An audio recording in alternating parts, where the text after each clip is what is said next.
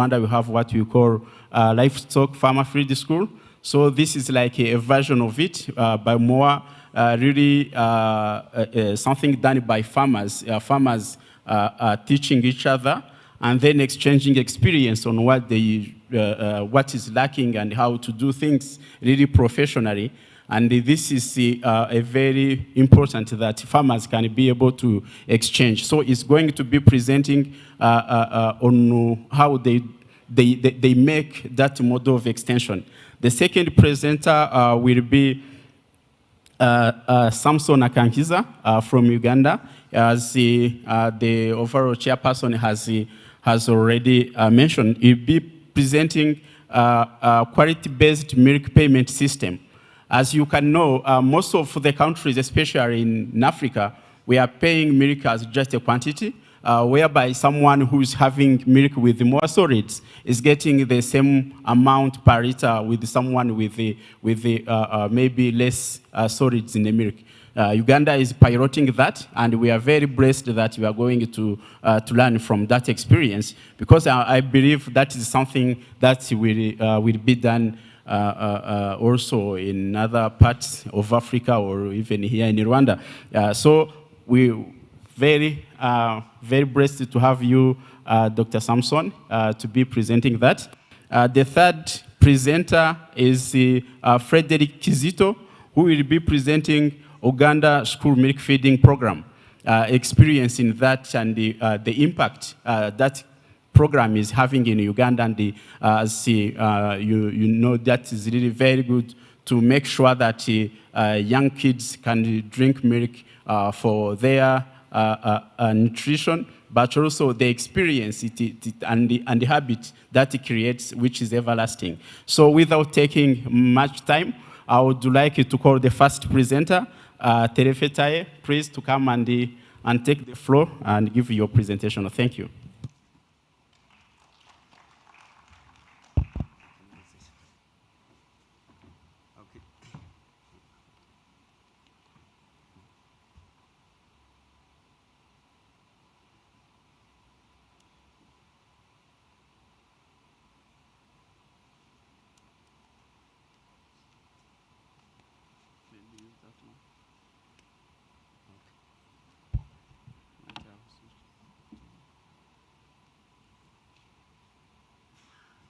Okay, I can use this one.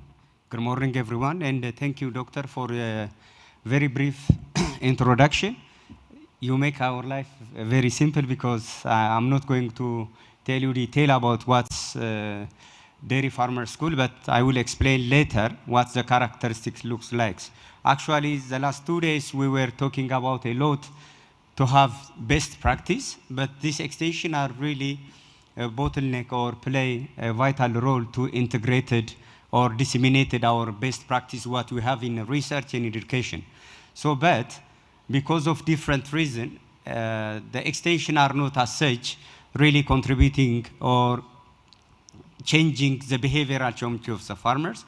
So we try to modify a little bit the delivery mechanism towarding commodity specific than general extension approach. To begin with, I would like to give you a little bit overview about our project implementing back home in Ethiopia. The project is a 5-year project implemented by Consortium, SNV together with Agriteria and Wageningen University.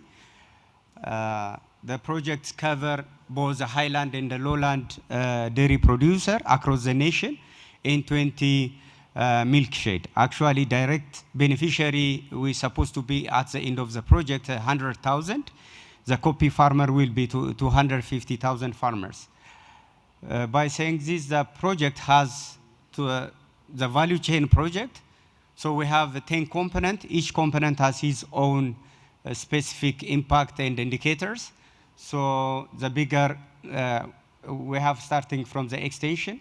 We have a component of research and development, which is quite interesting because most of development activity are really not as such integrated with research and university, but our project uniqueness is we integrated actual R&D component in it, because in any way there is a problem, wanted to a solution, so action research are parallelly working with us. More of not a basic research, rather action research. When we were implementing, there is always a stack to look a solution. So the country dairy sector is categorizing into three. We have a big share in the rural dairy producer, which is more dominantly holding the local breed, which is low productivity we have. And the second one, mixed farming system, which is urban and pre-urban area, very close to where the town or the market access is. We have close to 1.5 million crossbreed cows owned by 500,000 farmers in that area. The smallest number we have is 500,000 crossbreed cow owned by specialized or commercial farmers, especially operated the big province towns like Addis Ababa, and also far from Addis. We have like 10 regions. Across the 10 regions, we have 3 potential regions who operated specialization dairy farm. So there is a very good initiative have been done by so far with the government. When you look at it, the improvement of female cattle population quite increased by 20%. And yet still the sector is struggling limited extension service. The extension service is limited by major 3 factors. One is the extension is not really tailor-made. The second one is the functional or the government structures are not quite really stimulate or motivated towarding community-specific, rather general holistic approach extension we have. The second limitation we have is like addressing of a lot of farmers, especially those who are operating in livestock. Extension, when you see, is dominantly like crop extension systems. So when you see the figure of our extension system, only 3% of the farmers are receiving livestock to the commodity, which is dairy. Dairy is our project responsibility, so strategically we try to establish dairy farmer school, and those dairy farmer school supposed to targeted or managed by 1,000 extension service provider using pluralistic extension approach from public and private. And as ambition we have is at the end of the project, direct 100 dairy farmers will be involved in the dairy farmer school or in the common interest group. Then 250,000 farmers will be copying from the direct beneficiary farmers. So how look the dairy farmer school in our country? Because I know there is a dairy farmer school or livestock farmer school in different country, but the uniqueness of this dairy farmer school is, of course, it's coming from FAO, Experience of Farmers Field School. We customize into commodity. So we try to minimize or we try to like incorporate the manageable size. So we conducted assessment how big is manageable, both from the service provider, both from the beneficiary side. So, yeah, the research indicates that average 70 farmers are much more manageable to learn, to share experience each other, even because this farmers is not like a classroom, rather the farmer school is running into the farmer's backyard.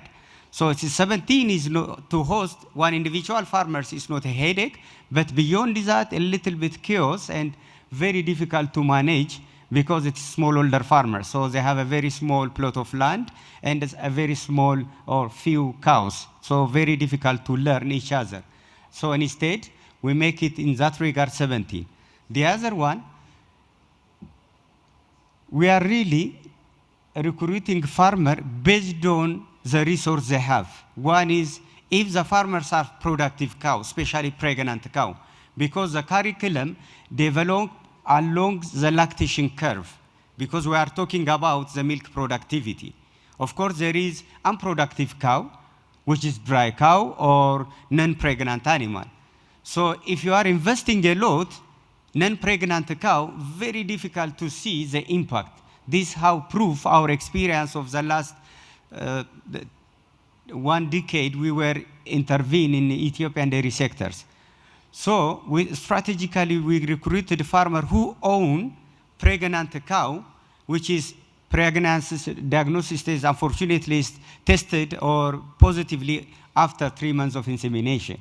So a farmer who owns 3 months of pregnant will be a member, plus he should willing to or allocate a plot of land for improved forage cultivation, because feed is one of the key role to minimize the production and to maximize the profitability of the farmers. And also, of course, we are promoting climate smart production systems. And the third one, yeah, the curriculum in that regard, because we have learned that simple step, but productive cow. So the other one is more than knowledge center.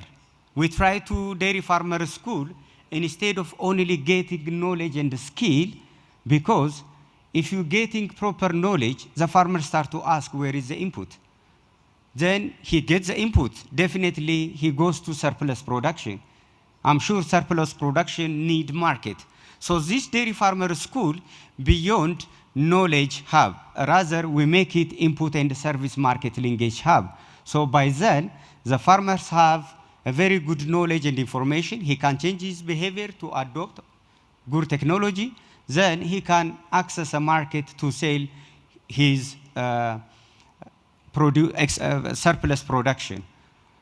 So what is the impact? Actually, I don't want to go through the detail of impact. I only show you the impact on milk production and adoption.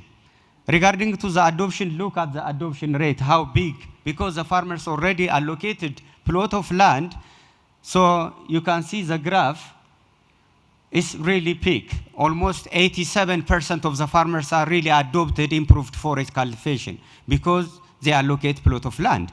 The same is true the market, because we make it beyond knowledge center, so close to 80% of the farmers are selling their surplus production. What about the milk? So once the farmers are, next please. I think this pointer is not working. So the farmers are adopted or accessing input and also linked to the market incentivizes them, driving force to producing more, then to buy more input. So this is a graph. Oh, one step back, please. Oh. Can you back too?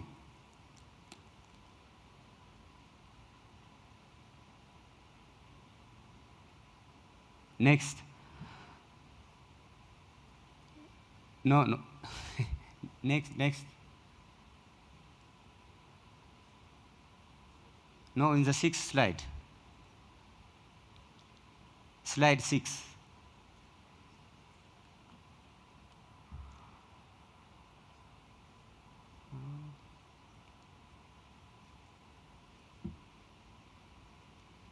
So the milk productivity, we try to conduct assessment after the impact, the intervention. After the intervention, 6 months later, so we were recruiting almost 20,000 farmers who own pregnant cow. But at the time of assessment, the farmers who reached their cow at peak is 9,000 farmers. Next slide, please.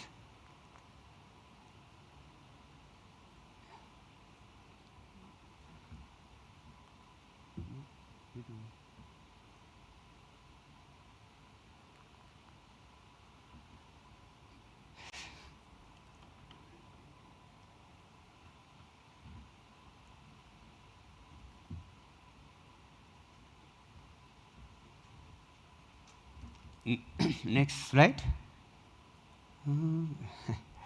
This technology makes us, sorry. Yes. So from the 12,000 farmers, the 20,000 farmers who own crossbreed cow, the 12,000 farmers are reached their cows at peak during the assessment time. Oh. Back one. So the 12,000 farmers, they showed reach peak. So when we assess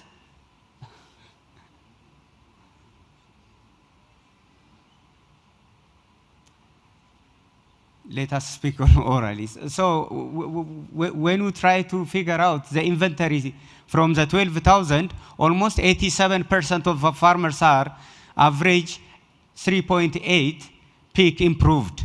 So as the peak calculator or the milk yield factor, if you improve 1 liter of peak, you can get 200 additional extra liter.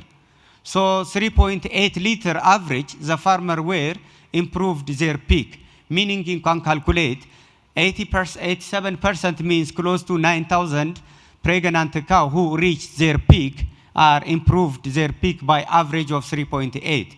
So we're producing in one dairy farmer school time close to 73 million liter of milk, which is equivalent to 28 million USD.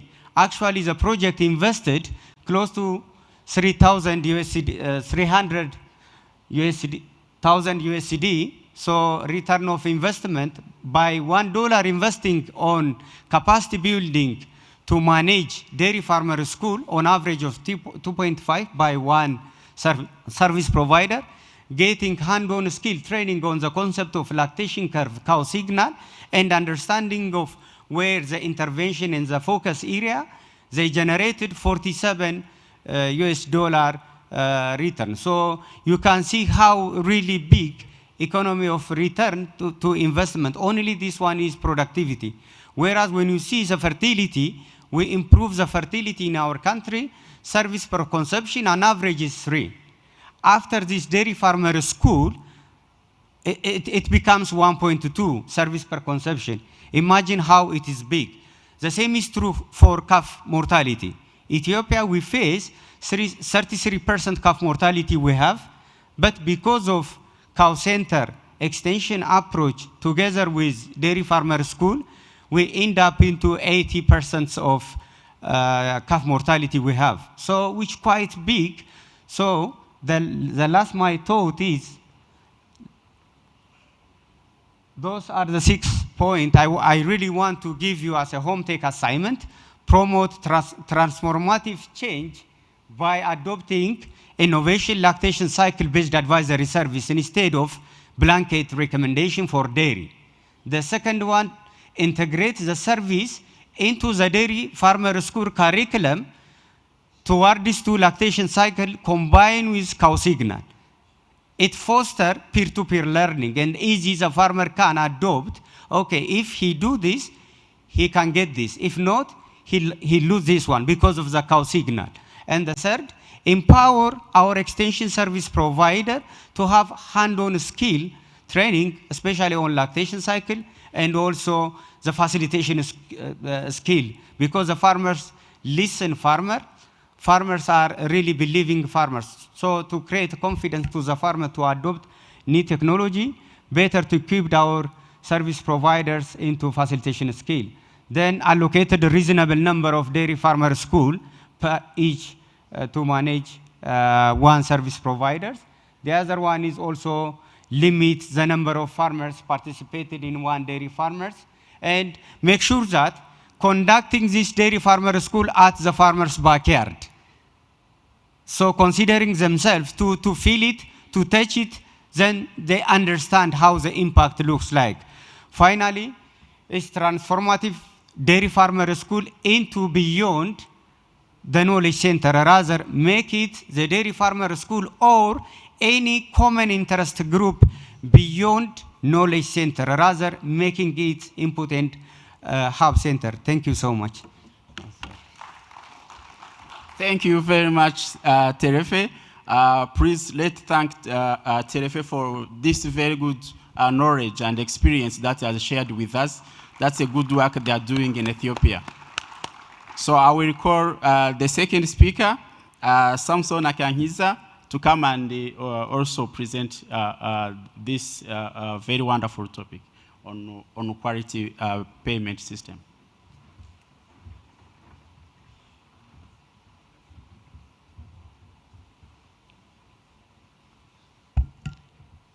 Thank you very much, moderator. Good morning, ladies and gentlemen. As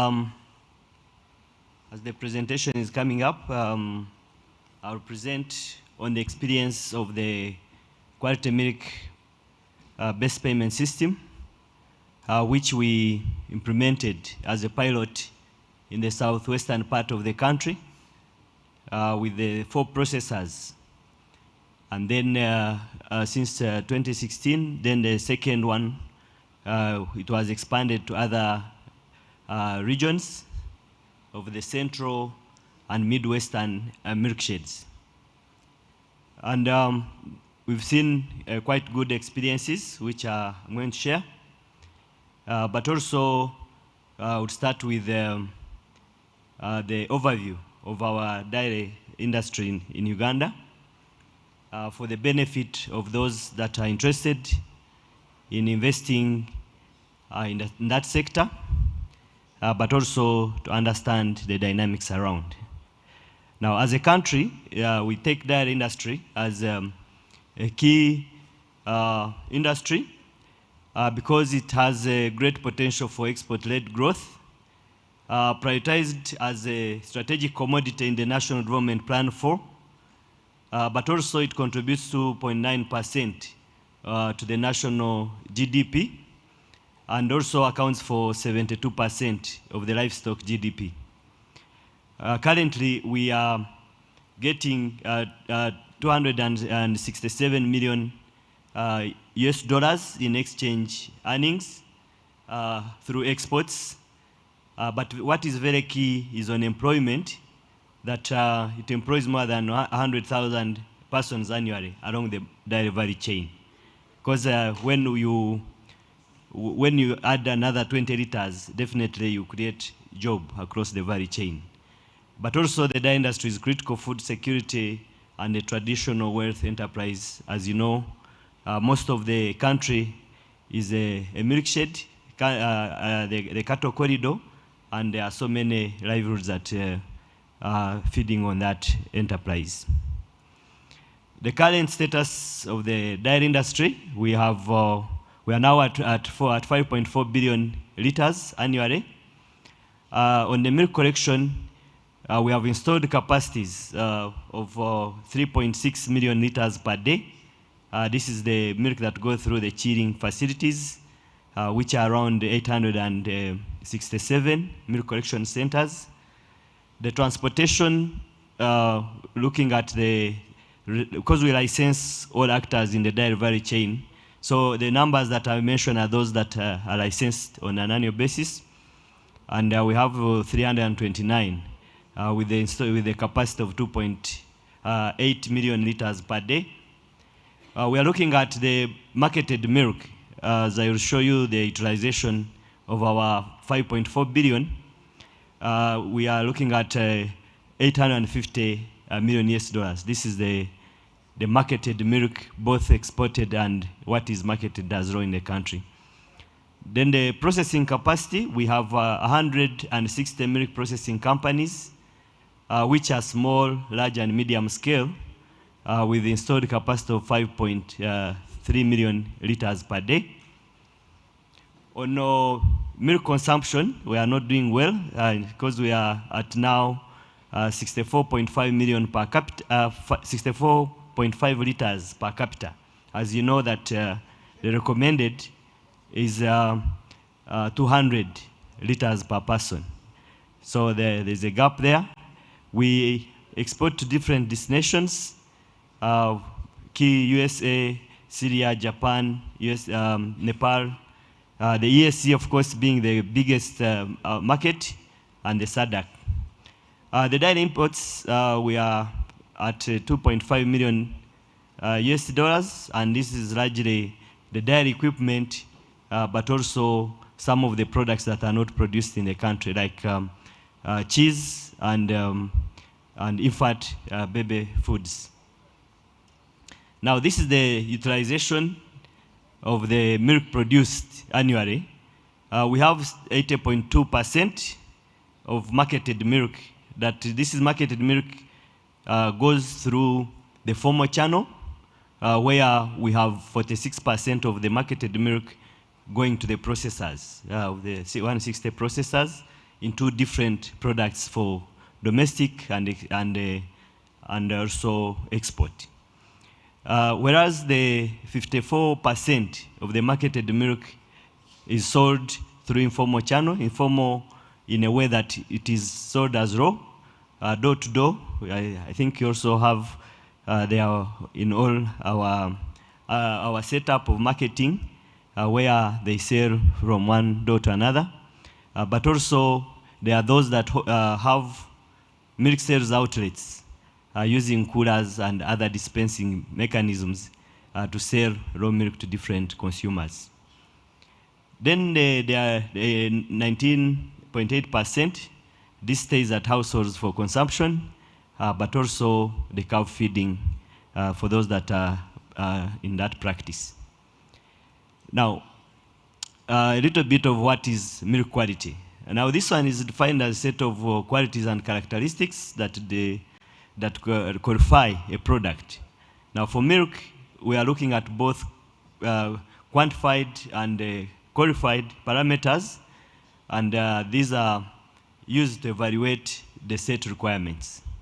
Now, when addressing the milk quality, we were looking at three issues. This is composition. Composition is about what is contained in the milk, and that is what the processors are most interested in, but also look at how they pay based on that composition.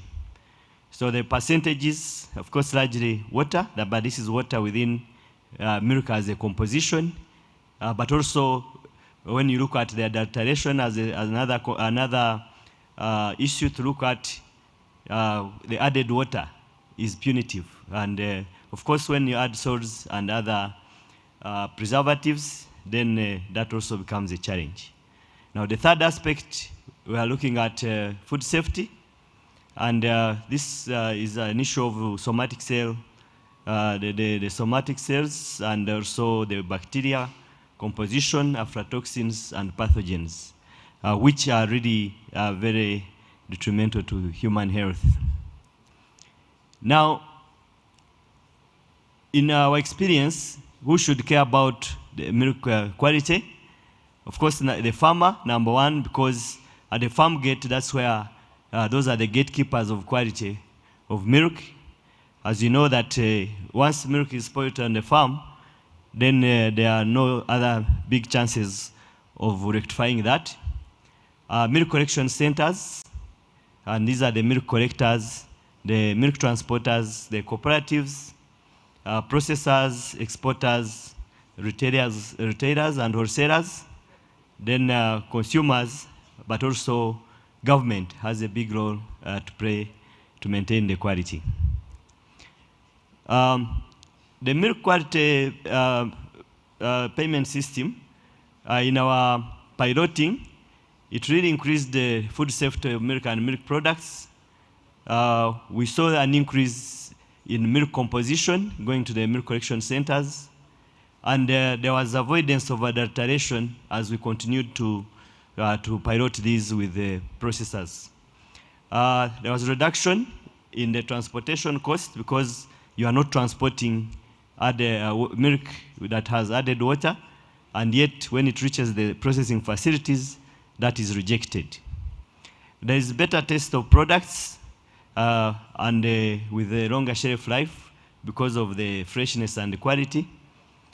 Then we met a lot of export requirements, and that's why we are going to many destinations, including those that require very stringent standards and requirements. But also the motivation of farmers to improve on farm hygiene and handling increased, as you see the results at every level of the value chain, but also fair payment for improved milk quality. Now, these are the steps that we use in raw milk testing, because the farmer produces and delivers milk to the milk collection centers. our establishment is that we have more of smallholder farmers. So there is aggregation to have the volumes that can be transported, and that is the milk collection center where most farmers are arranged and organized to put the milk. Now, once it's there, it is tested. Both the government and the processors and also cooperative invested in milk analyzers, and these results are visible to the farmers that deliver the milk. Then the bulk test, when it leaves the milk collection center, it is again tested and recorded on the delivery note. Then the bulk test at the factory gate, of course using the same testing parameters, and that is also recorded on a goods received note. Then there is verification of both goods received note and delivery note, and once that is done, then within 2 weeks, this payment is done, all based on how they arrange. Because the quality-based milk payment system in the country is processor-led.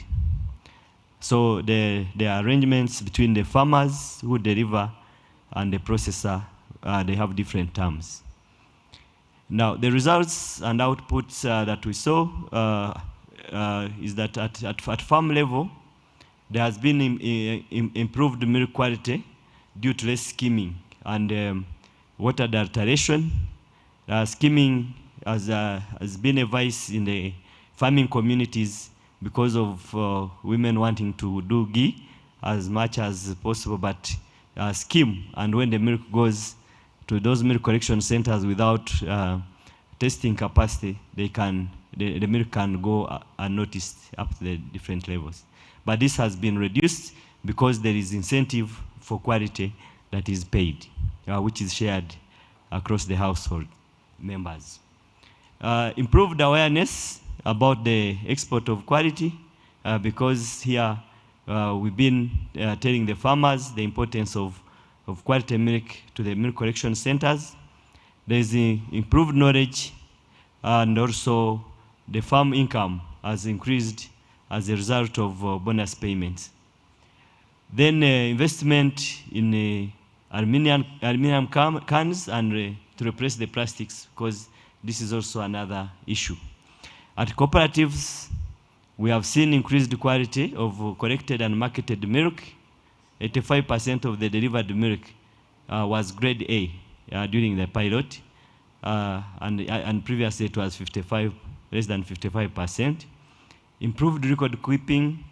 Then the milk collection center staff have now embraced the operational procedures, but also over 100,000 euros has been paid in bonus to cooperatives from different processors.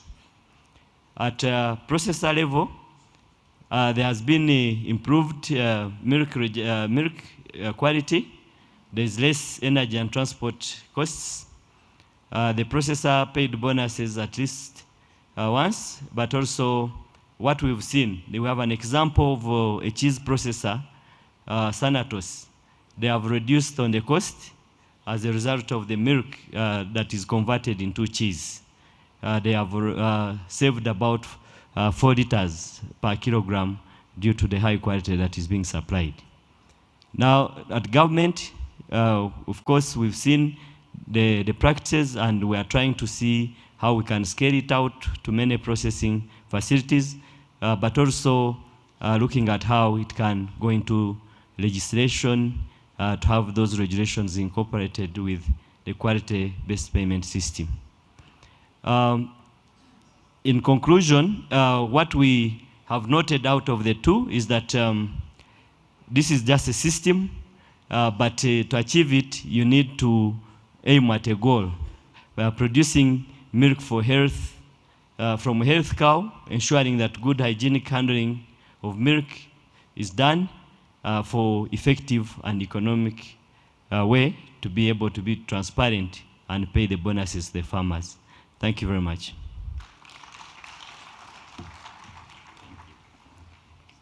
Thank you.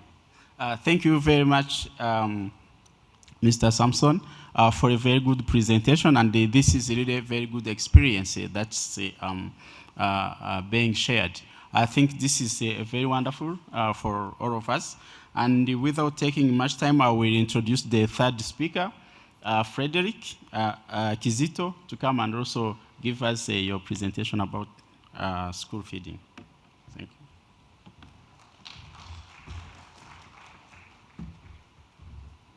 How does it? Okay. Yeah. Thank you. Good morning, everyone. As my presentation gets to the screen, my name is Kizito Frederick. I work for SNV in Uganda. And for the last 10 years, SNV has been implementing dairy programs and livestock programs in mainly in southwestern Uganda, where we have been implementing a dairy program for the last 8 years. And then currently we have kickstarted a livestock program which is covering 4 regions in Uganda, that is in the east, southwestern, western, and Greater Ankole. So through those programs, we have been integrating a school milk program, which we have piloted and implemented for the last 8 years. So the experiences I'm going to share here is the composition of what we have gone through for the last 8 years. So as you are aware that school milk programs are nutrition sensitive, build human capital and sustainable development, and investing in school feeding programs provides a long-term social protection for equitable access to education and nutrition. National school milk programs develop the dairy industries and achieve global and national targets in education, health, and nutrition, among others.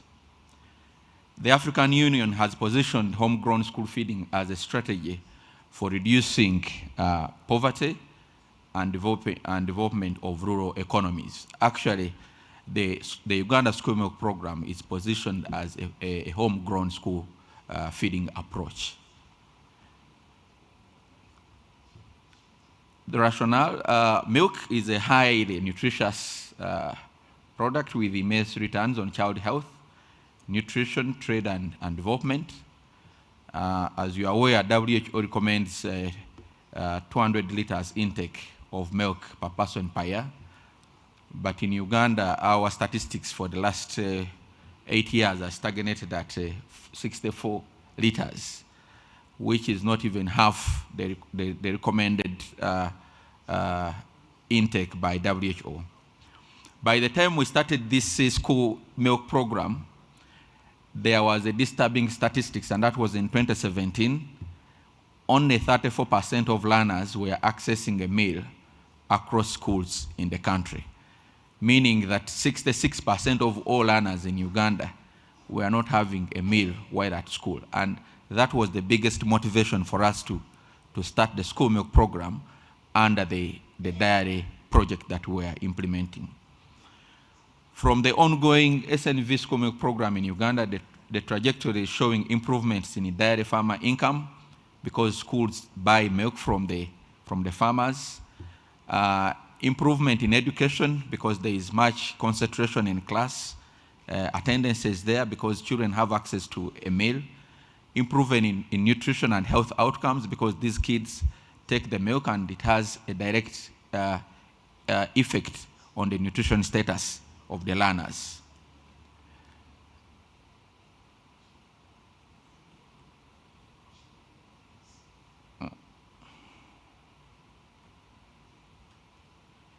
Yeah, school feeding as a game changer for food systems transformation. So we are putting into consideration the drivers. So we are putting emphasis on food supply, the food environment, the consumer behaviors, and also putting into consideration the homegrown approach that looks at production, which is local production, procurement, and design of school menus. And the outcomes, we are looking at education, nutrition and health, the economics, social, and then environmental. So this program is being implemented in line with the current government policy, which is embedded in two legal instruments, that is the 1995 Constitution and then the Education Act of 2008. And the Education Act of 2008 puts the responsibility of school feeding to the parent. So this program is parent-led. It's a parent-led program where it is the parent who buys the milk that feeds the learners, and then the SNV comes in as a facilitator to ensure that the communities are mobilized and the schools are offered the much needed matching grants to support the program. The objectives are four for the program. One is to reduce short-term hunger and improve nutrition status among the school-going children. Two is to cultivate a milk drinking culture among the school-going children that can be passed across generations, and then create a new market for milk through schools for dairy sector development, and then finally strengthen the national school feeding policy by sharing lessons learned to government and national development actors. In terms of the approach, we are having three approaches, and this depends on where the milk is sourced. Mainly, we are talking about producer-led, where milk is directly purchased from the cooperatives. It goes to the schools, and then the schools boil it and serve it to the learners. And then we have the processor-led. This is mainly in Kampala metropolitan area, where we are working with the three processors, that is Jessa, Brookside,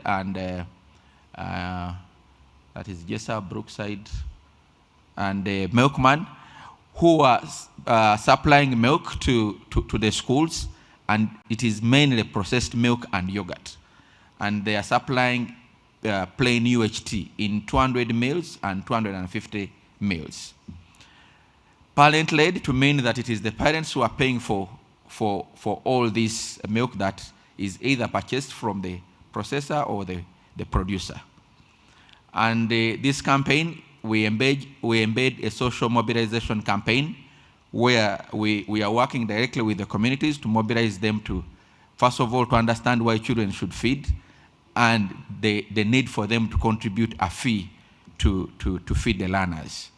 And then we go into action research and documentation to provide the lessons that can be used to inform national policy. The contextualized model, we signed an MOU, SNV signed an MOU with the government of Uganda through four ministries: education, health, agriculture, and trade, specifically to pilot this as a national pilot for a parent-led school feeding intervention. And then, so that those four, together with SNV, constitute a national school milk task force, which is responsible for ensuring that the school milk program is rolled out throughout the regions where we have been working. Then we formed the district school milk task forces. This is mainly at district level where the program is being implemented.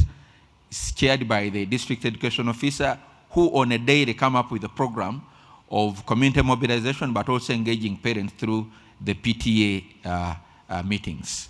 Then the schools that participate, then the parents are responsible for discussing the proposals and committing to make a timely payment for each child to access milk. Then the community provide the market, and then SNV works as a facilitator to fund the campaign, but also provide matching grants and stakeholder mobilization. When we started, of course, Uganda has been implementing universal primary and secondary education, where education is considered to be free. But there is this contradiction in policy where education is free, but it is the responsibility of the parent to pay for feeding. So we had the challenges introducing the program, because as the politicians, we are saying parents should not pay, but the policy is also saying it is the responsibility of the parent. So throughout our campaign, we have realized that there is political will where the politicians and the parents who were saying that parents cannot pay, right now they are saying parents, it is unacceptable for children to go to school without food. So meaning that the campaign is actually touching on everyone within the ecosystem, from the politicians, the parents, the communities, who are coming together to ensure that the school milk program is a success. So that is the multi-sectoral nature and the responsibility of each of the participating partners: education, health, DDA, which is now under Ministry of Agriculture, and then the academia, which is looking at the research. So the theory of change is premised on the fact that continued mobilization and awareness on the benefit of the school milk program would encourage parents to voluntarily contribute to the purchase of food that includes milk that will be consumed as part of overall hot meal served to the learners. And we have seen that over the years, that has worked. So in terms of the achievements, by 2024, we had reached 2,482 primary schools across 2 regions. And then over 900,000 learners were benefiting from the program, 52.4% of those being girls.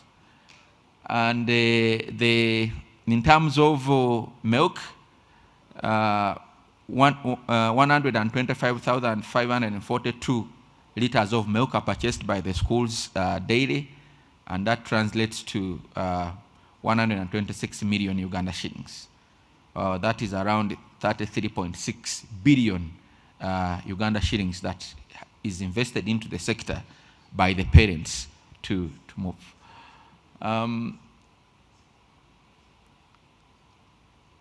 Key milestones out of the implementation, like I told you, that we have been implementing together with the government through an MOU. So around 2017, we had a key dialogue that happened in Uganda, the first ever national school feeding policy dialogue that was hosted by Ministry of Education and Sports. And in that dialogue, we had a national declaration that supports parent-led school feeding interventions. And if we had not signed that intervention, trust me, it was very difficult for us to achieve the results. But now that government committed to supporting parent-led, then we dealt with the politics, which made it easier for us to enter the communities and be able to mobilize the parents to contribute. So lessons learned: 1, parents are effectively mobilized when there is concerted effort and engagement by the districts and community leaders. They want to hear what their leaders are saying before they could commit. And then the buy-in from the school head teachers, parents, and then the communities is the key entry point for sustainability, because at the end of the day, this is not an SNV program, but it's a community program which needs to be owned by all the stakeholders, that even when SNV stops facilitating the process, it should be able to continue. Then the rewarding system through matching grants to progressive schools boosts program uptake. Because what SNV did, in addition to supporting the campaign to mobilize the communities, we are supporting schools with matching grants for sustainability. And these were mainly construction of kitchens, provision of water purification systems for safe drinking water for learners, and then energy-saving clean technologies for schools to do those. And it was a matching grant, meaning SNV paid 50% of the cost, and then the parents also paid 50%. We were trying to avoid anything free because we wanted this to be owned by the community. Then a national policy and a statutory instrument on school feeding is essential to guide sustainable school feeding. Within this region, East Africa, you would find that many countries do not have school feeding policies, and yet there is emphasis on school feeding, because I think governments are fearing to commit through a policy that can actually push them into allocating funds to fully finance the school feeding programs. Finally, the emerging policy issues. The school milk program is a viable market for developing the dairy industry and the economy. Therefore, procurement guidelines for school milk should be developed to link schools to cooperatives, milk processors, suppliers, and other food items, and organizing the smallholder farmers. The economic benefits from the school milk programs could be used as a yardstick by government for dairy sector planning and development.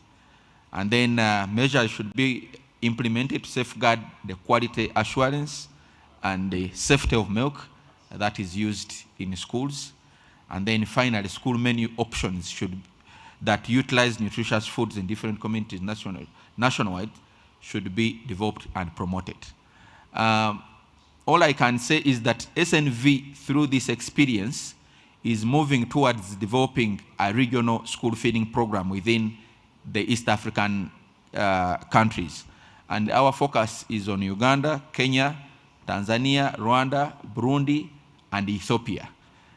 Actually, in the last 2 weeks, we had a regional visioning workshop for all the East African countries in Kampala. And we are trying to mobilize all the actors who think that there is need to ensure that our children go to school with a meal, but also who are looking at value chain development by looking at the school as a potential market for developing the value chains under which we operate. Thank you so much.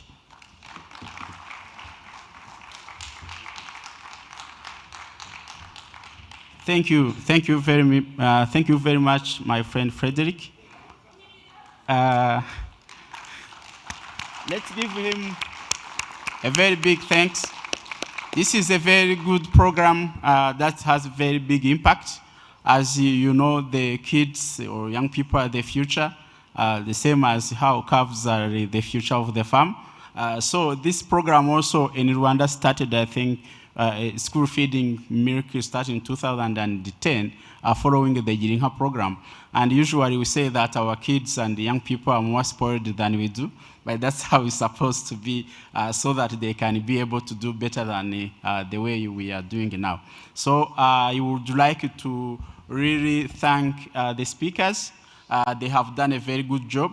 They have followed, they have given a very good presentations, very good knowledge that they have shared with us, and they respected the time, which is also very good and gives the opportunity for some questions. So now we are going to do a question and answers, few questions, very specific, and our speakers are very ready to answer any question. Thank you.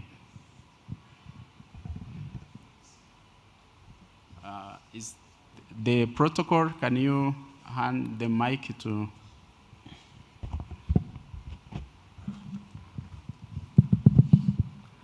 Thank you so much. My name is Birinda Bagabo Alexi. My question will go to Kizito, to the last speaker, but it will go to all of us. I was a little bit disturbed when I had even to inquire to know what is SNV. I did realize it's an NGO. And I'm realizing there is a big disconnect, because here, the cows are ours, and the children are ours. And we need somebody to come from outside to help us to feed our children.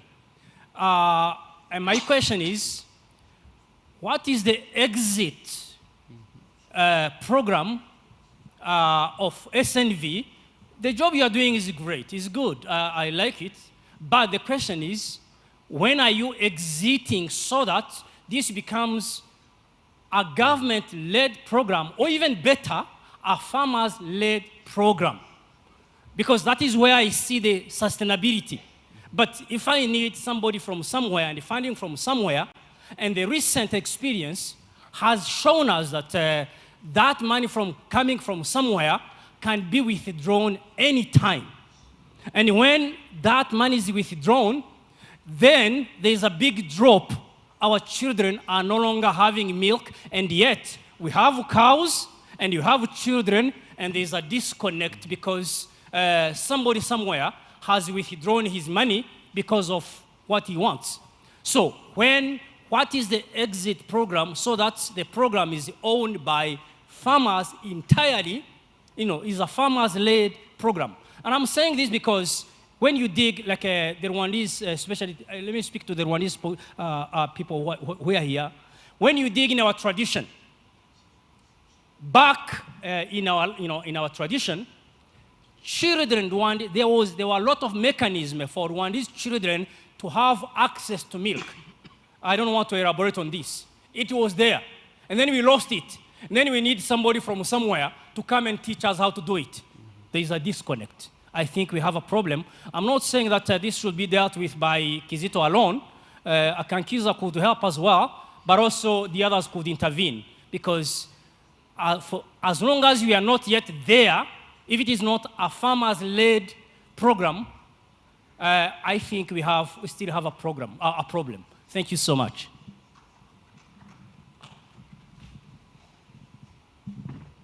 Yeah, we can get to other questions, and then speakers are going to address them at once, especially if questions are not addressed to one speaker, I'm sure they will be able to. Any other question to any of the speakers? Yes, please pass the mic here, on the other side. Murakoze, nitwa Bingoma Livingstone. Ndi umworozi, nkunda no gutubura imbuto z'ubwatsi. Cyane cyane nibanda ku bisubizo bituruka mu mirire. Is the translators doing translating already, and anyone who can understand the Kinyarwanda? Okay. We didn't carry it. Okay. Let's just wait Livingstone for English.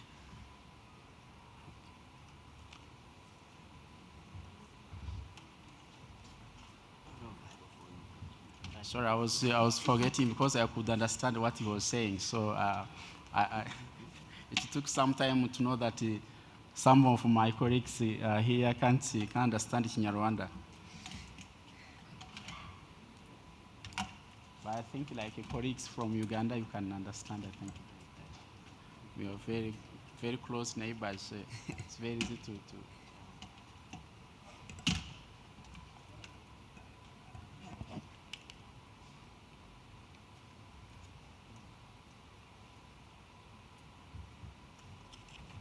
Yes. Yes. Murakoze, nari ntangiye mbabwira yuko nitwa Bingoma Livingstone, ndi umworozi, ntuye Nyagatare Karangazi. Twagiye twumva ibiganiro byinshi kandi byiza bidufasha kugira ngo tubone umukamo uhagije kandi mwiza. Ariko ahenshi jewe nibanda ku kintu gishobora gutuma inka igira imirire myiza. Kuri ya mirire myiza tukaba ariho dushobora kubona wa mukamo mwinshi kandi mwiza. Nkuko ejo bundi uriya muvandimwe waturutse muri Kenya yagiye abidusobanurira. Muri jewe uko njya mbibona n'ubushakashatsi nkora ku bijyanye n'imirire.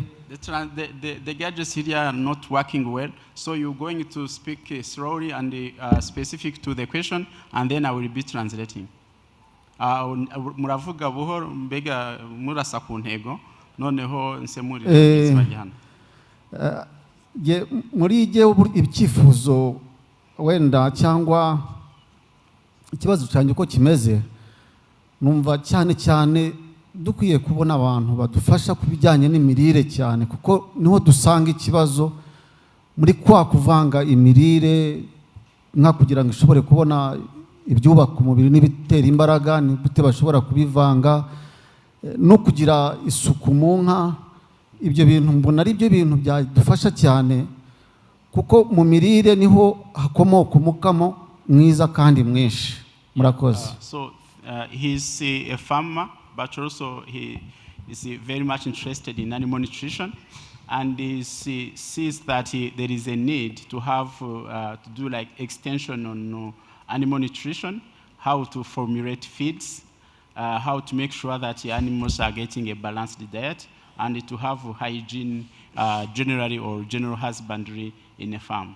So he really he didn't be specific to the question, but he wanted to know what you can advise, especially Terefe, who talked about extension on that. How farmers can be really professional in that area to know how they mix feeds, what feeds to mix, and what are the nutrients getting to the cow. Any third question to, so that you are, well, there is a, oh, now I will take more. There's a gentleman on the other side who has already raised the hand. Thank you. My question is directed to the gentleman from SNV. How much of Uganda's milk goes through the schools program? Thank you. Thank you very much. Yes, Dr. Sarah. My question is directed to Milk Premium Scheme. I just want to know how you are doing it in terms of lab testing in line with payment. Are you the judge, the jury, and everything, or you've got maybe an independent lab to test for payment purposes? Thank you very much. And excellent presentations, I think, which touch some of the more practical issues. I'd just like to just give some feedback. I liked how you looked at the multi-sectoral nature of the school milk program, but when I'm looking at it, I'm trying to find where the feed and further development is. It sort of seems to be a missing factor, because I see what you have under the agriculture, but I don't see feed and further. So now what we're doing, some of our work, which we'll be looking at again next week in Uganda, is looking at the connection between processors, milk producers, and where they get their fodder from. So there's no link between processors and the feed producers, feed and fodder producers. The link is only to the milk producers. And I see that de-link again here. Because I see where the cost change will be is in the cost, where your 60 to 70% of your cost is, which is feed and fodder. And I think this is what you sort of saw in Ethiopia, that when you improve that, then again you also improve the rest of the chain. And what we saw with the milk processors in Uganda, there's still seasonality. They still, what happens in the weather is reflected also in how much milk they process. So the cost is still being really constrained around there. Also, I liked very much, SNV, your messaging and whatnot, but I think your messaging needs to go even a step higher on some of the issues. Maybe to reflect, I think, what Bola was presenting yesterday, how it affects how children think, how they perform. I think some of this needs to be an emotional issue, but also now that we have that information, to really tell parents, it's not a matter of just that your children should enjoy milk and that sort of thing. It affects actually their capacity to think and their capacity to perform. And it is not just any kind of food, because we tend to give porridge, and porridge without milk sometimes is what is given to children. But what does milk actually do? I think it also, we need to go into the messaging that says, why milk? Why not porridge without milk? Thank you very much. So the speakers are going to respond to all your questions. We'll start with the Terefe. Please respond to your. There are like two questions, I think, if you have noted. The first one was on advice on nutrition. Yeah.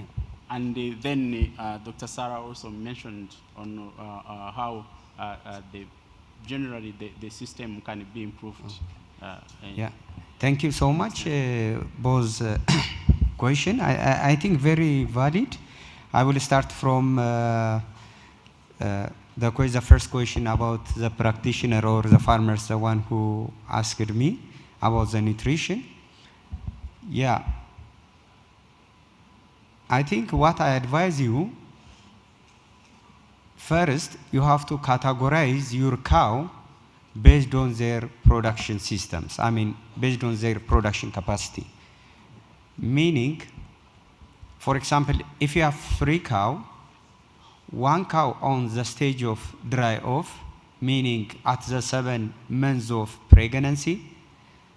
Maybe the second cow is at early stage, which means she gave birth until 3 months, which is 90 days, which is early lactation. And the third one, mid and late lactation. So you have a feed source of 2. One is you producing from your backyard, which is improved forage and crop residue. The second one, you buy it from agro input dealer, which is commercial feed, which is balanced ration. So for your dry cow, since you don't have milk, so you have to be wisely invest on her. Make sure that her body condition is sufficient enough to deliver her calf.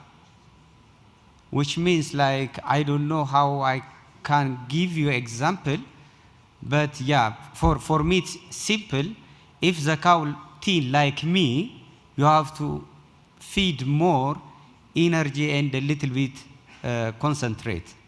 Because in transition phase, where 2 weeks before or 2 weeks after of delivery, there will be physiological complication. But for the early lactation, which is a 90-day where your revenue or income started from the 90 days. So every half kilogram of concentrate feed, you will get 1 liter of milk.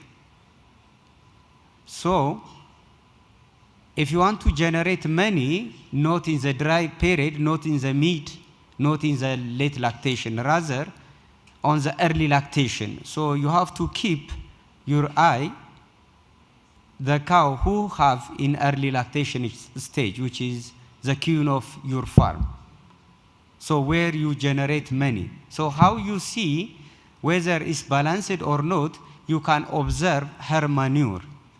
So the manure is look like very thin. You feed too much protein source or commercial feed. So you have to reduce a little bit until the manure look like fufu. Is that fufu? Huh? In West Africa, it's fufu. How we call it here? The manure. Manure is just manure. Yeah, but the thickness is like fufu, a little bit like ugali. Thank you, doctor. Yeah, like ugali. So if you, the manure of early lactation cow like ugali, you did very good job. But if it's really dry, like a horse manure, like a horse, you should add a little bit more concentrate. So you have to utilize according to the response of the cow. For example, you have elephant grass, you have 3 different cows. So the top part, which is the palatable part, goes to the early lactation. But a little bit like this, the more fiber one goes to either for your heifer or for the dry cow. So which you can play off on the feed source to maximization. So this is a simple formula. In dry off, you'll be a little bit bankrupt because you don't have any milk. Rather, keeping of the animal body condition, of course, is potential for the future. Cholesterol will be increased because of you keep very well your dry cow management. But in early lactation, you get your revenue up to like 100 days. Then after that, in the mid and in between of late, you'll get a little bit break even. Almost, you don't have bankrupt, you don't have profit, but at least break even. But after that, your price, I mean, your income becoming down. So be careful when you are using our resource, feed resource, what we planted in backyard as well as what we buy for the market. So my final word, give all the quality milk for your queuing cow, which is the early lactation stage. So you will going to have a very good return of investment on that. Regarding to Dr. Sarah's question, I think my colleague, both are working in SNV, of course. So we presented one activity only, but as SNV, we are working on the across the value chain. So I'm sure SNV Uganda, we have a wing of extension. The same is true like Ethiopia. So we always try to intervene across the value chain. So still, yes, because we are promoting a school milk or market-oriented production system without input or without minimizing the cost production is unthinkable. So we always, the first priority is promoting improved forage cultivation. I'm sure in Uganda also, because one of the criteria to be beneficiary of the dairy project intervention, at least two, as a mandatory criteria. One is having crossbreed cow, which is productive one, because the farmers are investing for crossbreed cow for earning money. For subsistence, I think the local one is enough for household consumption, but for the income, he just invests for crossbreed cow. So that crossbreed cow need dairy-related technology. One of the technology is feed. So the feed, we really promoted more on the minimization of the feed cost, which is forage cultivation, which is our one of the main intervention. Beyond that, of course, we work a farmer who is scarce in land. We're still promoting the concentrate feed, but the farmer who own this forage feed, definitely they will get technical support as well as also input accessing those for improved forage seed. Maybe my Thank you very much, Terefe. We would call Frederick Kizito to respond to your questions about school feeding. Thank you. Yeah, thank you. Thank you so much. The first question was about SNV. What is our exit strategy? Yeah. If you followed the presentation, I said that SNV is a facilitator and the program is fully owned by the government and by the community. So what we do is that for us, we found a problem. The problem was that children were not feeding. And the driver for this was that for the last 20 years, Uganda has been implementing universal secondary education and universal primary education policies. And those two policies, the parents interpreted them to paying no fee at all. But there was also a contradiction in the policy where, apart from you sending the child to school, it is the responsibility of the parent to pay for the feeding of the child. So we came to mobilize the community, first of all, to inform them and such that they are able to take back their roles and responsibilities. And we avoided, because when in our design at first we thought that we were going also to provide a matching grant on milk. Possibly SNV pays 50% and also the parents. But for sustainability, we said no. For the food, it is the parent paying 100% as per the policy. And then SNV will provide these much needed grants which can sustain the program in terms of construction of kitchens, the stores where the food is kept, the improved energy cooking technologies, the provision of safe drinking water. If you went where we started in 2016, we have completely withdrawn, but the program is still going because it is not an SNV program. SNV is a facilitator. In fact, when you go to the communities where this program is being implemented and you asked, you might not even hear SNV anywhere because it is fully owned by the communities whom we mobilize, and then they are able to take up their program. So that is how the program is actually. Then in terms of government commitments, for me, I think there is momentum around school feeding now within the region. But the biggest challenge is that I don't think there is a country within the region that has a school feeding policy. And without the school feeding policy, the governments cannot commit funds towards school feeding. Therefore, the first push for us is to ensure that there are school feeding policies within the countries.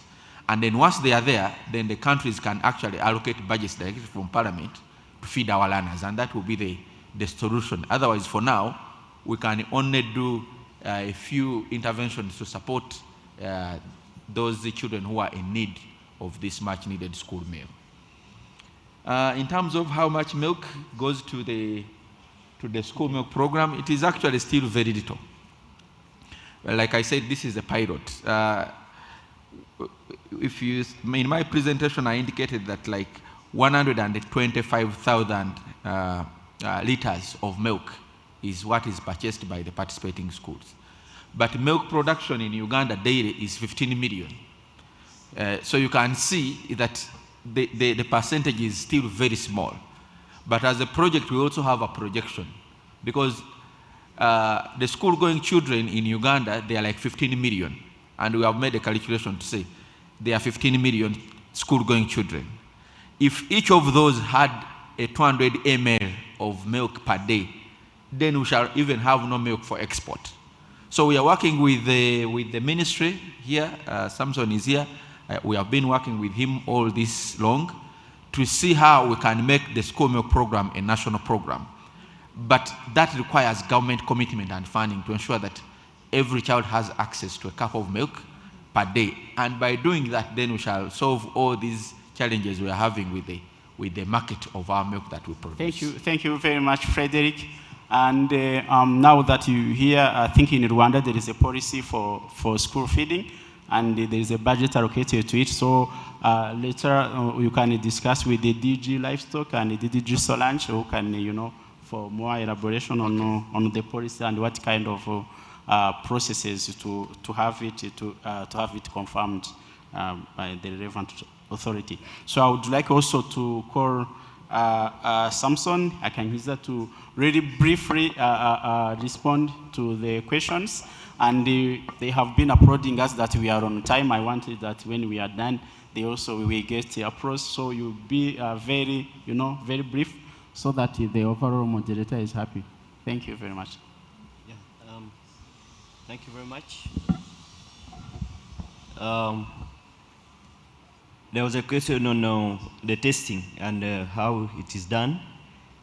Here, when milk is taken to the participating milk collection center, the milk analyzer immediately gives out the test results, and that is where a farmer gets the confidence that what he has delivered has those parameters that will be attracting a bonus.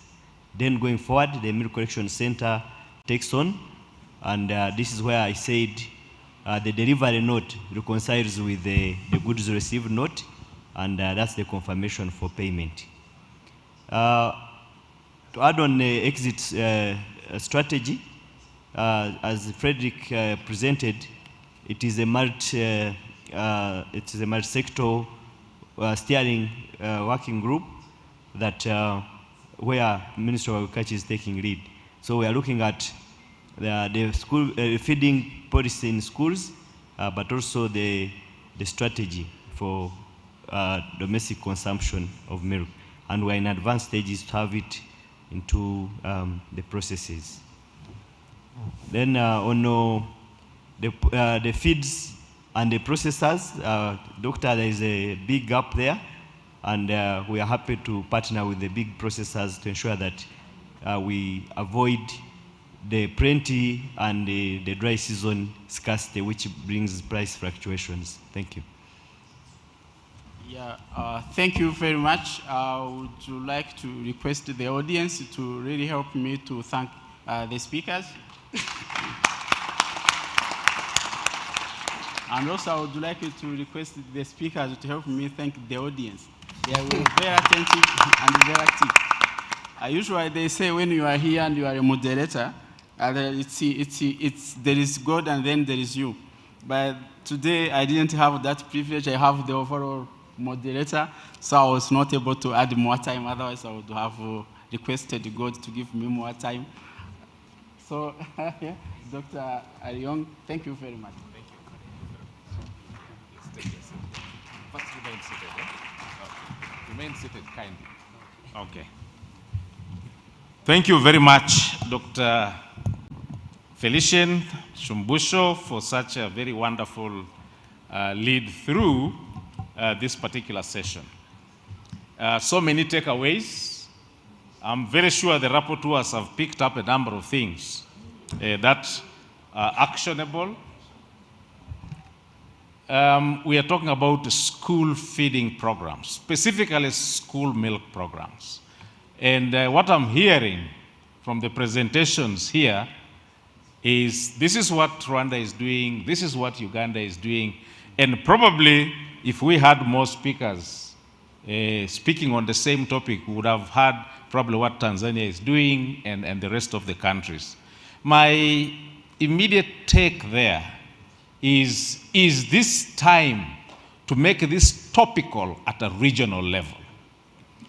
We are talking about a school milk policy within our countries. Let us think a little bit more deeply. Don't you think this is the time to take this discussion or this policy discussion to a regional level? So it becomes a regional East Africa school milk policy. I'm just giving us an example and expand this to an Africa policy. Thank you very much, Dr. Sarah. So these are some of the action items that we think we can pick from individual countries and carry them forward to regional level and then to the Africa level. Thank you very much, panel. Let's give them a big round of applause again. We are going to perform an award ceremony to thank our panelists for your great presentations. Let these awards be a reminder of the good insights that you gave all of us here and beyond. And to give out these awards, I would like to request Mr. Themba from Zimbabwe to come forward.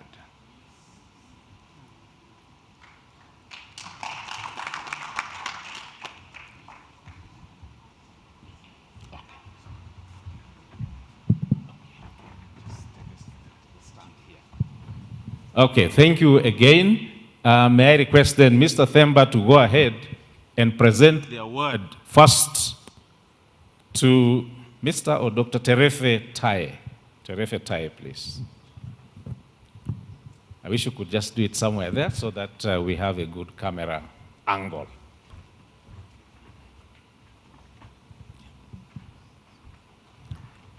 A clap, please. You can remove the award from the packaging so that we have a nice photo with the award. Hons Ovaningabo. Thank you very much. Our next award goes to Mr. Frederick Kizito for that wonderful presentation. Thank you very much for championing a school milk program. And I'm very sure that it's going to be sustainable from the way the program was modeled.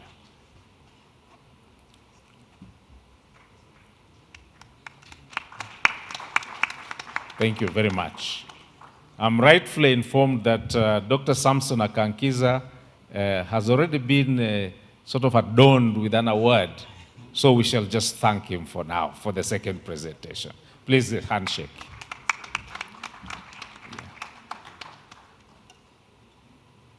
And finally, we want to thank our chair with that award, Dr. Felician Shumbusho. Thank you so much for leading us through this particular session.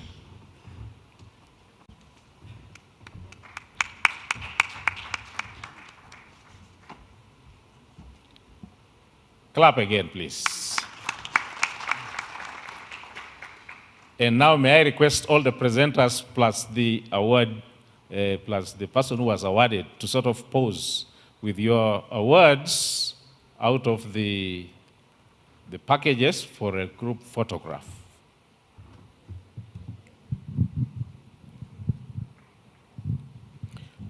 Thank you very much. And I welcome you to take your seats. Thank you very much. We will now switch gears, and I would like to request our protocol to bring us the extra seats so that we proceed to the panel discussion. Before we proceed to the panel discussion, we just want to appreciate, very importantly, our sponsors for this conference and exhibition. And I would just like to mention a great thanks to the International Fund for Agriculture Development. We want to thank you very much, and for all the work that you are doing around the world. We want to thank Trademark Africa.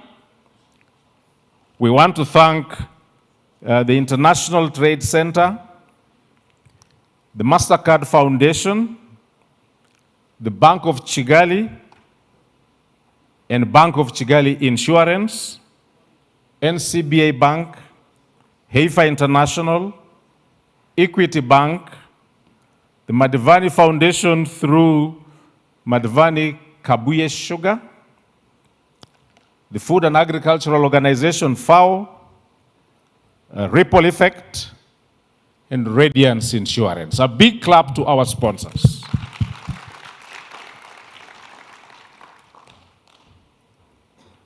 As I mentioned earlier, we are now going into a panel discussion. And we have 5 topical issues in the panel discussion. We will not be having specific presentations. So I will sort of moderate this panel discussion. And we have tried to draw an array of industry experts, practitioners, farmers, and sort of a cross-representation of what we all are here, so that we have a fully representative panel discussion.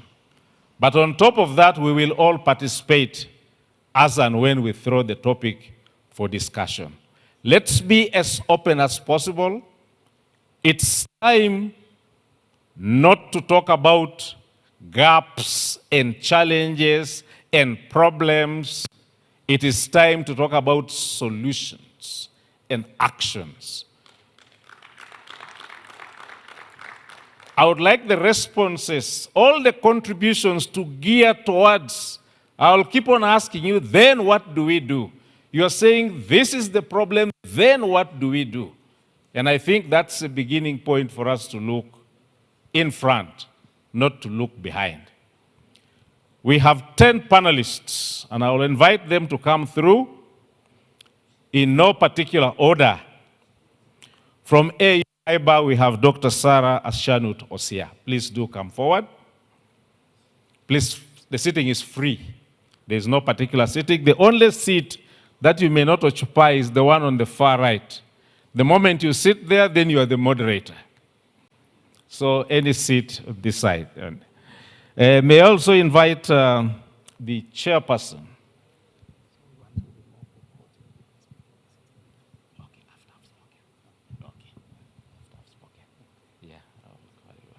Thank you very much. We will invite the chairperson of the breeders, a farmer from Rwanda, Mr. Gakwaya Emmanuel. Please do come forward. We will invite a cooperator, but also heading a processing plant. From Kenya, we have Mr. Kenneth Gitonga.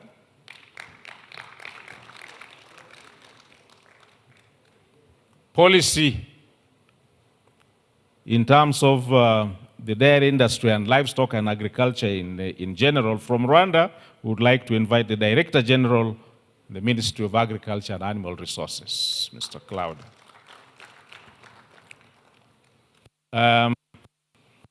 Also, in terms of coining policy and leading the dairy industry from Uganda, let's invite Dr. Samson Akankiza. Apparently, you have become very popular. I think in the last 3 sessions, you have been on the you have been up here on the podium. Please welcome again.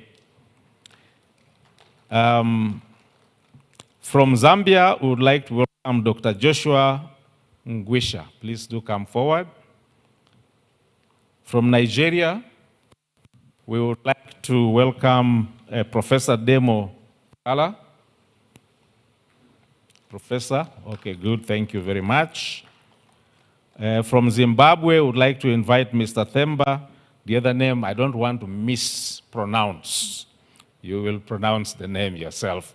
You are most welcome, sir. From the Environment Defense. Yesterday I said Defense Force. It is Defense Fund. That is from the Environment Defense Fund, John Teuzel. And from Tanzania, my very good friend, we've just met after so many years, but we are still in the same industry, Mark Sopo from Haifa International, Tanzania. Okay, that's our panel. What I will do, the way we shall move this forward, is I'll sort of prompt. It's not a question. I'll just prompt. We are going to cover 5 key segments. There's a lot that we can discuss and talk, but in the interest of time, we have 5 segments. So I will shoot a segment, request 2 or 3 of our panelists to say something about it. We will throw it to all of us so that we can discuss. And then it will come back again to me. I'll sort of pose another prompt, pick 2 or 3 panelists, they say something about it, and then we throw back to the audience. We will do that 5 times. If that is okay, may I request our protocol to move this stage away so that you can see all of us. I'm not sure whether I think we need 2 more extra microphones for those who are not near the attached microphones. So you kindly bring 2 more microphones.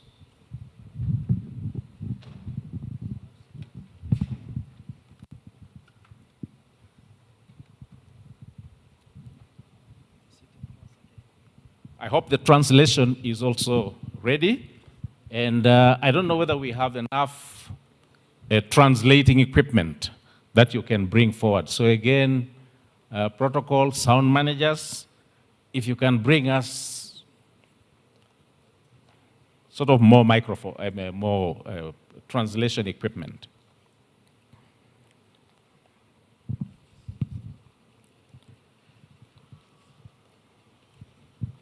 Any more translation equipment?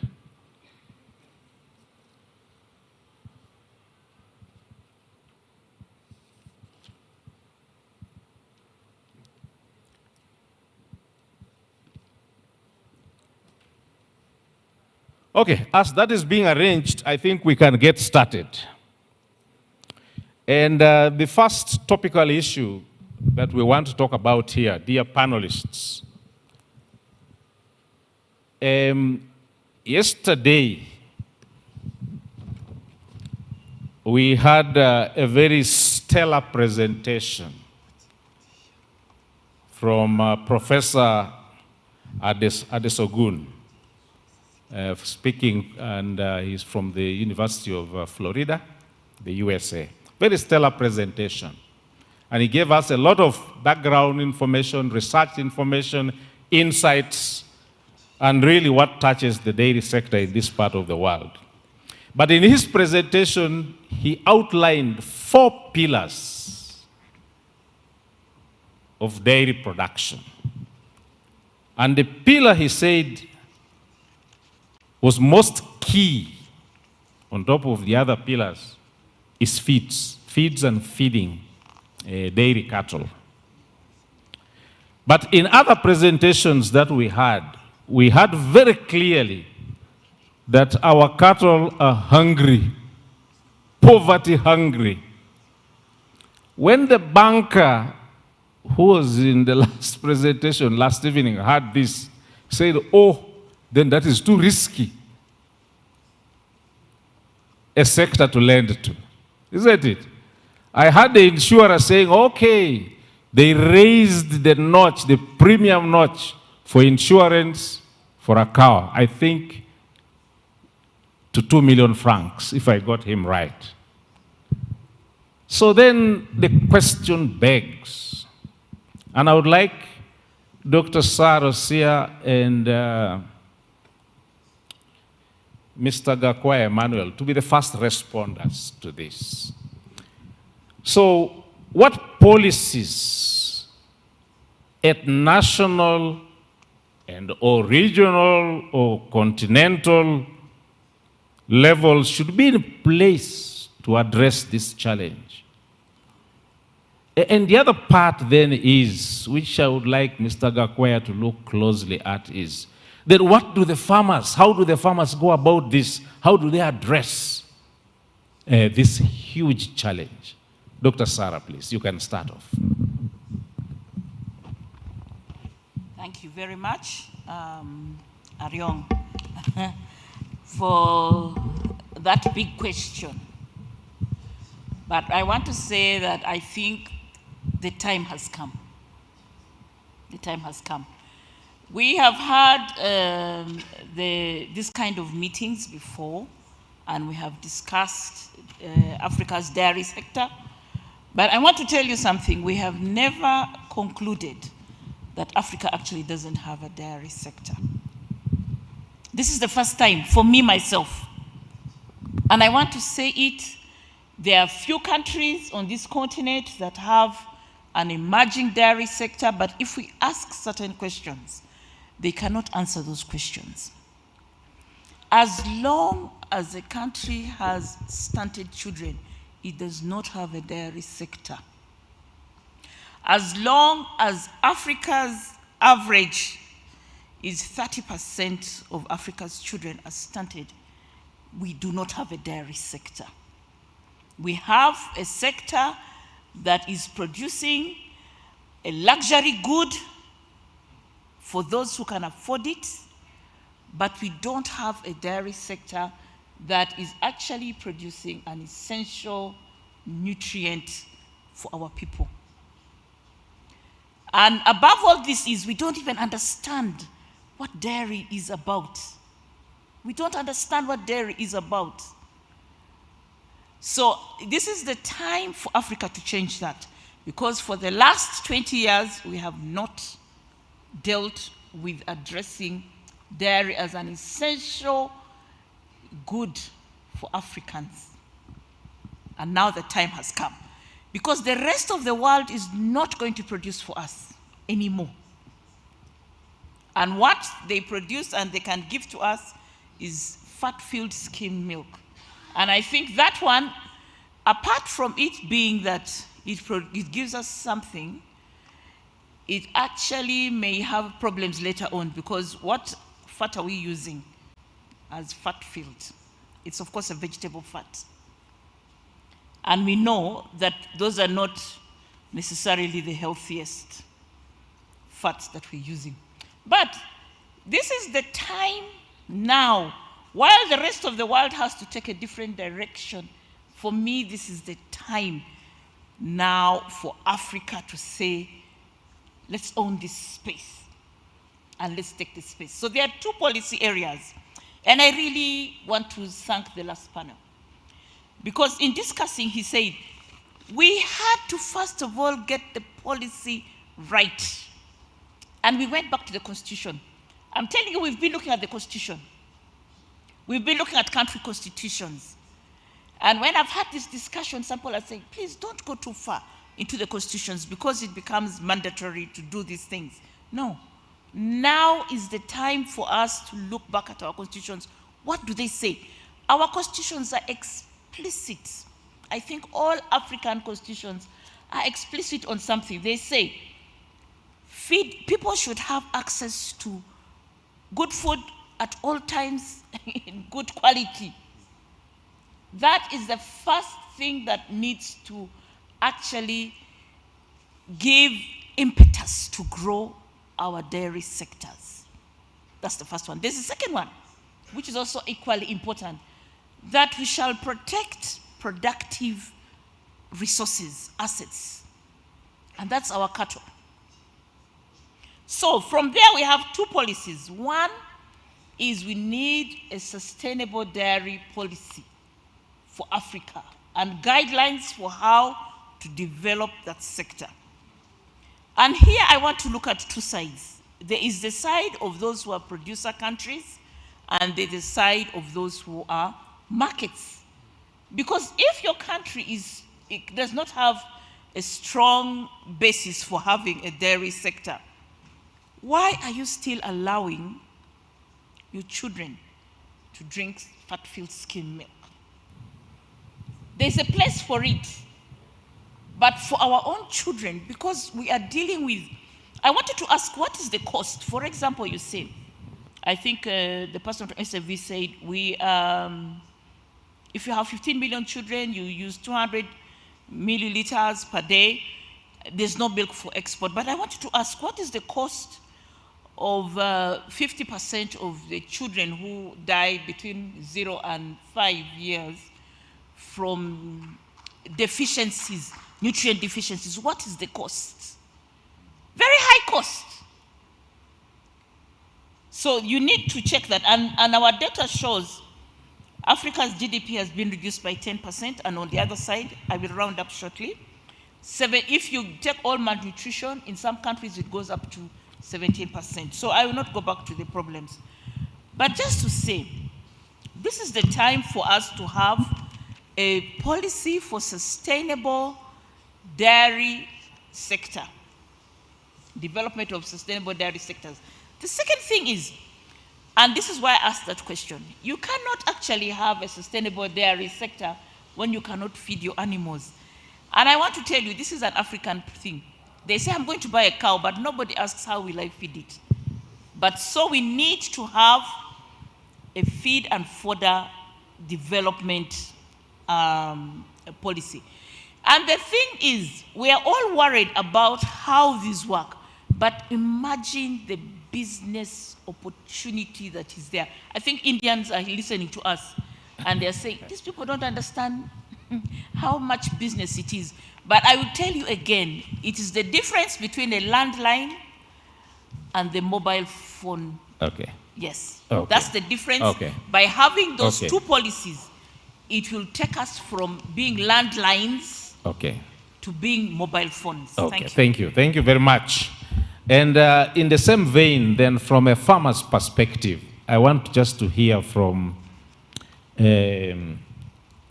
Gakwaya Manuel.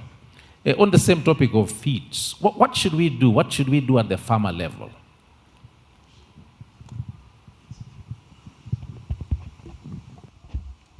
Thank you, Mr. Young. Yeah, true. The professor was very right yesterday when he took us through the feeds and feeding session. Most of the African cows are hungry, true. But why?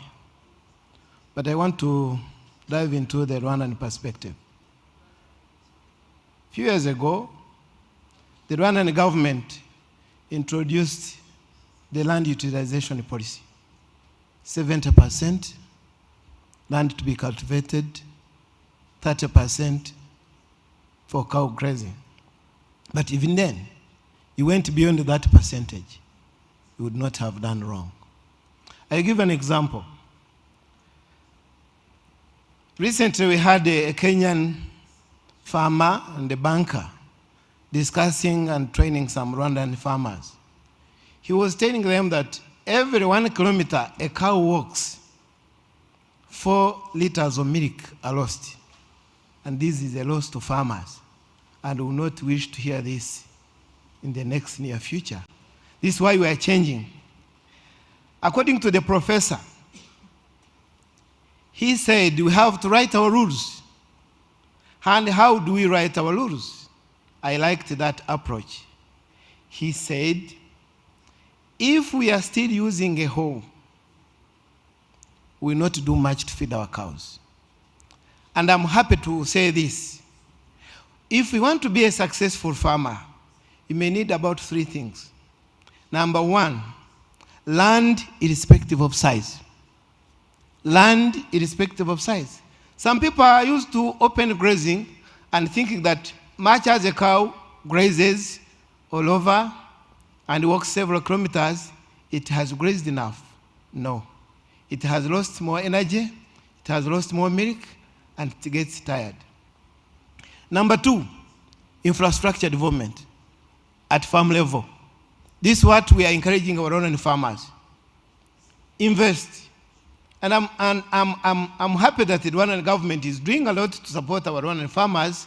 You heard yesterday from the coordinator SPIU, through the matching grant approach, through different subsidies government is giving to farmers. They are doing this to change the narrative so that we can have infrastructure at farm level, stores or storage facilities for fodder. Tomorrow is 1st June. According to the sun calendar, it is opening its wings to the Rwandan people and in the region. So, if you are not ready, then be ready for the consequences. But this is not what we want. We want people to get prepared, be ready, harvest, prepare the fodder, keep it in the stores to avoid a hungry cow that the bankers are worried of. If I move 1 second, zero grazing is the approach. It is a policy that we need to adopt very fast. Because of the cultural issues, many people wanted always, and they have always wished to see their cows grazing, but the land is no more. So we need to go by the size of the land we have at the moment. So zero grazing helps you to harvest water, because we saw in the presentation of the Ugandan colleague, milk is made of 87% water. And if you don't get enough water for your cow, you will not get the milk you want. I'll be here for now. Thank you very much for giving us that farmer's perspective. I hope we have understood very well. 3 things he has talked about. The third one, yeah. I said land irrespective of size. Number 2, infrastructure at farm level. The third is expertise. Thank you. What expertise do you have as a farmer to do your farm management? Thank you. Thank you very much. Mr. Themba, do you have anything to add to that discussion? Sorry, I think they've almost said it all. But if I look at the Zimbabwean perspective, you find that, yes, fodder is critical to the production of a cost-efficient milk. Because what we do is we should be starting from the market, policies that ensure that the milk is affordable, as the previous speaker said. And if it is affordable, we are certain that even if we produce high volumes at farm level, that milk will have a taker.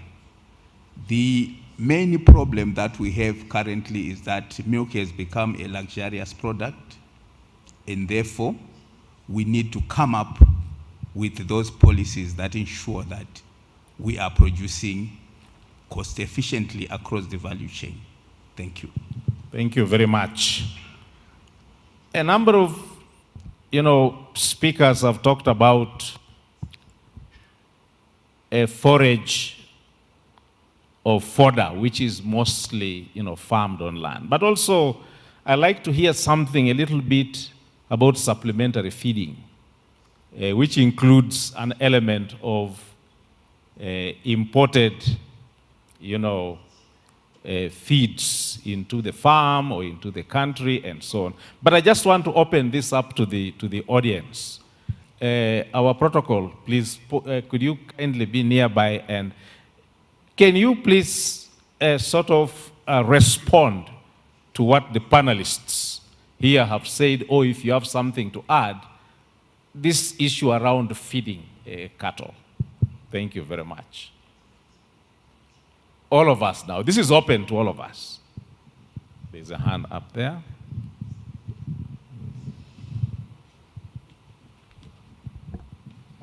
I just want to reiterate what I told in the session day before yesterday.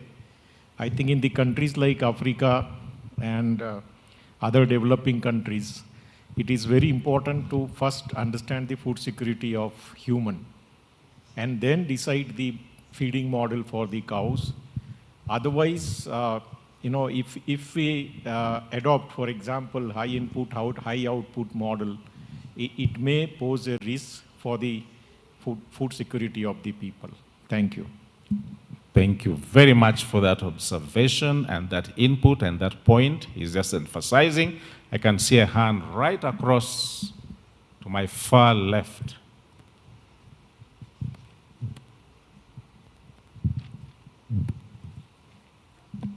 Thank you so much. I'm Angelique. I work with the ripple effect and support farmers. I just want to compliment what Emmanuel has said.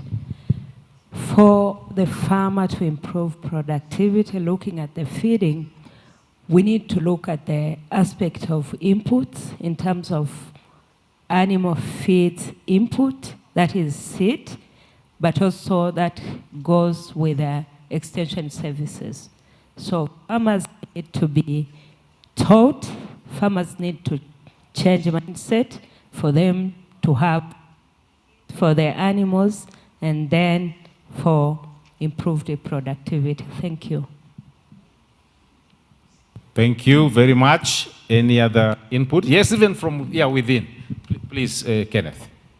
Oh, okay, thank you very much. My name is Kenneth, the CEO of Meru Dairy Union.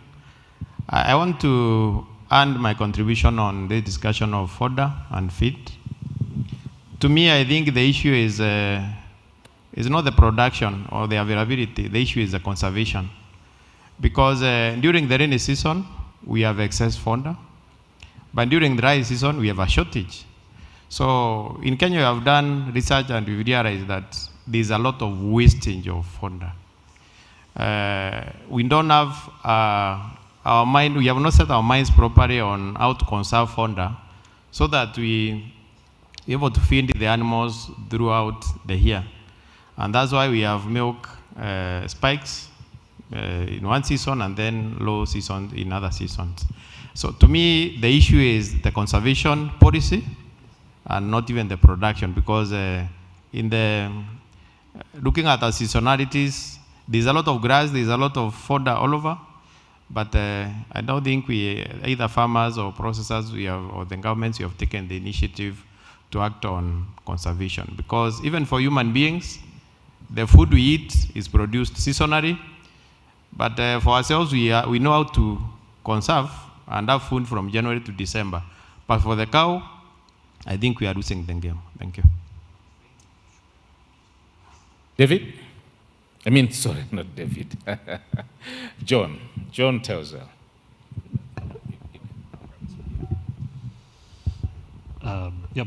Murakosa, thank you. So I represented a climate organization, and I think when we think about better feeding of cows, we absolutely think about how does that improve nutrition for humans.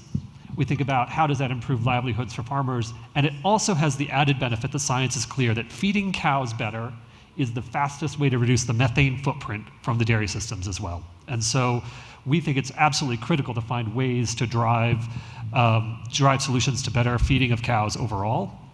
I think one of the interesting models that we're working with, recognizing, particularly for smallholders, that they may not own the land, and we've got some pilot projects in Tamil Nadu in India now, and thanks to the support of NDS and NDDB as well with this, is to think about how can we use entrepreneurship and market forces to help deliver dairy services. So an interesting case study, we have an entrepreneur who's developing silage as a service.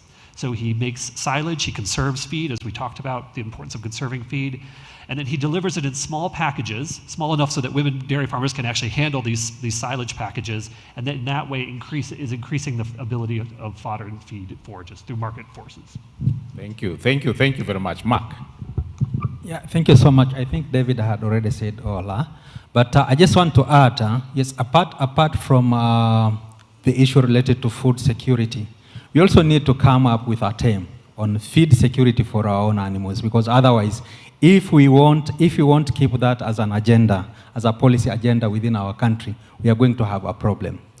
And then secondly is we also need to look on the planting material production within the countries, within the region.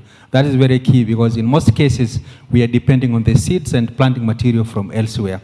So we need to find a way how we can have enough seeds and planting materials within the country. And then lastly, we also need to look on the issue of the importation of nutrients. I guess what is needed here is research and development, especially within our country.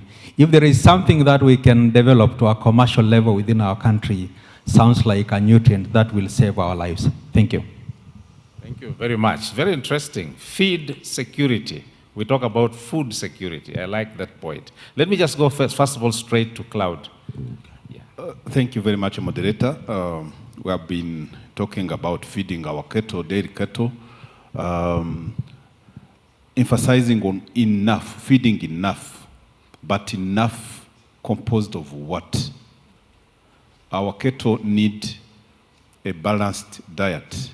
You need to provide those for a balanced diet, for proteins, for vitamins, for minerals, so that if our cattle is having a well-balanced diet, it is when we get what we expect from that. Yesterday we started with a professor that we need to take care of genetic, but a balanced feeding. So I underline a balanced feed. Thank you. Thank you very much. Let me go back to Dr. Sarah. I think he's made a very good comment before mine, because I'm listening to us. And for me, I think we need to change our whole thinking around this. It is not even enough to tell people to grow. We need to grow a subsector, which means commercial feed and fodder production. We need to have markets. We need to have, what we have done to our farmers is we have made them do 2 core businesses, and they don't do any of them well. They are trying to raise livestock to produce livestock source foods, but at the same time, they are also trying to do feed production. How does that work? One needs to be an input. If you have some on your premises, but you should be able to say, I need to feed. And I like what the gentleman from SNV said. He was talking about physiological stages of feeding the animals. So each stage needs something. It is why poultry does not, they don't say, keep your chicken, but also grow your chicken feed. No. And they know, when I have a day-old chick, this is what I feed. After 2 weeks, I change to this, and so forth. It is the same thing with the dairy sector. So they should actually be a feed and fodder markets for the dairy sector. You can have some things in your compound, but you should be able to access it and access it cheaply. And in fact, technology should help. You should be able to say, deliver this to my farm. Even you can have arrangements. So end-to-end contracting should be something that should push us. But also SNV said something important. Infrastructure. SNV exited because they focused on infrastructure. This is public investment in that infrastructure. Northeast Kenya, what can you do to change what happens in Northeast Kenya? Public investment in infrastructure. And the last thing for me is multi-stakeholder platforms. We don't know each other. We don't know each other. We don't know who is doing this, who is doing what. We need to have those multi-stakeholder platforms, not producer associations only. Those are important. But who does the logistics? Who does the infrastructure? Who does everything? Who does water? Who does power?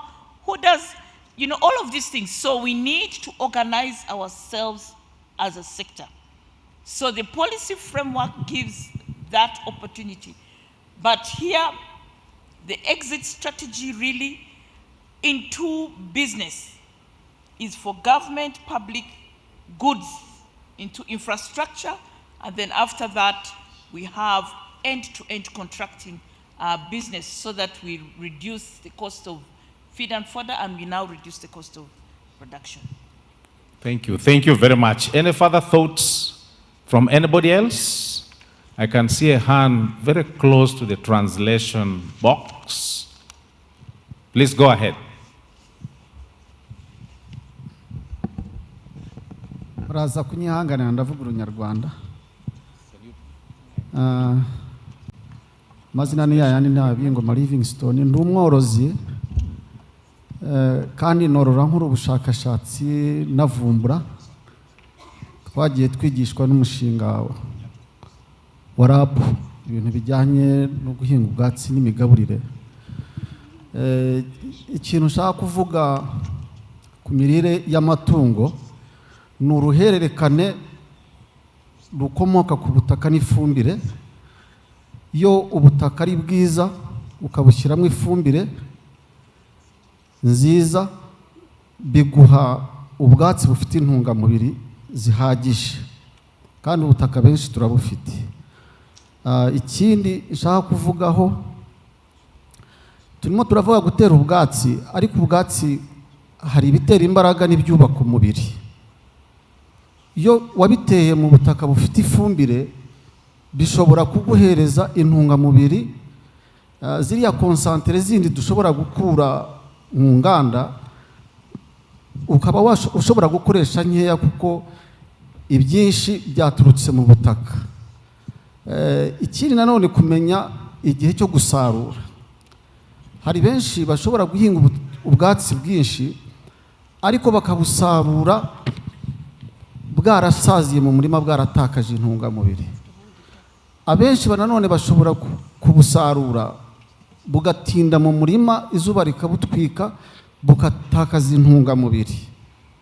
Icyo gihe nanone iyo tugiye kubigaburira inka, tubigaburira byaratakaje intungamubiri. Igikenewe ni ukwiga uburyo ubutaka bushobora kuguhereza intungamubiri nziza. Icya kabiri, kumenya igihe cyo gusarura, nibyo bizaduhereza umukamo uhagije. Genda umworozi, nanjye nkora uwo mwuga, nkora n'ubushakashatsi navumbura. Mfite inka ikamwa litiro 20, iherutse kubyara vuba. Nayigaburiye neza izo inagi na poroteyini, nshyiramo konsatire nkeya, inka ikomeza kuzamura umukamo. Mbigabanyije iva kuri lita 20 iramanura igera kuri lita 8. Bigaragaze yuko iby'inka twayiteguriye, twayihaye, ari byo nayo izaduha. Urugero, ntuye Nyagatare mu cyaro iyo ngiyo, nagiye hariya gufata ifunguro. Ngeze hariya aho bafata ifunguro, mbona hari ibintu byinshi. Mfata hano, mfata hariya, mfata hariya, bigaragara yuko nariye indyo yuzuye. Inka niba igejeje amezi 8, 7, wagombye kwiha indyo yuzuye nk'uko nanjye nayifashe hariya. Noneho igategura amata. Bitari ibyo rero, yanabyara ukayihemba nk'uko uhemba umudamu wawe yabyaye. Umudamu wawe yabyaye uramuhemba, ukamuha indyo yuzuye kugira ngo ashobore kugira umubiri mwiza, ashobore no kugira amashereka. Inka rero niba yabyaye ukayiha bwa bwatsi bwasaziye mu murima butafite intungamubiri, ikigaragaza nuko iyo nka izabura amata. Hano harimo umuvandimwe ntari buvuge, yaguze inka za 4 miliyoni, hazigejeje amata arabura. Twariyo tuganira, arampamagara tubiganiraho. Genda umworozi, nyankunda kubwira abantu yuko niza umwaka wa 2 wa primary, ariko kubera leta yacu nziza iduha amahugurwa gitondo n'ikigoroba, nanjye nabaye professor muri bino bintu. Icyo nashaka kuvuga rero, nasoze, ngiye gusoza. Yashoboye inka kuyigaburira ibintu biyiha intungamubiri, inka zigarura amata. Rero nitujye hasi mu butaka bwacu, tububyaza umusaruro mwiza uduhereza amata. Murakoze. you very much. Maybe I will request, I think the translation equipment has not gone round to everybody. Would Mr. Gakwaya want to sort of summarize quickly, just in a few sentences? Thank you so much. He said that we need to take care of our cows, like much as we take care of ourselves. He went to the coffee break, and he took different items as balanced diet. So much as we are doing that to ourselves, we should be doing it to our cows. We should not give cows only one diet. And if a cow is pregnant, we should give her the maximum attention possible so that she delivers when she's strong enough to give us the expected milk. So and he said he is a self-made professor. So there's one thing I wanted to add. Establish an early warning feed system. Whenever I go to my farm, the first thing I do is to visit the forage store. How much is left on my farm? And my farm workers always say, he goes to the farm other than looking at the cows first. I know the cows are there. They will be there tomorrow, but the feeds will not be there. So we need to establish an early warning system for us to know how much feed do I have till when the next harvest will be in place. Thank you. Thank you, self-made professor, and thank you very much to Mr. Gakwaya. That really summarizes, I think that really summarizes it from a farmer's perspective. Go and see the feed first. When you come home and you have children, you first go and check, is there food? So we should do the same for cows. Now, we have all been talking and assuming that everybody is doing the right thing. But sometimes, and in most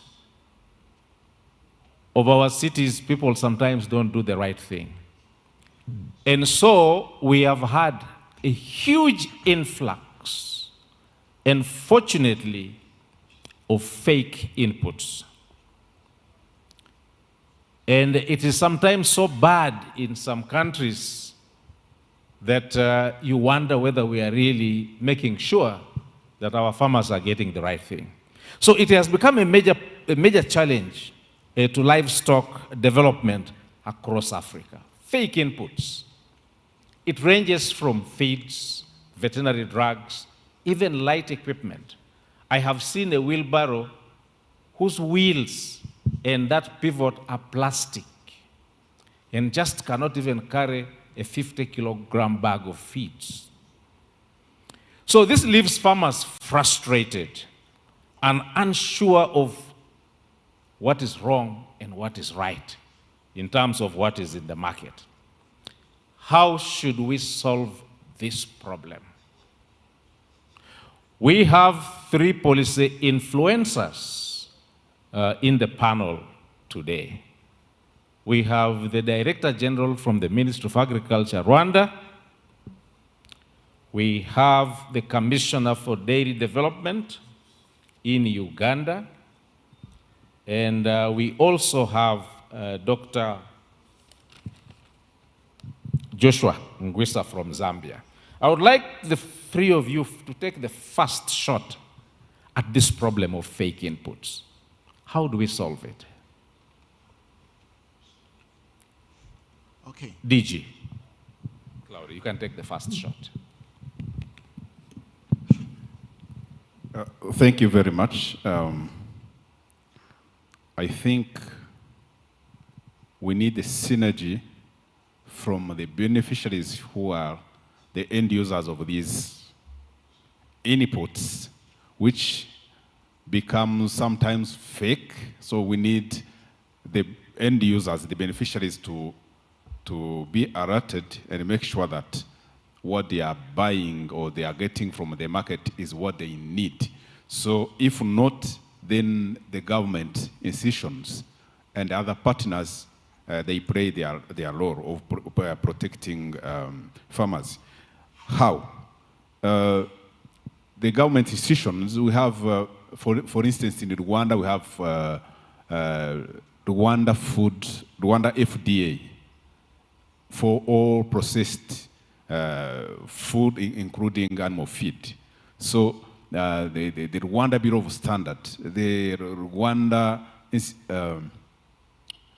RICA, Rwanda Certification and Inspection Authority. So these government institutions, they have laboratories which can take samples and withdraw from the market or ban these fake products. Sometimes, as Rwandans, we know and we always see like an official communique from the Rwanda FDA that this kind of medicine is withdrawn from the market because it can be suspected as a fake product. So we need that partnership from the beneficiaries and the government as well as the development partners to track the possible fake inputs. Because though they may be fake, but the farmers, they pay high to get this fake product, and they don't get the intended production they wanted to get by buying this product. So I can stop from there and hear from other colleagues. Thank you. Yeah, thank you very much. What do we do? Okay. Dr. Samson. Yeah, thank you very much. Now the issue of the fake input, of course, it's a very serious issue to deal with in terms of losses to the livestock and the farmers, but also hinder profitability of the business. I start with looking at the regulation itself, because you find that in some of the countries now, specifically in Uganda, the body that licenses the veterinary drugs is the same with the human drugs, and that is that's why you find that most concentration is on human drugs, and there are a bit of laxity on the veterinary side. But we are looking into how we can have a separate body to specifically look at those inputs that are related to veterinary for emphasis, such that at that point of accreditation and acceptance of these inputs is much focused. But also, we need to really take in interest on those who are dealing in the inputs to the farmers. If we could license and accredit them such that these veterinary and other input shops that are very close to the farming communities are regulated but also monitored and licensed, that could help the farmers not run into issues that lead to their losses. But also the systems should be put in place, like barcoding, to be able to allow a user to quickly understand whether this is a fake input, especially for drugs and other things that can be barcoded. And this can quickly bring an alarm to those that can manage the whole process and record such inputs. But what I see importantly is creating awareness amongst the users on the sources of where these inputs should be coming from, and what distinguishes between how can you distinguish between the fake input and the right input? From the starters, the users might not know how to distinguish as they are buying from the market. But also, what we also note is that the proper usage of some of these inputs is a very key ingredient. Sometimes they are not fake, it's like drugs, but poor usage can lead to think that this is fake or not. So proper usage, awareness creation, strengthening the regulatory function of the responsible authorities, all that combination can lead to protecting farmers from fake inputs. Okay, thank you. Dr. Joshua, your take. Okay, thank you so much. I think I'll begin with the issue of the actual inputs in terms of the drugs themselves, for instance. So what we actually have is a situation where some of these farmers cannot actually afford the cost of these inputs, okay? the good inputs will be of higher costs because of issues surrounding things like taxes and the procedure for market authorization. So there are all these corners that some people are trying to take in certain countries, and where you have the situation where we have the good laws, we have medicine regulatory authorities that are supposed to enforce these laws, but then you have a situation where they do not have the manpower. For instance, the Zambian scenario is where we do have the Zambia Medicines Regulatory Authority, but they have no inspectors really on ground. So you find that all these create loopholes for all these fake inputs to be coming in. And also, it also goes down to the issue of extension services as well. If we don't have adequate extension services, you find that the farmer will basically go into, probably it could be different here in Rwanda, but in some of our countries, the farmer will walk into any agrovet shop and get whatever he can get. Mostly tetracyclines, unfortunately, are the most abused. And you find lots of these fake things will come in at a very cheap cost. So the farmer will be attracted because of the lower costs.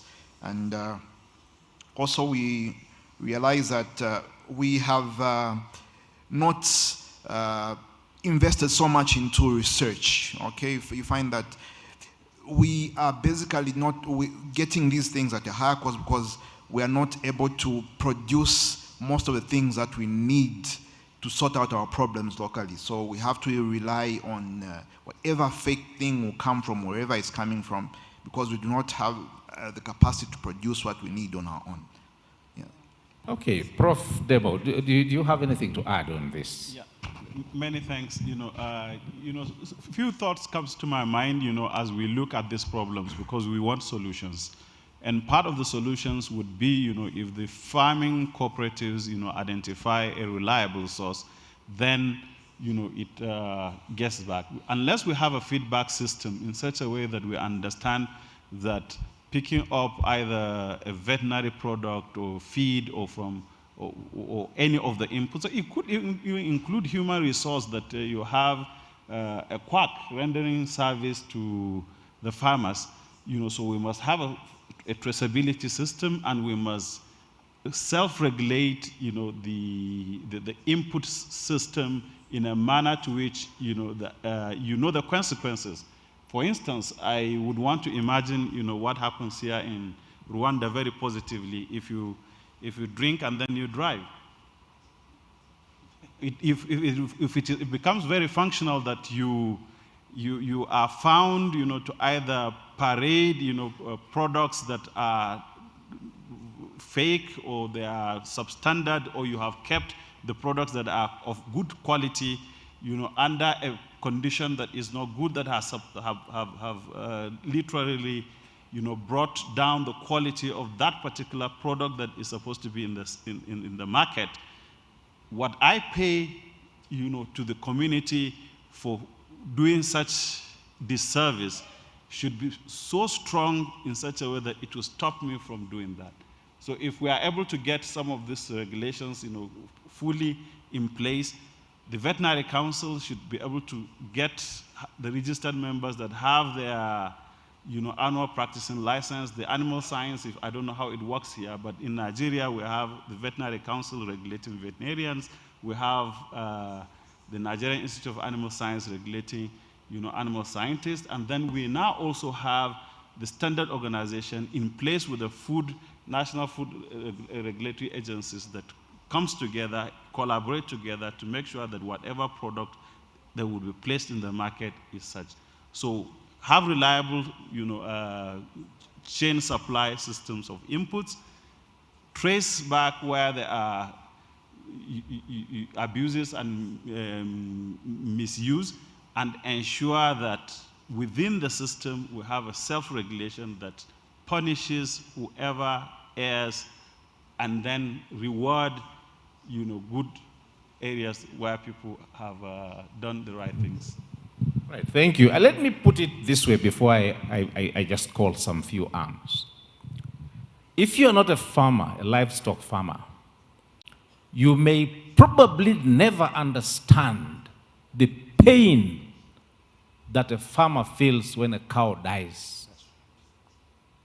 You probably will never understand that pain. It's almost the same pain as losing a person. And unfortunately, we do not investigate, it seems, fully the causes, especially through fake inputs, that can cause death of a cow or cows. And I'm just wondering, should we be thinking about livestock police? That's just for us to digest. Let me go back to the hands. I think let me first get a few hands from the participants, the other side, then I come back to the panelists. Fake inputs. Please, let's all sort of focus on this area. And let's hear a few more thoughts and insights. Some hands up this side. Protocol, there are some hands up near this table.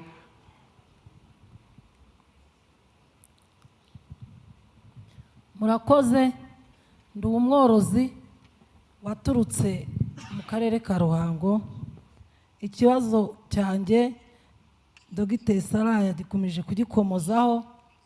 Ndi umwe mu borozi, ariko ikibazo nyamukuru tubona hari iwacu mu mudugudu ku mworozi mutoya n'ubumenyi buke. Nkaba nasabaga kongeramo imbaraga ku bagiye bari mu matsinda. Abadamu uwo mwuga turawukora, twari turawukunze cyane, ariko kubw'ubushobozi n'amahugurwa make yo kuborozi hariya hasi ku mudugudu bitugiraho ingaruka ku bantu. Iyo umworozi atafite ubumenyi buhagije, akagira ryagwingira riza mu bana, avuga ko ari umworozi atunze inka, kandi amata ntabashe kuboneka ku mwana kugira ngo agire ubuzima bwiza. Yewe nkaba mbona icyiza twashyiramo imbaraga mukadufasha kongera kuzamura buriya bukangurambaga hasi n'amahugurwa ahagije yimbitse ku mworozi wo hasi ku mudugudu. Murakoze.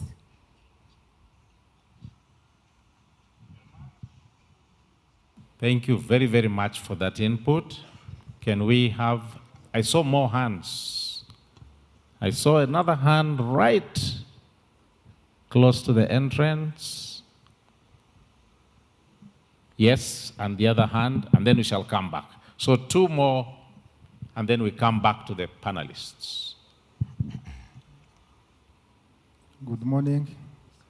My name is Humbe Stanislas, MD Agrovet Services. I wish to speak on two topics regarding feeds and how we can care of our dairy cows. First of all, I appreciate this conference organized by IDF to address on these issues. Since day one, we have received more information, innovation, and technologies. I wish to ask IDF how they can summarize the innovation regarding infrastructure, genetics, disease control, feeding, milking and milk handling. I wish to ask IDF how they can summarize these technologies. They can develop YouTube channel. Social media is working all over the world, especially in Africa. Africans, you don't like to read, but you can. Here, we can follow YouTube channels. How could we select our genetics? How could we feed the animals? How could we develop our infrastructure? And so on. That is my point. Thank you. Thank you very much for your insights. Can we have the other contributor? Please be brief. Very brief because of time. Thank you very much. My name is Cosmas Nhare. I'm a Jase farmer and the chairman of the Rwanda Jase Farmers and Breeders Association. I wanted also to talk about the fake inputs in 2 dimensions. One, well, we have been talking of the inputs like the drugs, feeds. Those are consumables.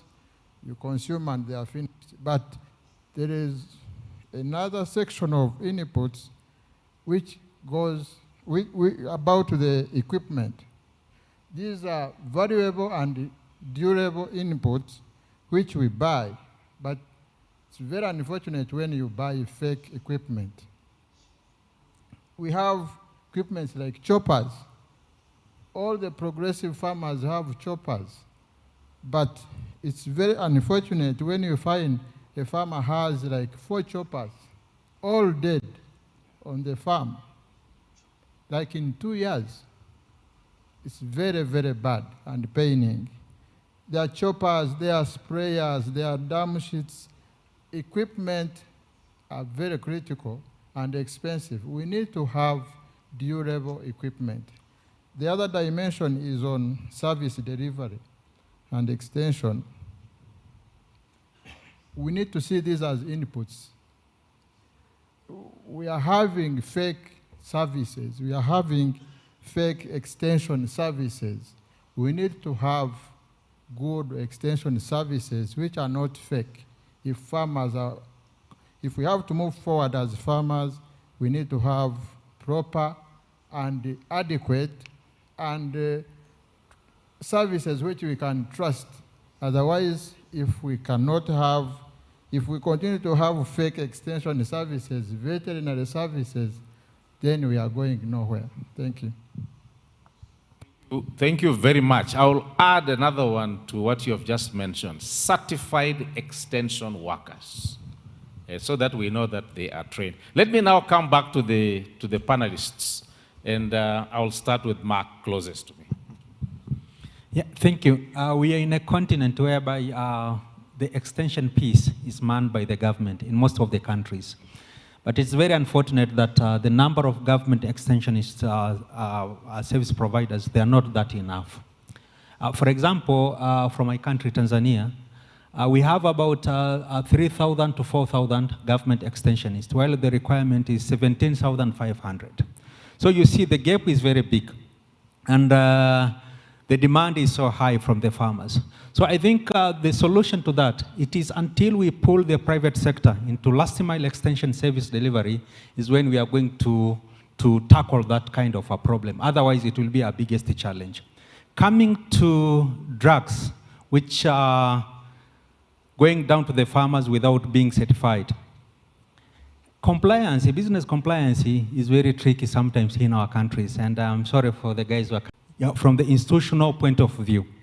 But also on the other side, it's also very important because if you're telling me that I am using the fake drug, then definitely you must tell me which instrument have you used. If we don't have laboratory, vet labs at the district level, at the county level, how can a farmer really know that I am treating the diseases which really my cattle is suffering from? So I think it is important also to have some kind of vet clinics infrastructure at the lower levels, not only the central labs and so forth.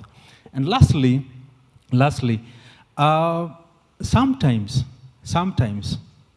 we are thinking that our farmers are ignorant.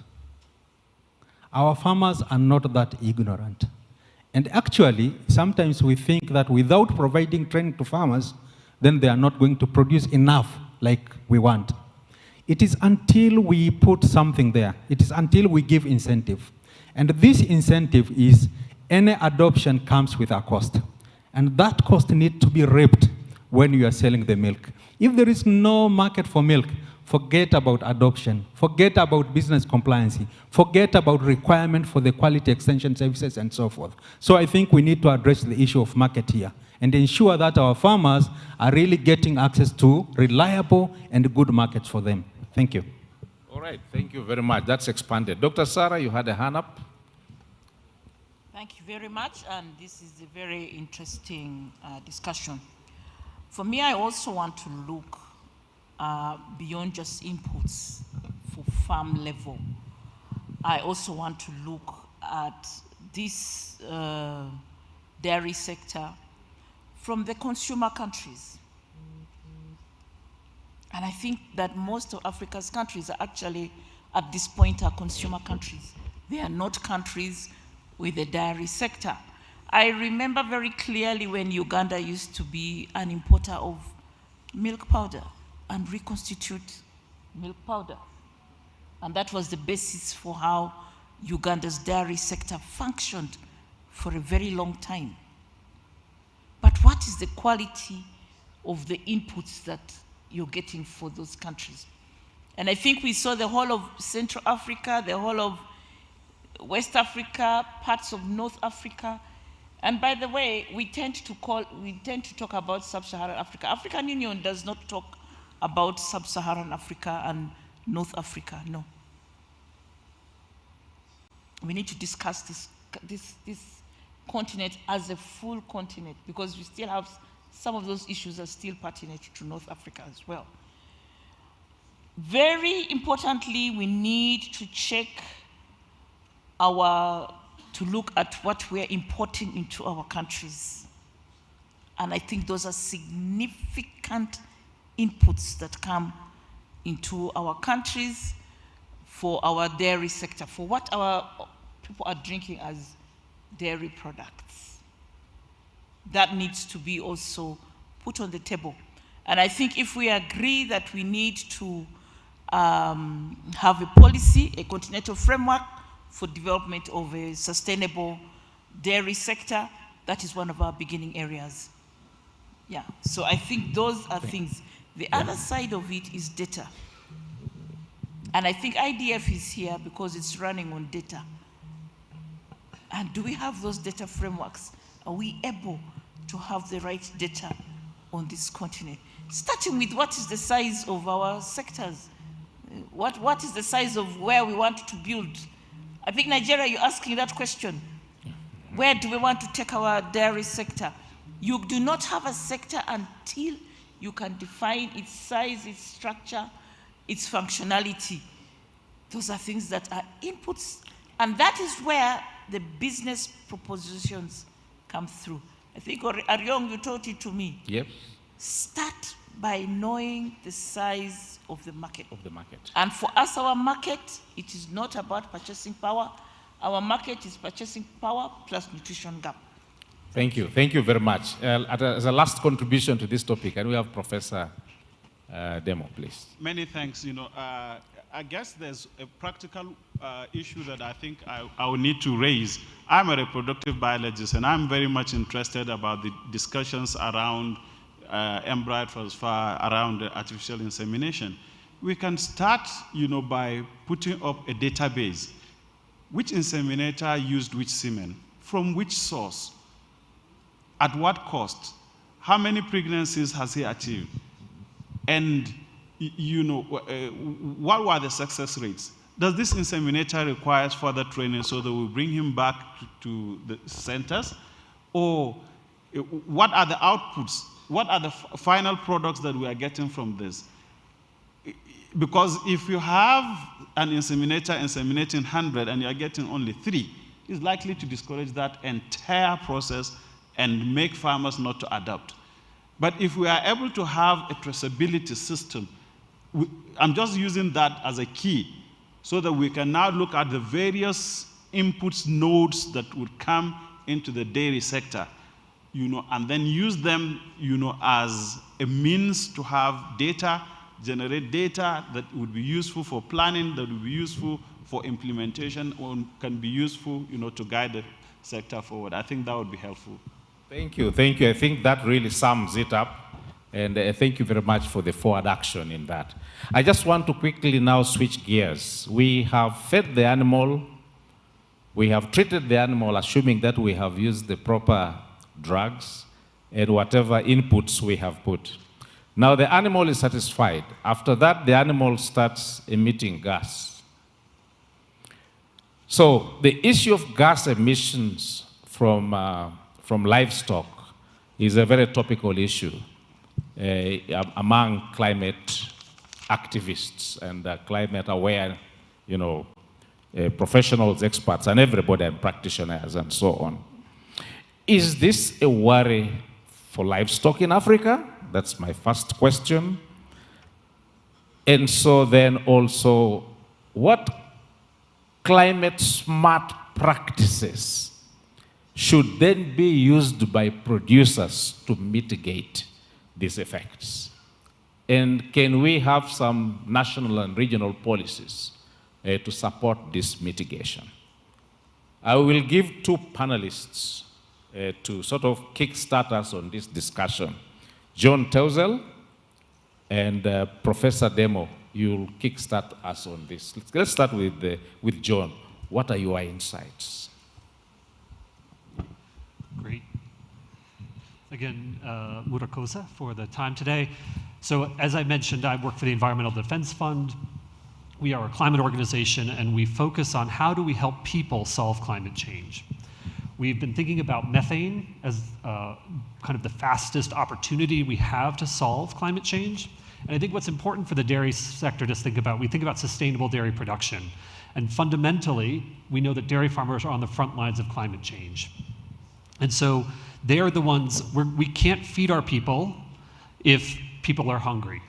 We can't solve climate change if people are hungry, and we can't feed our people if we can't produce milk. And climate change, in our mind, is the biggest threat to being able to produce sustainable dairy. That's an opportunity for cows, because cows actually produce, when they're not well cared for, they produce methane. And methane is this super potent greenhouse gas. That's an opportunity. If we can solve methane, then we slow the rate of climate change and slow the impact that climate change will have on the dairy sector. That's in our power to do. What are the opportunities? We've talked about them all day today and all week. Feed our cows better. We know that cows that are fed better have less methane footprint. Better health for your cows. Cows that are well suited for the environment are more resilient and produce less methane as well per unit of milk produced. And finally, well cared for cows. So do you have the right stalls for the environment that your cows are in? These are all solutions. These are triple win solutions. They improve productivity that we've talked about. They provide critical nutrition globally. They provide returns to farmers in terms of economic returns. And the co-benefit is that they slow the rate of methane emissions that we need so desperately to slow climate change. Thank you. Thank you very much. Professor? First, I guess we need to accept that we are part of the problem. But while we accept that we are part of the problem, we are also part of the solution. We need to have feeding systems that encourages high productivity per unit input. We need to have a robust waste management system. From our cow dung, can we reward a farmer who uses his cow dung to use it for biogas production? Can we reward a farmer that uses the biogas for his pasteurization processes? Can we reward a farmer or a cooperative group that thinks of renewable energy solutions in transportation? Maybe electric vehicles. It might sound advanced at this moment, but then with the will, we can get there. Can we look at our research institutes to focus very clearly on methods of mitigating methane productions? Can we look at our environment to see what herbs or what products can we add as a feed additive to reduce on these harmful gases that appear as if we are part of the problem that has caused the global community concern.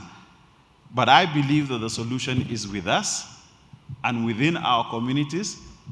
But key policy area that we must address is we must have measurements. We must understand what figures are coming from which fodder, what figures are coming from which production systems, and unless we can measure, we cannot know our progress. I think this would help, in the policy directions. Research, measurements, rewarding very climate smart and resilient dairy productions. It could come in form of tax reliefs. It could come in terms of inputs, subsidies, that comes from governments or from donor agencies. But we must reward, and good policies or good things that happens can easily rub off on other things. If I see that John is doing the right thing in his farm and I'm seeing the benefits from it, instead of spending too much energy, can the governments reduce the cost of, say, biogas digesters for our farmers? Can we look at good models and give some farmers in County A, a study tour to a county that they are particularly very climate friendly? That would help so that we now replicate good stories across Africa. Thank you. Wonderful. Thank you very much. Issue of biogas to mitigate. Dr. Sarah. Thank you very much. And I will not pretend that I am a scientist in this area, but I want to posit some questions. And we need to deal with these issues with clarity, with an understanding of Africa's position, and we need to actually have an African position. First of all, Africa, with everything we do, building, everything we do as Africans, we only contribute 4% of total greenhouse gases. Let this fact sink in.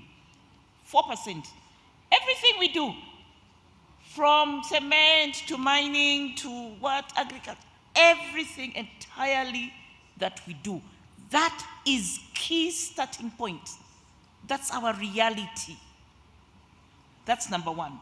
Two, everything we do in the agriculture sector contributes 17% of that 4%. So yes, there are two things, and I like what he said. We are part of the problem, but part of the solution.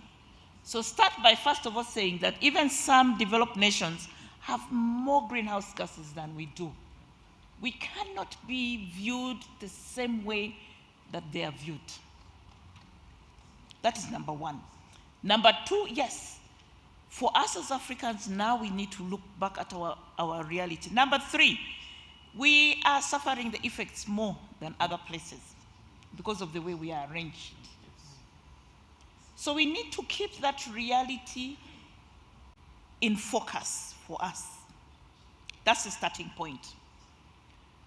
Number four, it is an existential issue. So around the world, everybody is saying, reduce your herd. We have a third of global herd. We are livestock rich as a continent. We have a third of the herd. So our production systems as a whole have a low footprint. However, I think what Prof said is very important. Per product, you said it better than I can say it. We have a high cost. So we are inefficient. This is the time to become more efficient. But you see, the truth of the matter is that we don't have a feed and fodder sector. We are either importing or we are trying to feed animals, we are trying to raise or to build our livestock sector without developing the feed and fodder. We are inefficient. And this is what we need to do. So as a continent, we cannot take the same direction the whole world is taking to reduce our herd. No, we can't. Our children are not fed. We have children who are dying. 50% of our childhood deaths are nutrition related. We cannot at this point reduce our herd. So we must take a completely diametrically different direction, and the world must hear us on this. Our whole point should be to contribute to reducing greenhouse gases or not to increasing them. But we must also work within our own objectives. Everybody must contribute, but how they do must be commensurate to their contribution to the greenhouse gases, first of all, and to their realities. For Africa, we are not going to take the same direction the rest of the world is. And this is extremely serious. I attended the IFCN meeting for Europe, which says European dairy at risk. They must reduce their herds. It's climate regulation, and they know the quotas they have to take to do that. We cannot do that as Africa. I believe Asia, you also have to do certain aspects. So Africa needs to present its position with clarity. But Africa, within its reality, must take significant, serious, committed steps. And for me, the first one is improve your efficiency so that per product you're actually more efficient. And I think Prof sort of said what that is. These are the things that we need to do. Secondly, we need to stop focusing on drought as the driver for how we do our sectors. We need to focus on feed and fodder and other inputs. I think John talked yesterday. It would be animal health, it would be inputs, it would be, I want to say, there's a very big abuse of the genetic resources that we have. These animals are always hungry. How do we judge them when we never feed them well? I think that the genetic resources we have abused them, we have denigrated them far more than we have actually challenged them. If you feed our animals right, they will give you much more. But we are always saying these are useless animals, these are what? I think Uganda's dairy sector is built on high input, high output. I think there are 4 strategies you have. There's high input, high output. There are about 4 strategies. But one of the key strategies which has driven the growth of Uganda's dairy sector by 4,000% between 2005 and 2015 is milk collection from the pastoral areas. What are we saying? We need to look at the resources that we have and start to see their value, but also we have to admit the fact the rest of the world is feeding their animals, and that has been a key to their stability, to the growth of their dairy sector, to their nutrition outcomes, better nutrition outcomes. But we are just taking ourselves into the same boat without actually challenging those areas on this continent. So for me, what I'd like to say is Africa is part of the world. Africa must contribute to the better climate outcomes that we want, but Africa must start from its reality, its contribution, and what it needs to do. And we must state it, and we must be committed to delivering that, which for me, the first one is improve your efficiency of production. Okay, thank you very much. I think that was very comprehensive. And in the interest of time, I think we'll just move quickly and switch gears to the next topical issue. John? I have one other policy conversation, if that's okay. Just to add on to this, we've talked a lot about nutrition policy, we've talked about helping farmers adopt practices here, but I think it's important to recognize that climate policy is made by often the ministries of environment. And the question and the opportunity we have as a dairy sector is to say, how do we bring the ministries of environment into this conversation so that they can build policy, how do we bring ministries of environment into the conversation so that they can build policies that reflect what is a truly Africa way to solve and improve efficiency in livestock. And I know Rwanda, through that one government approach, has, for example, the DG, you've talked about a lot about how you engage with the Ministry of Environment to make sure that there's alignment between livestock policy and environmental policy. So an opportunity across Africa to say, how do we engage the Ministries of Environment in the policy making as well? Wonderful thought. Very wonderful contribution. The Ministries of Environment could be brought into this conversation so that we have a comprehensive policy. We are very bad on time, unless it's only less than a minute. We are very bad on time. Okay, so what I have given is data. What I have given is an opinion. This needs to be a position. A position means Africa needs to come together. We need to prepare a position paper. We need to use the science behind it. We need to use the experience behind it.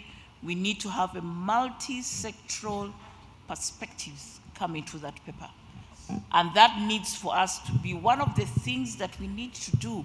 Maybe by the time we come into Zimbabwe, this position should be clarified, should be clear. So for me, what I just shared is partly the data and an opinion. It is not yet the opposition of Africa. That needs to be prepared. Okay, great. I'm sure our rapporteurs have captured that in terms of moving forward, in terms of actionable points. I want to close this conversation now, unless there's a burning issue. I just want to move quickly to the last topical issue. We need to take a break shortly after this. And, you know, we also experience a lot of wastage between especially the farm and the collection centers, the bulking centers, or the chilling centers, some of us call them. And through this, you know, both smallholder farmers, and Dr. Sarah's just mentioned pastoralists. And yesterday, I think there was another great presentation which talked about how mobile milk collection systems work best for pastoralists and how it has helped them stay more or less in the same locations. So, in order to avoid this wastage, from your perspective, what should be the most efficient systems to be put in place? Because milk, as we know, is a highly perishable product. And there's a time limit and a temperature and all this science about making sure that it reaches where it's supposed to be chilled as quickly as possible. I know there were a number of presentations, but I just want to get a few thoughts from some lead panelists here. And I would like to throw that to Mr. Themba from Zimbabwe and Mark from Tanzania. In your insights, I wish you could also bring in the element of cooperatives. Thank you very much.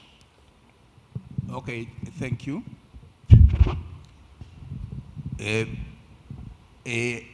Unfortunately, in Zimbabwe, we are not as robust on small-scale farming, and I'm very happy that we have learned quite a lot from East Africa and from Indian experiences. But from my perspective, we need adequate infrastructure for cooling to avoid these wastages, because we are dealing with a highly perishable product. And these infrastructures could come as a policy from the dairy value chain associations combined with the government support so that it finds some funding. Also, we may need to develop policies that ensure that the next processing facility is as close as possible from where the farmers are. And also, there is need to continue training the farmers so that they know how to handle the milk soon after they have milked, so that they will reduce these wastages. And we also need to develop efficient testing methods so that we ensure that we are carrying quality products for processing. I submit. Thank you. Yeah, okay, yeah, thank you so much. I'll try to be very brief. And just a second for the previous topic. The problem on methane emission is not the cow, it's on the how. So we shouldn't blame the cows. It's on the how. Thank you. So for this topic, I think there are 4 things that are needed to be considered. And I'm very happy that Themba had said to some point.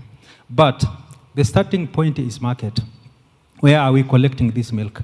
If there is no market, then there is no any incentive of as to why farmers should collect milk. So the market development is quite key. And for this case, in most of our countries, I'm not very sure about Zimbabwe. When I was there 10 years ago, the milk production was done by commercial farmers. But in our case, in most of the countries within the region, the milk production is done by smallholder farmers with these small volumes per household. So a mechanism which is quite relevant is pulling farmers into the groups. That is very key.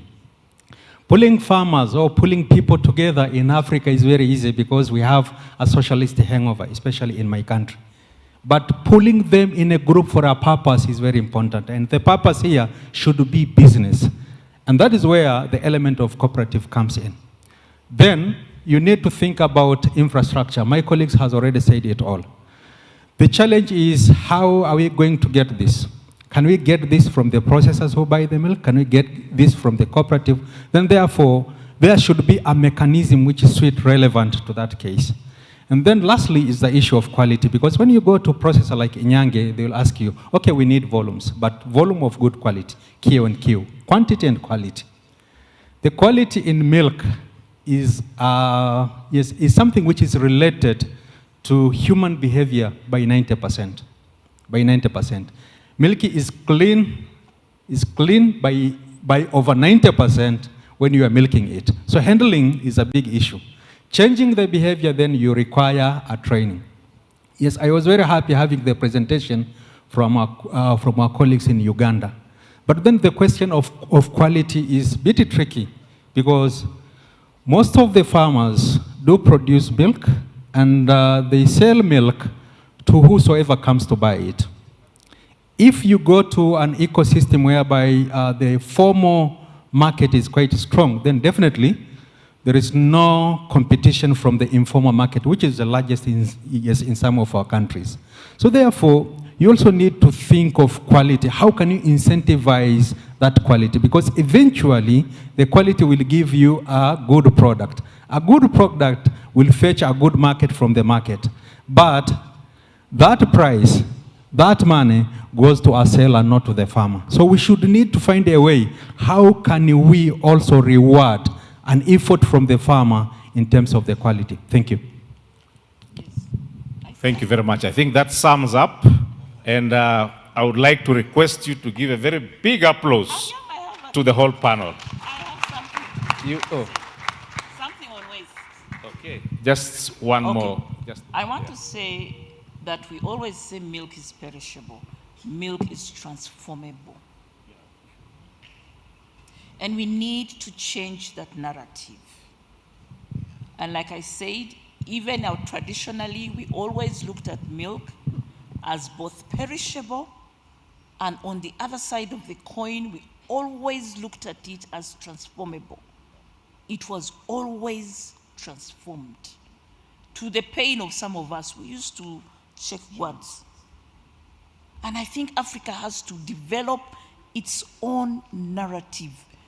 And to do, and I like what he said, it's human behavior. Transform the product.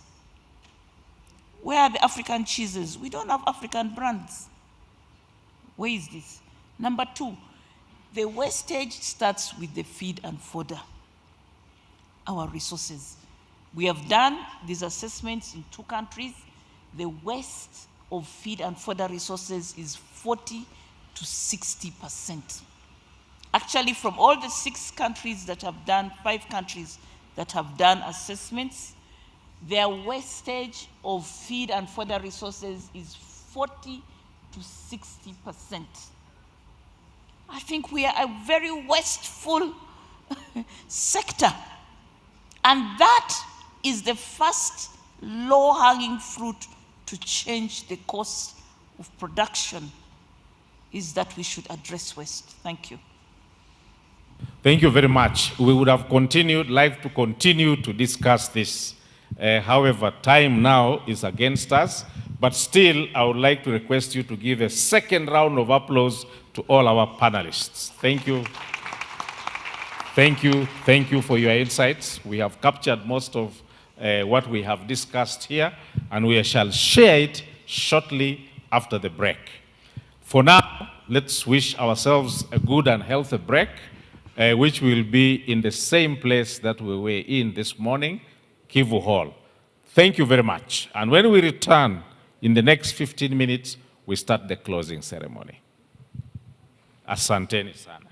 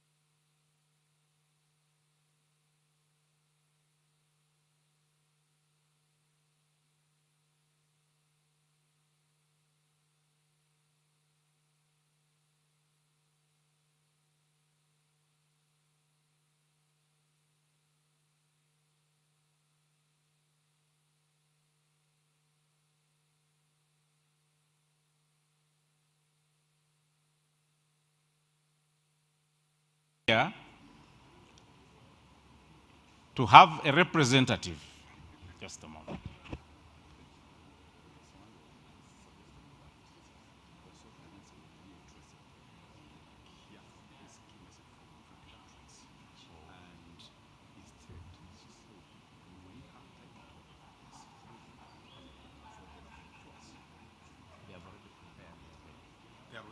So it's final. It is final. Yes. Okay, now. So what do we do now? So we will go pause because we can pause if the minister. Because the minister is interested. Yeah, we can pause. Maybe you inform them. The minister is interested. Yes. Okay, we can pause the countries. He also wants to hear the countries. Yes, yes, yeah. And then the actionable items. So we will pause. Let's wait. Okay. So once the signing is over. Let me bring them. When the signing is over, just signal. Okay. And we start. Yes. Okay. Okay. I've been rightfully informed that the Honorable Minister will want to attend to the remarks from each country. We shall give each country 1 minute. A representative will be called upon to come forward, say something for a minute. When I say a minute, it's the English minute, not the African minute. I want to emphasize this. The English minute, not the African minute. After that, we will call upon Mr. Maitre Rutingwa, the chairperson of Inyambo. Inyambo is the traditional Rwanda cow. He will give us 5 minutes. Once he is through with that short 5 minutes, we will then call upon the rapporteurs to read out for us the key actionable items.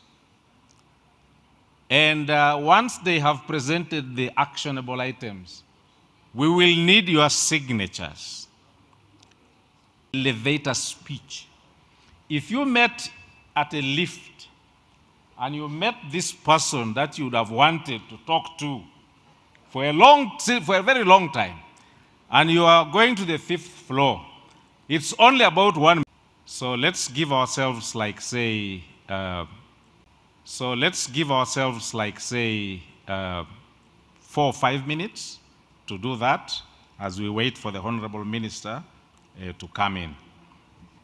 And I think it's really a blessing for the conference that the Honorable Minister would like to hear those closing remarks from each country, but also very importantly, the actionable items that will have been prepared. And of course, we have a team of rapporteurs led by Cynthia Mulindi. We have Dr. Emmanuel Irimaso, and we have Dr. Lauren Ntamugambugwe. I hope I have mentioned his name properly. So that team will come here and present the actionable items. So let's just give ourselves some few minutes. Video and music controllers, please give us a taste of Rwanda. Thank you very much.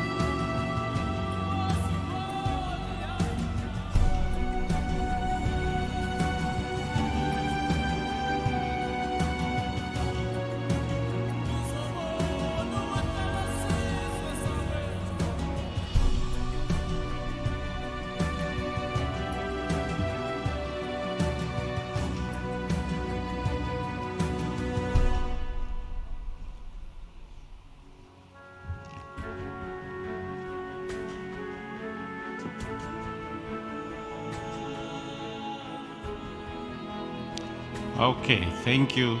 Thank you very much, sound controllers. Ladies and gentlemen, we would like to humbly welcome the Minister of State for Agriculture and Animal Resources of the Republic of Rwanda. Let's give him a big clap, please.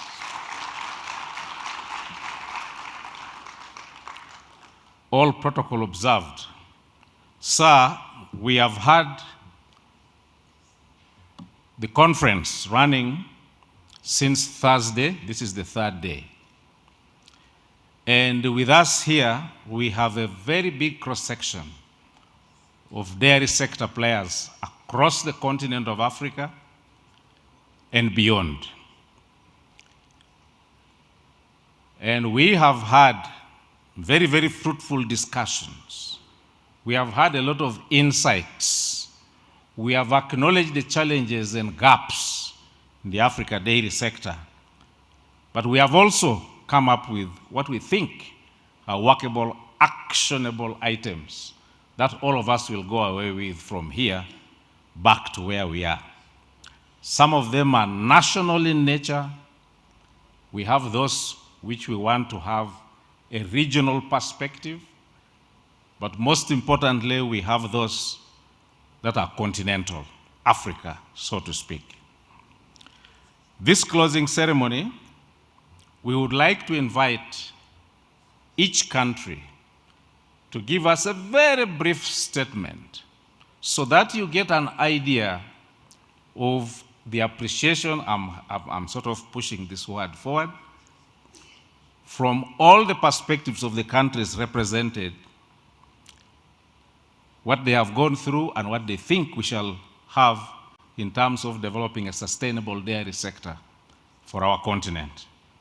After that, we will have a special presentation from the head of the traditional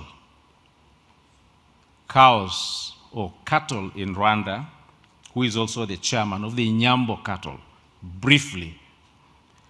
And then after that, we will request a reading of the actionable items, key action items, that I'm very sure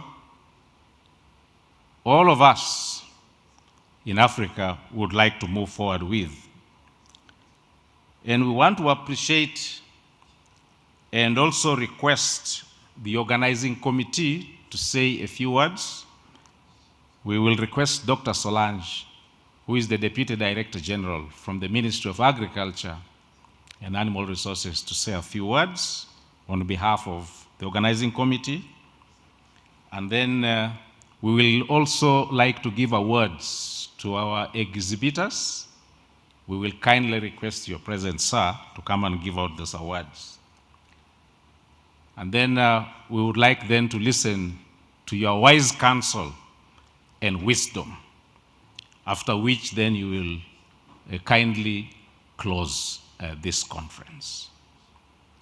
So without much ado, may I request the following to come and say their single statement of what we have heard and their appreciation in the following order.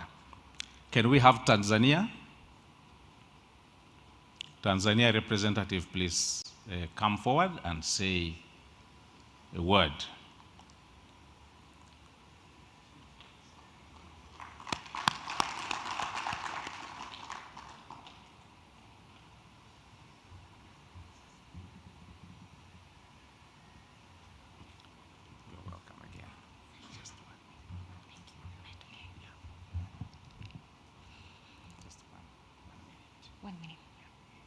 Habari.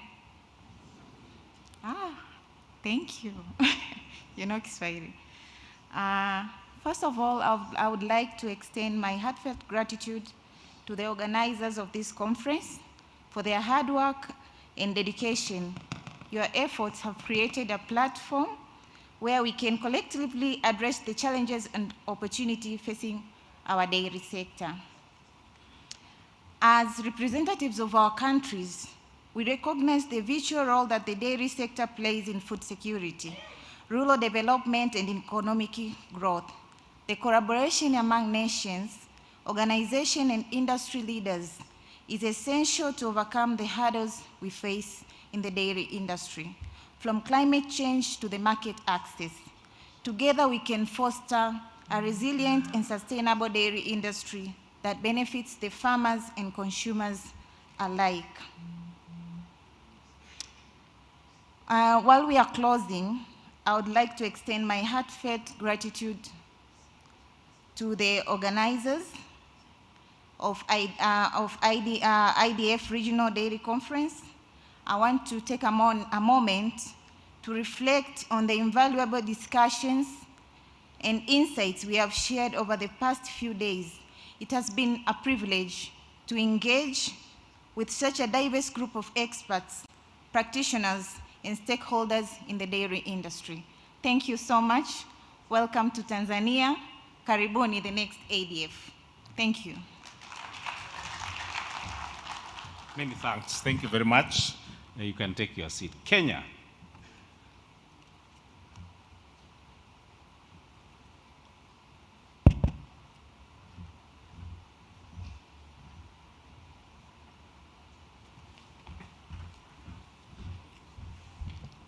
Good afternoon. Kenya also wish to appreciate and acknowledge the presence of the guest of honor, the Minister of Rwanda government.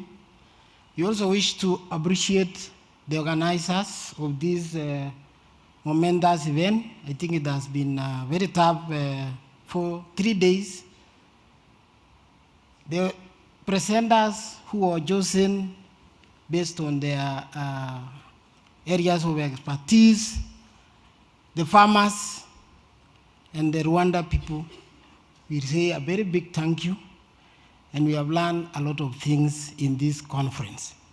I just want to make 3 observations which we saw in this conference. One, all our talk from since we came was, as Africa, as a region, we've been talking on how do we increase production. We realized that we have not produced enough milk for ourselves and even to sell. Hence, most of the observation is that we are importing quite a lot. So the presenters really delved into the matter, and we realized that the gaps which we really need to fill is centered on feeds and fodder, which we've learned. The other aspect is breeding. We have a problem in our genetics, and we don't know how to conserve and even how to improve. So we've learned quite a lot, and it is our take-home message that we need to work on that area. We also realize that we have limited processing capacity, which we really need to deal with it and improve on infrastructure. It's a different thing to milk the cow, and also how to preserve the milk is a problem. So hence, in our presentations, we had people who would actually collaborate with us in terms of bringing that capacity in terms of infrastructure.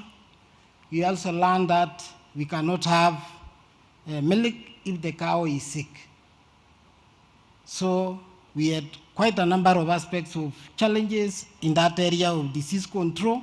And as governments, as farmers, we've been told for you to produce milk, we must handle also that aspect. After we produce milk, we realize that we now need a pool, which is the consumption. We really generated a lot of discussions, and one of the quick wins in that consumption is the school milk program. Most countries I know, including my country, we also have school feeding programs, but we want milk to be part of the menu in that school feeding program. And if that happens, how many millions of children in this country are there? So it will be an automatic market. Lastly, having said all those, in the presence of our guest of honor, the minister, this calls for a policy shift to support all this, what we have discussed. It will not happen if we cannot have a policy shift, deliberate policies which can support the dairy sector. Thank you so much. Can we have Zimbabwe? Keep it brief, very brief.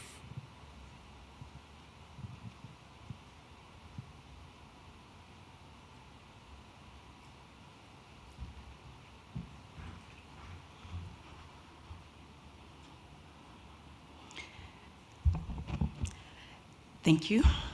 Team Zimbabwe appreciates Rwanda for hosting the first ever IDF Dairy Conference Africa as a state-of-the-art event in which Zimbabwe found the hospitality and the unity of the Rwanda dairy value chain commendable. I would even at this point just say, can we give them a round of applause? It's admirable to see how you were all coordinating yourselves, even with the policymakers. Zimbabwe took note. As Zimbabwe, we receive the baton stick as we take up the challenge to host the second IDF Regional Dairy Conference Africa next year in March 2026 in the Victoria Falls in Zimbabwe, as we push the agenda forward of developing dairy in Africa to achieve economic, social, and environmental sustainability. Thank you all to all the high-level elaborate speakers who highlighted the critical insights for the dairy development for Africa.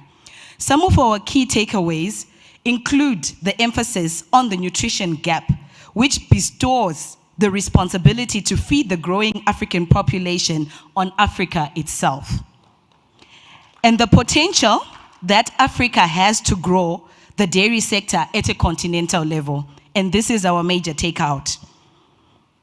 As Zimbabwe, the commitment to promote the national growth of the dairy sector is prioritized by the whole dairy value chain players through strengthening the collaboration of all dairy industry stakeholders under the Zimbabwe Dairy Industry Trust.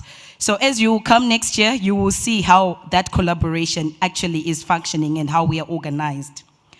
This particular conference provided an effective networking platform which enhances intercontinental relationships, which are critical to promote Africa as a continent to move from the baby steps in the dairy sector to the development of a sustainable dairy for a prosperous Africa, which was our theme this year. The emphasis of feed and fodder development is the foundation which Africa as a whole can increase the dairy productivity as we try to address stunted in our young ones, our infants, and all the benefit that comes with dairy development. This increase in productivity will embrace all the other policy and technological advancements targeting to grow the dairy sector for us all as a nation of Zimbabwe and Africa at large. On a closing note, once again, Zimbabwe is ecstatic to host you for the next IDF Regional Dairy Conference in Zimbabwe. Watch out the media space for more information, which we'll be sharing about this event, and we look forward to your support and participation next year. Thank you, Rwanda, and a job well done from Team Zimbabwe. Thank you. Okay, thank you. Can we have Zambia? Zambia.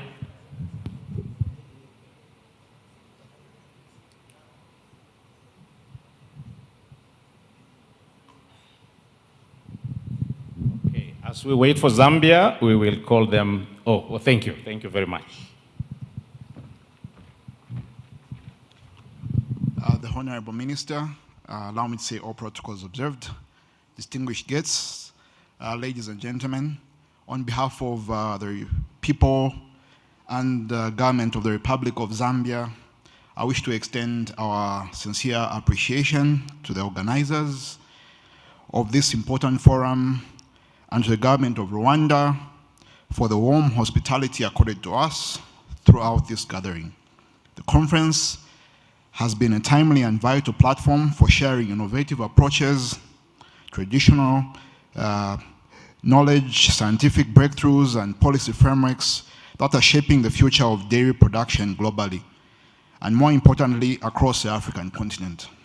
For Zambia, dairy is not just a food security issue, it is a livelihood, a source of rural employment, and a potential driver of economic resilience. We recognize the urgent need to sustainably scale up milk production, enhance animal health systems, promote local feed solutions, and integrate local knowledge which could be validated. Our commitment to tackling antimicrobial resistance and ensuring milk safety for all consumers remains unwavering.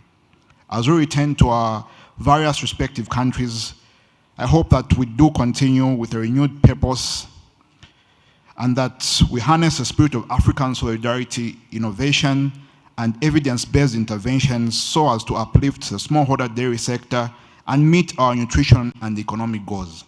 We look forward to continued partnerships, regional, continental, and global, that will help build a more resilient, inclusive, and productive dairy industry for all. Let us turn the knowledge we have shared into action that transforms lives. I thank you. Thank you very much, Zambia. Ethiopia.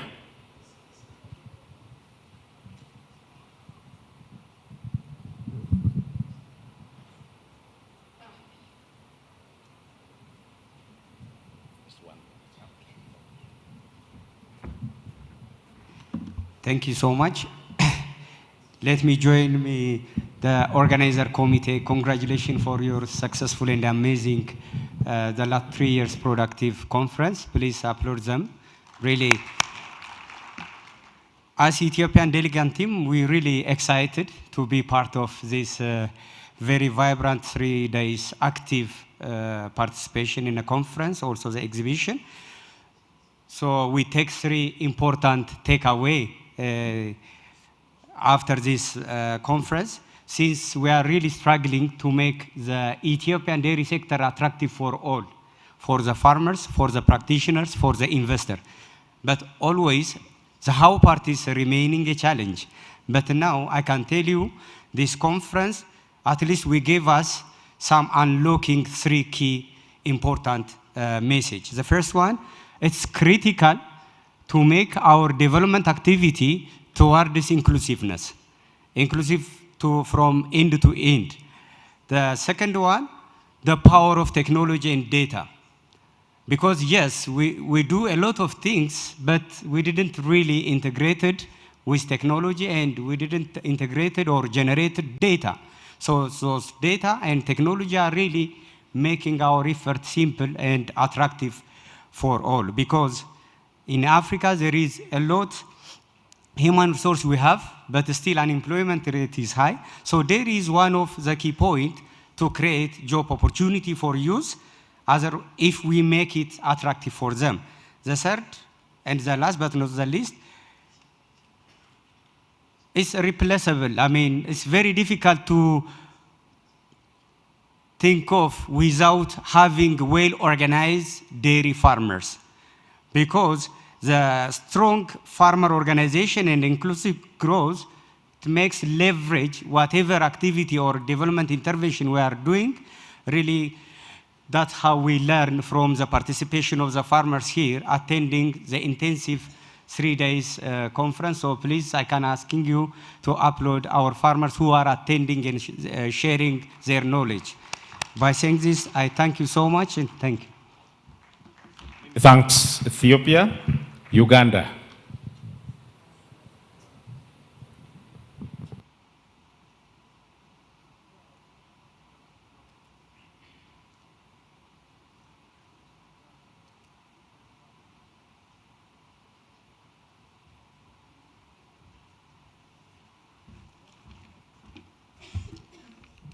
Honorable Minister of Agriculture and Animal Resources, protocol observed. I want to take this opportunity to also join the other people to thank the organizing committee for the International Dairy Conference, because as a country and a delegate, we have benefited a lot through the sharing on the topics that the professionals have put across in the last 3 days, and we want to thank them for sharing. And we understood that the dairy value chain has to be supported across all the nodes, looking into animal health, animal feeds, but also breeds, because breeds cannot give high production and productivity without the clear feeding regimes. But also on the marketing part, I want to appreciate the trading and making the dairy products competitive, because if a farmer produces and there's no good market, then there's no incentive to increase productivity.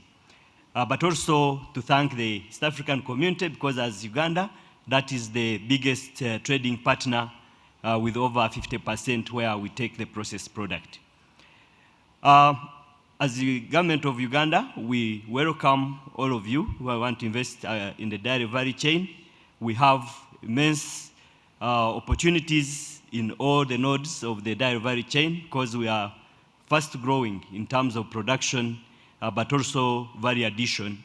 And currently we are at 5.4 billion liters annually, and that calls for a lot of investment along the value chain. I look forward to the IDF Kigali resolutions that will come out of today to be able to be implemented for a sustainable dairy industry for a prosperous Africa. Thank you very much. Thank you very much. Nigeria.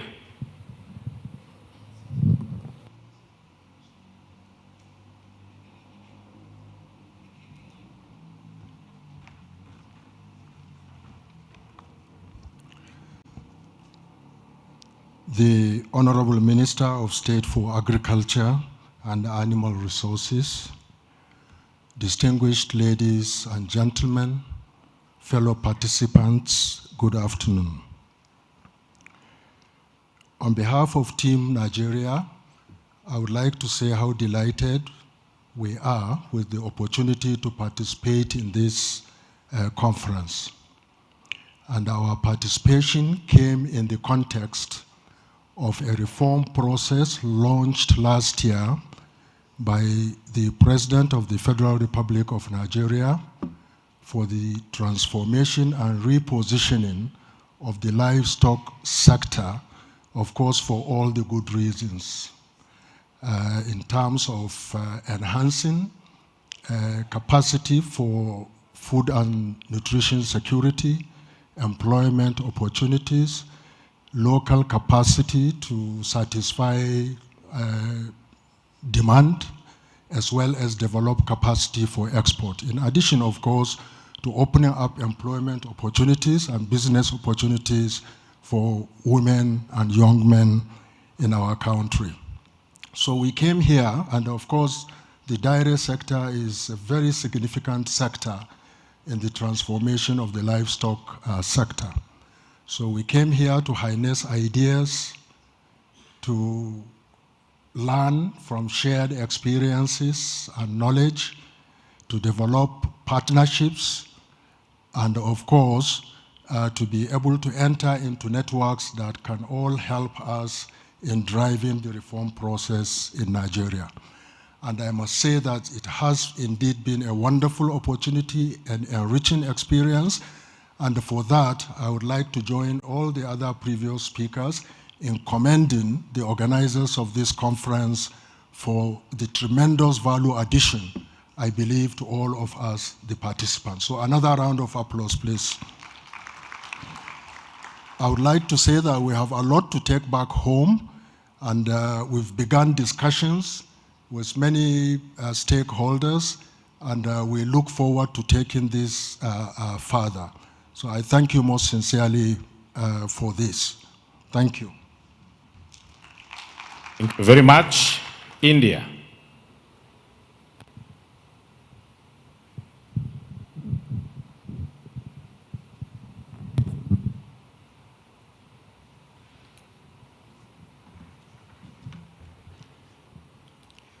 Good afternoon, Honorable Minister of Agriculture and Animal Resources, all the distinguished guests.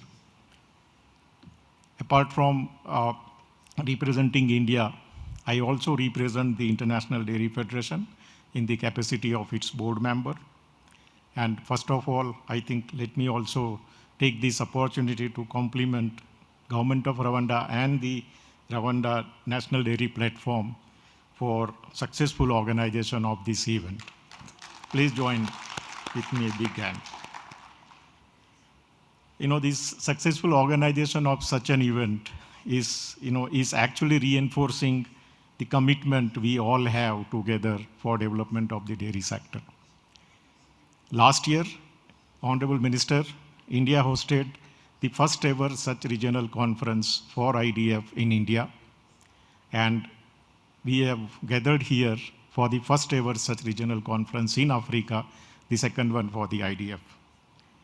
We have seen the presence of researchers, policymakers, practitioners, academicians, policymakers, dairy farmers, and they all were freely exchanging the ideas, their views, and it is actually very true to the theme of this session for the sustainable dairy for a prosperous Africa.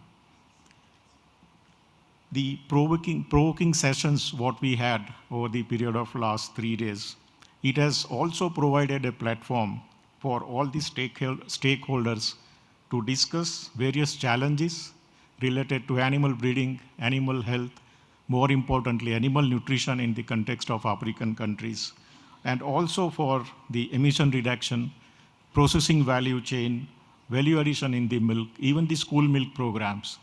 And all these together, I think it has equipped all the participants with the necessary tools and the knowledges to also deal with such challenges going forward.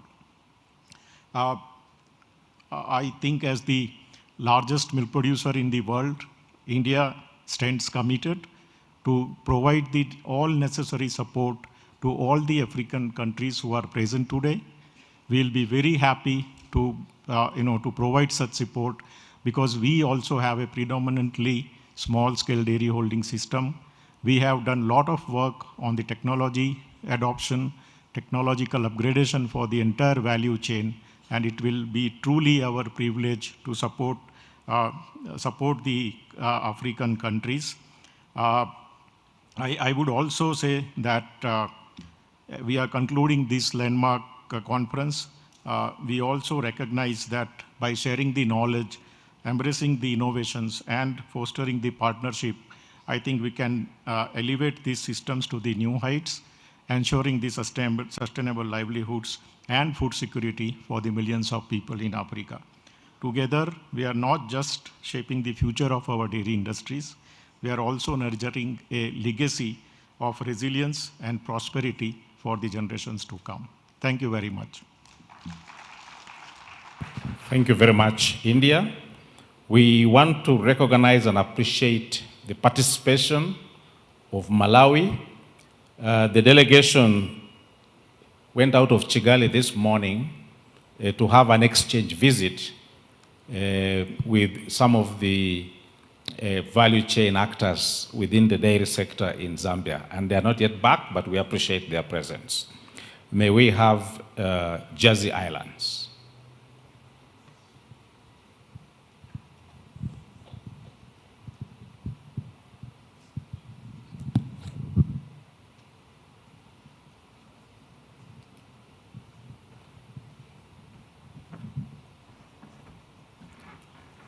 Honourable Minister, good to see you here today, sir. I was tempted, having stuck rigidly to my 15 British minutes in my presentation, to ask for possibly 2 African minutes to comment here. 6 years ago, almost to the week, 200 metres away, we launched the African Jersey Forum at a regional dairy network conference next door at the Serena Hotel, with the strapline appropriate genetics for sustainable dairy in Africa. So I was thrilled when I saw this heading, because we are just one piece of a jigsaw and you are the rest of that jigsaw. As we were coming out of COVID, my trips to Rwanda were increasing to the extent that I now spend about 20% of my life at Shea Lando Hotel on the other side of Kigali, where I'm known affectionately by the team there as the Jersey Mzungu. Whose meal does that go on? Oh, it's the Jersey Mzungu's meal. Who's come to stay with us this time? Oh, they're friends of the Jersey Mzungu. And I am thrilled to be seen as a Rwandese almost. As we were coming out of COVID, the then Honourable Minister, Dr. Geraldine, decided, rightly or wrongly, to launch a national livestock farmer tagging and cattle tagging and farmer registration campaign. And it made me realise quite what Rwanda is capable of. Within about 9 months, 8-9 months, the team, primarily at RAB and the Minagri, through various technicians in the field, registered over 700,000 cattle keepers and tagged 1.4 million cows, which was a phenomenal achievement. To the extent that when I had a debriefing meeting with Dr. Geraldine, she says, let's talk through. I said 2 words can describe what happened in the last few months. Madness, but phenomenal madness. So when I heard that the IDF conference was going to be here, I immediately put up my hand and said, I can help. I can't sponsor the Wi-Fi because my sponsor wouldn't allow that, but I can bring people and I can bring speakers, and I hope that's what I've been able to do to add to this jigsaw puzzle. Moving on, I was trying to think of 2 words that describe the event here over the last few days. I would like to start with inspirational. The second word is transformational, but I think that is going to be up to you and others to implement in the next few years. So I wish you well in your endeavors, and I will be here to be a very small part of your jigsaw. Thank you. Thank you very much, Tom Hambrook from Jersey Islands. May we have USA?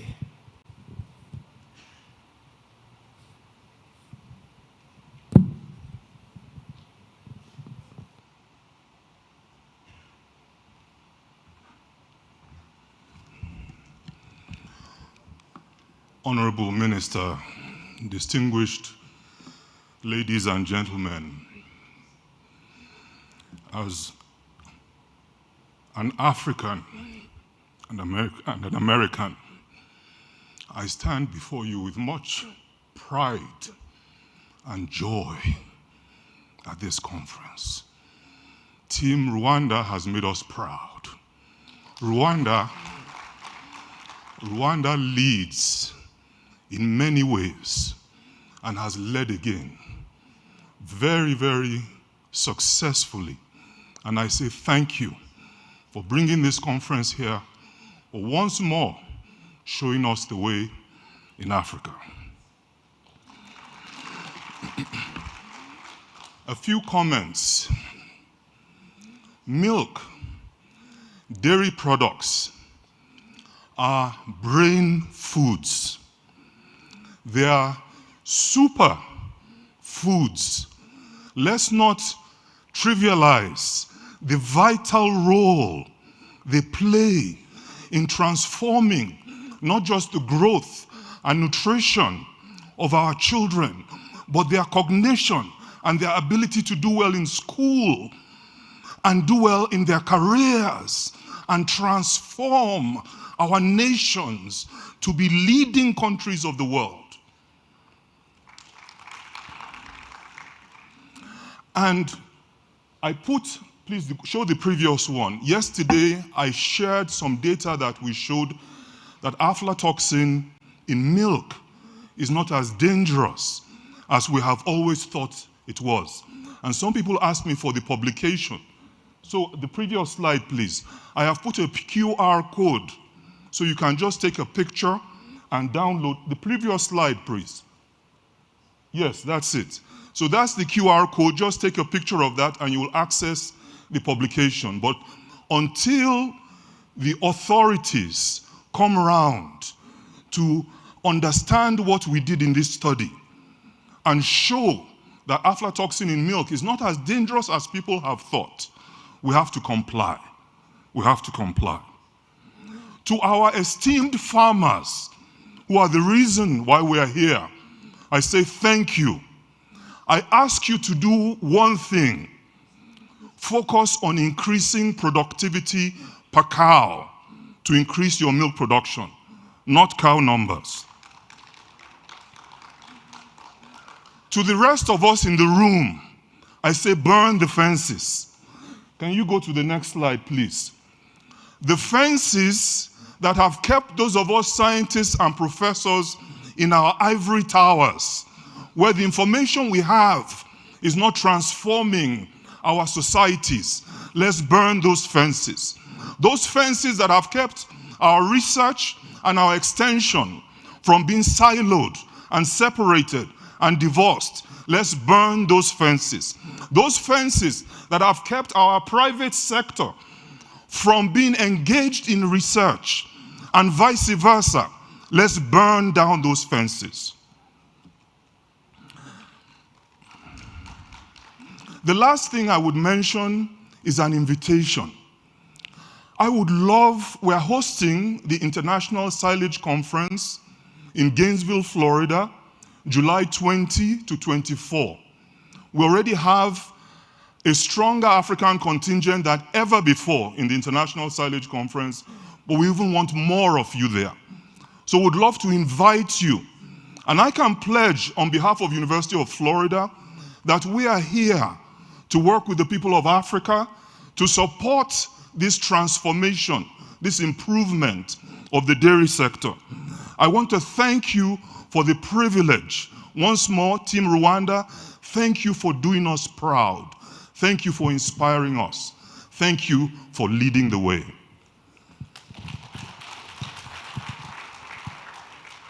Many thanks. And that has been quite emotional. And thank you very much for that message. May we have, to wrap up the summaries, African Union Inter-African Bureau for Animal Resources. Dr. Saroth Osia.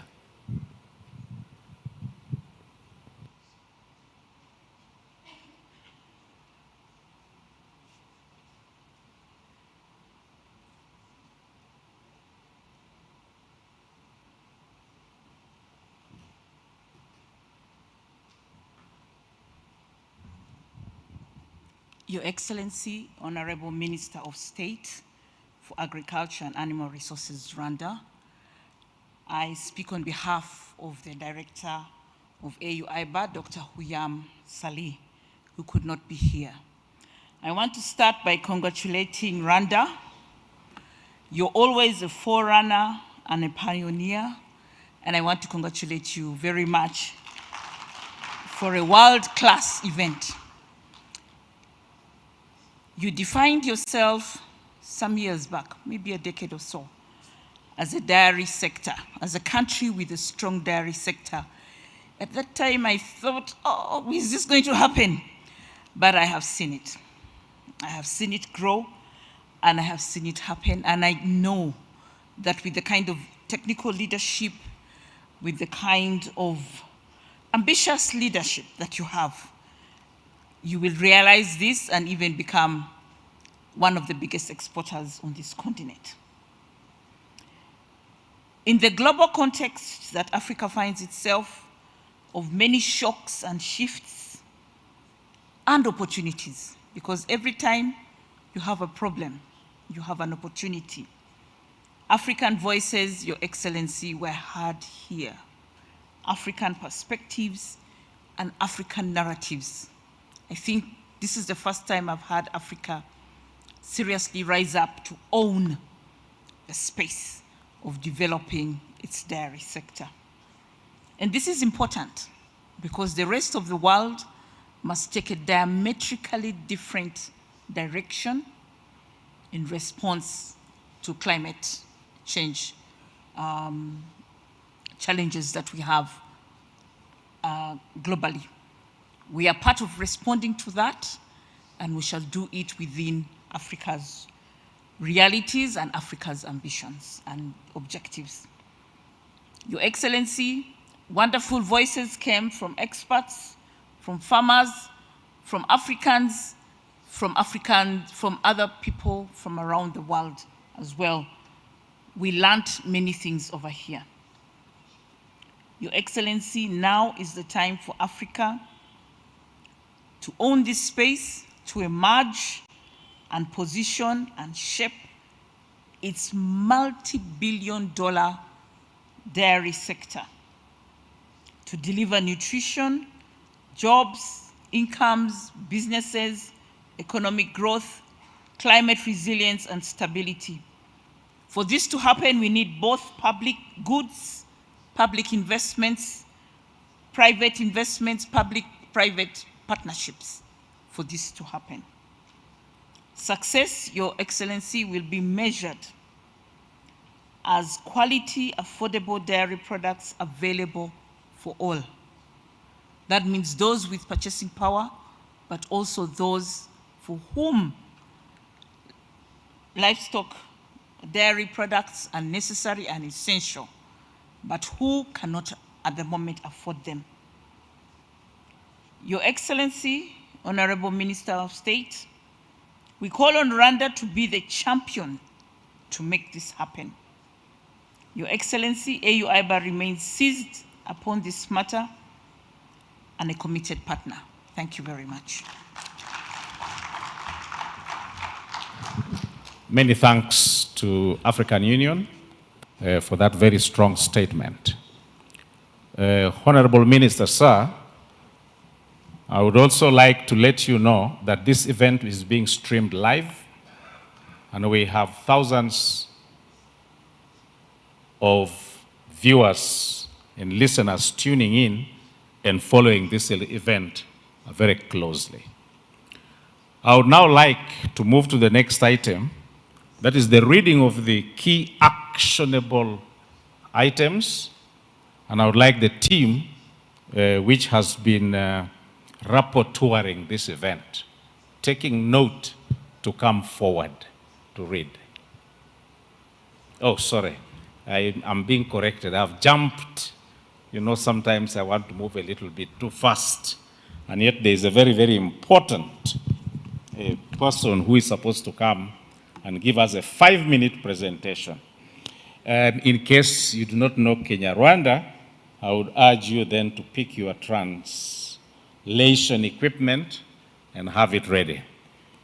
My apologies is on the program, and my eyes sort of skipped this. Very importantly, we will have a presentation from the chairperson of Inyambo cattle, that's the traditional Rwanda cattle, Mr. Maitre Rutingwa. Please come forward and give us your presentation. Meanwhile, the rapporteur team, get ready. Let's welcome him, please. It will take about 4 or 5 minutes. Asante. Murakoze nyakubahwa Minisitiri w'Ubuhinzi n'Ubworozi kuba munyemereye ko twavuga inka nkuru iduha amata, cyane cyane tuganisha ku mata ariyo Nyambo, niyo yaduhaye amata mbere y'izindi tugenda twunguka kandi dukunda tunakeneye. Inyambo rero ifite amata avuga. Amata yaratutunze tukayanywa, ariko yaranabwiraga Abanyarwanda akabaha ubutumwa. Amata avuga bayakamaga inka y'umukara mu muhituko w'imvura, bakayaha umuhanga uzi kumva iby'amata avuga, akayasoma gahoro yumviriza inshuro 3. Babyita kubundira inka. Buriya amata ntibayasogongera, ahubwo babundira inka, akumva neza icyo ayo mata avuga, akabwira abantu b'aborozi n'Abanyarwanda muri rusange niba mu mwaka uzaza hari amapfa, kugira ngo bitegure inka nizigisha ntihazagira umwana urwara ubworo cyangwa ngo arware bwaki. Ibyo bakabitegura neza babibwiwe n'ayo mata avuga. Amata avuga rero, ubwo iyo yatangaga ubwo butumwa babuteguraga banyujije kuri uru ruganda rwa Kinyarwanda ruri imbere yacu. Nahoze mbivuga ko tutera imbere neza kuva kuri uru ruganda nirwo twari dufite tukajya ku Nyange na Nyagatare n'ahandi. Rwari rugizwe n'abana 3 b'abakobwa, ibikoresho 3, inkongoro, igisabo n'akanoga. Inkongoro niyo yabuganizaga amata mu gisabo, kariya kanoga bagashyiragamo amavuta. Ayo mavuta niyo yabaga ari ukwiteganyiriza kwa wa mwaka amata yavuze ko uzaba urimo ururamba. Uruganda rukaba ruruzuye ku bikoresho 3 n'abana 3. Ayo mavuta agakora igihe inka zagiye mu rugishiro zikazagaruka nta warwaye ubworo cyangwa ngo arware bwaki. Amata avuga kandi yashoboraga kuvuga ubutumwa bufashe ku gihugu. Reka mvuge ayavugaga ku ibwami, aya rubanda nzagira umwanya tuyavugeho nayo. Ruriya ni urukano. Urukano niko batwaraga amata, niko bayagemuraga ava mu nka ajya kwa nyir'urugo cyangwa ajya mu rugo rw'umwami. Ari amata rero yabaga ari ku rukano, inkongoro y'imbere iri imbere ku ruhembe rw'imbere, iyo bayishyiragamo amata acagase, bwabaga ari ubutumwa buvuga ko bagomba kwitonda neza bakareba ikibazo kiri mu nka z'Inyambo, uburwayi, iziramburura, cyangwa se n'imidugararo yindi itewe n'isazi cyangwa ibindi mu rwuri. Ubwo ni birebire ndagenda mbihina kubera iminota bampaye. Inkongoro yo ku ruhembe rw'ibumoso yasobanuraga neza niba abatware b'umwami barimo guhuzagurika mu bijyanye no kubaha Inyambo n'uburyo bwo kuzorora. Wabona ari mwebwe ubwo ngubwo yavugagaho, mwe mushinzwe iby'inka. Ikabwira umwami ko hari ikibazo mu batware b'umwami badafashe neza Inyambo. Ibi byose rero byarebwaga n'umukobwa uri ibwami, akaba ari upfundura aya mata, akareba ubutumwa burimo, akabubwira umwamikazi, umwamikazi agasuzuma niba bari bubwire umwami cyangwa birangiriraho. Inkongoro yo ku mukondo hagati yo yavugaga ku gihugu n'imfizi ndetse n'umwami nyirizina, iyo yazagamo amata acagase. Nabyo babisuzumaga gutyo bakaza nanone kubigeza muri buriya buyobozi uko nabubabwiye. Habaga hari umukobwa w'isuri ushinzwe kubireba mbere akaza kubiha umwamikazi. Hari umugereka w'inkongoro y'injome yo yabaga ivuga ko binakomeye byo bitari ikiri kuza gusuzumwa na ba bandi babiri nababwiye binyuraho, baza kubibwira umwami deregite kugira ngo afate icyemezo vuba, barebe ibitagenda neza biri mu nka. Ngayo rero amata avuga nuko amata y'inyambo yavugaga, agatanga ubutumwa neza kugira ngo abanyarwanda bamenye uko bitegura. Nagira ngo mbashimire, sindi bubirambure cyane, sinzi niba ntanayirengeje iminota yampaye. Murakoze cyane nyakubahwa Minisitiri w'Ubworozi.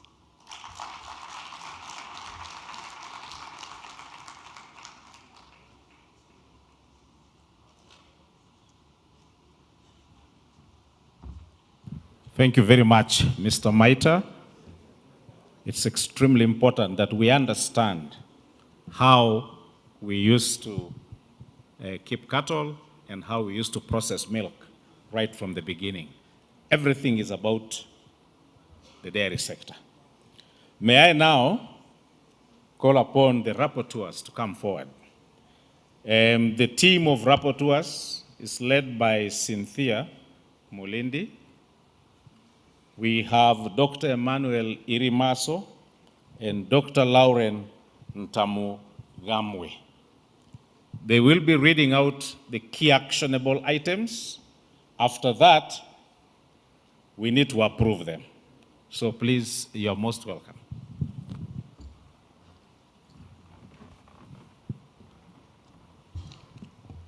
Thank you. As mentioned, my name is Cynthia Mulindi, and I'm pleased to represent the team of rapporteurs to present the key action items for our conference.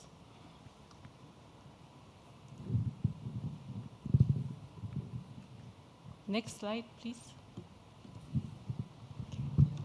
Yes, so we looked at cross-cutting strategic areas of focus. These are themes that were recurring throughout the discussions in the last few days, including fostering global collaboration and partnership to strengthen and transform the dairy sector. We looked at empowering smallholder farmers to maximize the socio-economic impact of the global dairy sector. We looked at advancing the dairy industry through technology and innovation while promoting standards in feeding practices, record keeping, breeding, prevention, and disease control.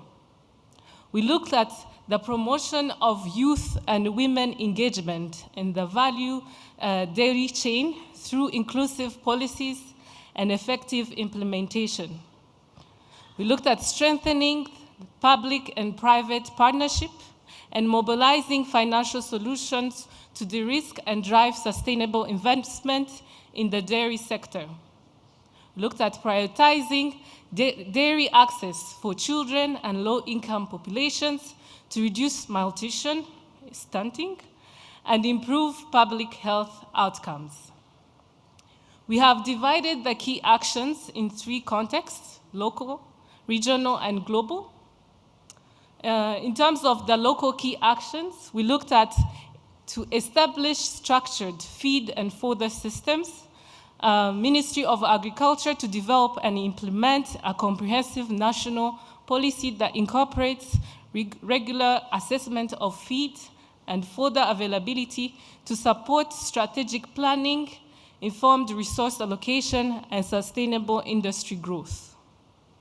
Looked at promoting climate-adapted breeds and record keeping, public and private collaboration to promote and support the adoption of high feed conversion, disease-resistant breeds that are suitable to smallholder systems and tropical climates.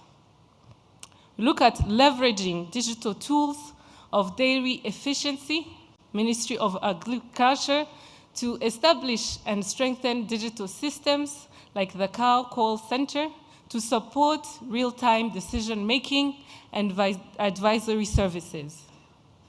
Looked at tailoring financial and insurance products for farmers, financial and insurance institutions to develop livestock-specific credit and insurance products with low interest rates and flexible terms to overcome access barriers and improve resilience among dairy farmers and SMEs. We looked at scaling up animal health and husbandry training, Ministry of Agriculture, development partners, and higher learning institutions to expand training for farmers on disease prevention, mastitis control, proper animal welfare, and productivity enhancement to maximize the benefit of dairy programs and improve milk quality. We looked at implementing quality-based milk payment systems, Ministry of Trade and Private Sectors Federation to support the introduction of incentive-based pricing models that reward farmers for producing higher quality milk, encouraging investment in improved practices and better herd management. In terms of the regional key actions, looked at reducing dumping and protect regional markets, Africa Union to develop guidelines for curbing milk dumping, promoting regional production and ensuring sustainability. We looked at harnessing dairy to end malnutrition and stunting, empowering parliament to align laws and budgets with the Kampala Agreement goals, and invest in inclusive, nutritional focused dairy value chains, including school milk feeding programs to improve access to safe, affordable dairy, reduce malnutrition, especially among children, and strengthen food systems. We looked at enforcing regulatory frameworks across member states, strengthening and harmonizing the registration of veterinary medicine while providing targeted training for farmers and veterinarians on their proper use to prevent misuse and effectively reduce the risk of public health threats like antimicrobial resistance. Looked at adopting the Paris Dairy Declaration, African member states to formally adopt and implement the Paris Dairy Declaration on sustainability, integrating its sustainability metrics into national dairy development frameworks. Last but not least, we looked at promoting cooperative-based dairy development, developing partners to support the production by the masses model by supporting farmer-owned cooperatives with integrated breeding, feeding, and marketing services, particularly for smallholders farmers. At a global scale level, we looked at including youth and women in decision-making. The private partnership to ensure inclusive dialogue and global platform that empowers youth, women, and smallholder farmers to contribute to and benefit from sector development. We looked at the advocating for dairy as a core food security solution, reinforcing dairy global contribution to food and nutritional security through IDF, FAO, FAD, and others, to continue to counter anti-dairy narratives with science-based evidence on its health and development benefit. We looked at conserving indigenous breeds by recognizing the cultural and genetic value of native cattle breeds by supporting their conservation and enhancing their dairy productivity through targeted management. We looked at leveraging big data and AI for global dairy monitoring, international organizations such as FAO, IDF in partnership with national government to promote global collaboration on digital herd management system, traceability, and real-time disease surveillance to protect dairy herds and food systems amid growing zoonotic risk. We looked at mobilizing climate financing and green tech partnership, development partners to support access to global climate funds for investment in renewable energy, solar chilling as an example, GHG mitigation, and resilience infrastructure. Thank you. A very big clap. I think you remain just on the stage here. What we need to do, if we are agreeable to all the key actionable items, I would like us now to sign and say we are agreeable by doing two things. If we believe that these are the key actionable items that have been filtered, let's put up our hands. Mine is already up. So it's passed, it is signed, and now the stamp. I'm going to say approved, and you will say approved more loudly than me. Approved. Oh, no. Approved. Thank you. Thank you very much, Rapporteur team.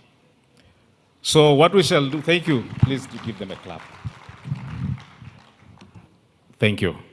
So what we shall do is that we shall share the key actionable items with all of us. You'll have to visit the link that will be shared. I hope we all know the original link for this conference.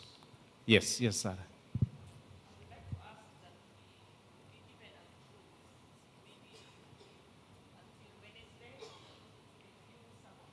Okay, great.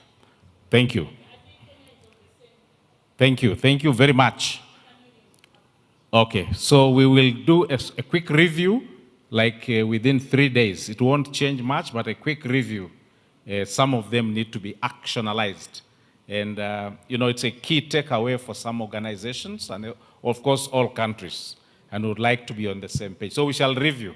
By Wednesday, we shall share the draft now. By Wednesday, you give us back a feedback on the review, and then we have a final document.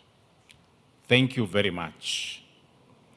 At this juncture now, I would like to humbly request our guest of honor to come to the podium, but accompanied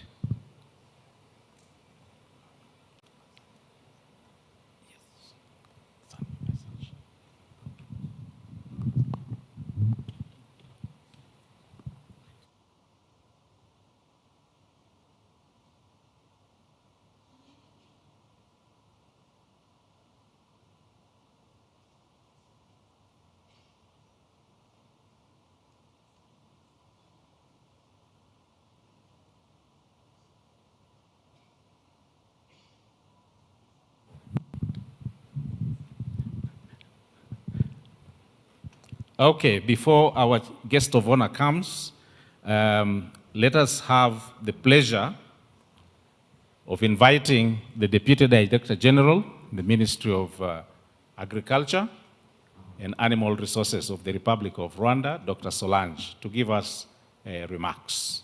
Thank you very much. Thank you, Moderator. Good afternoon, all.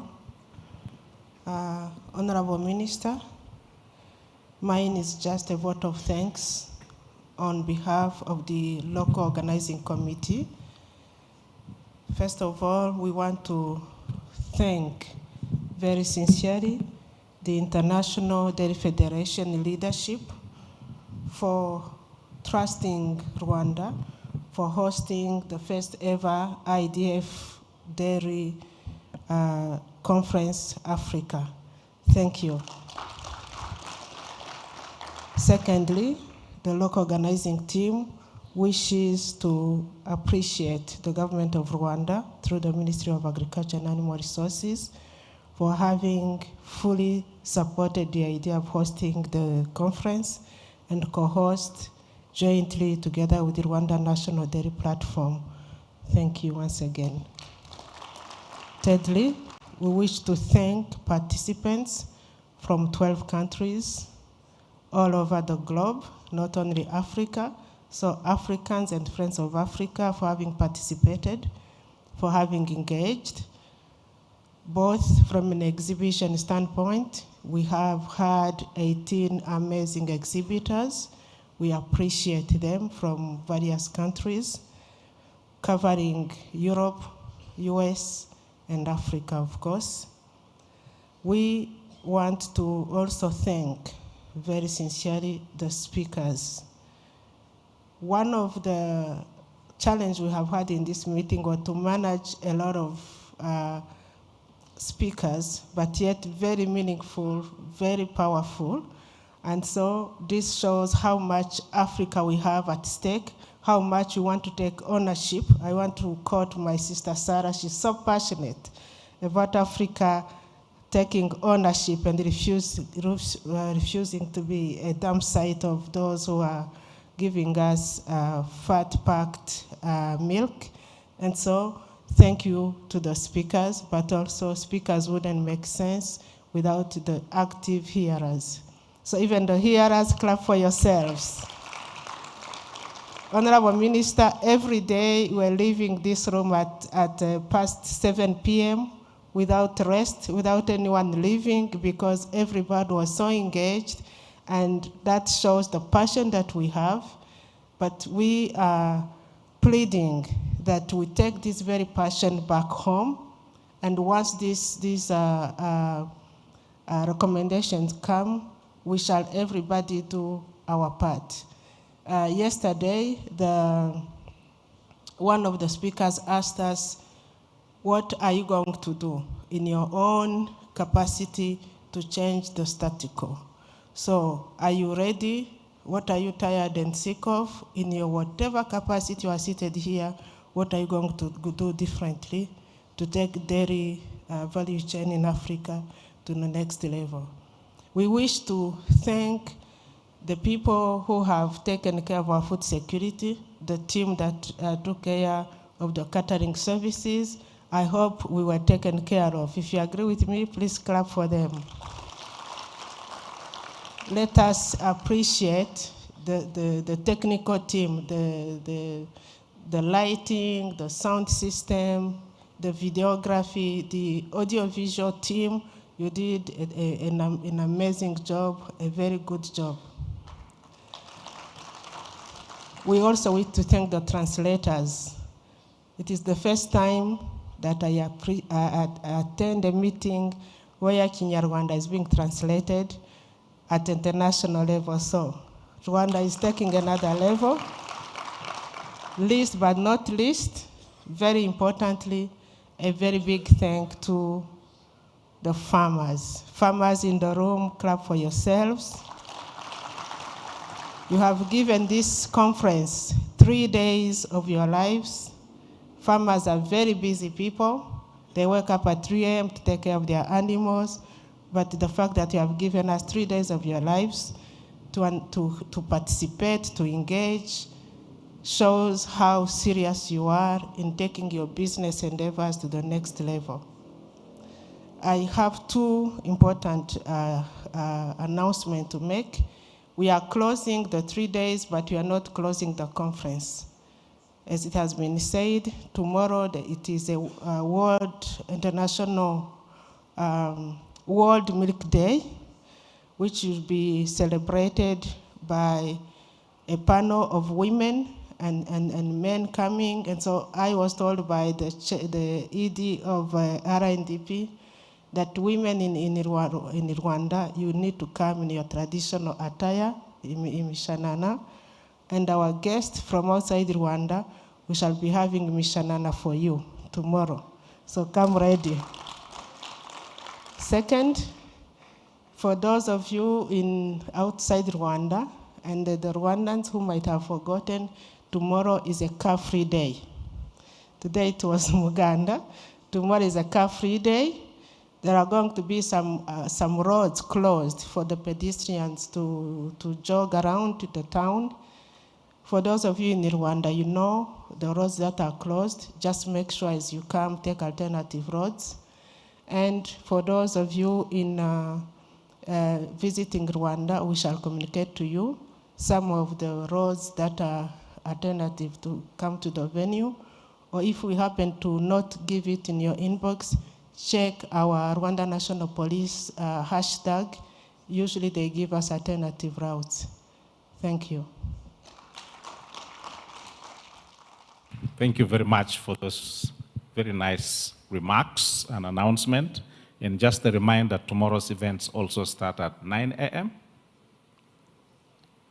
Am I right? We have to be here before 7? I beg to be corrected on the time for tomorrow's events.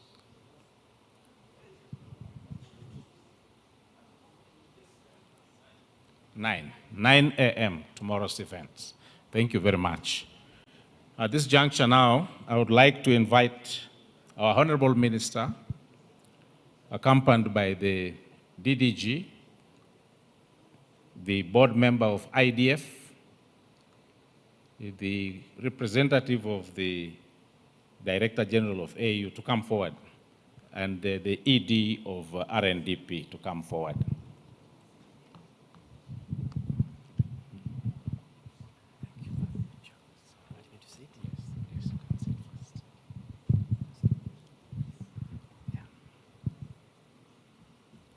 May I request the DG.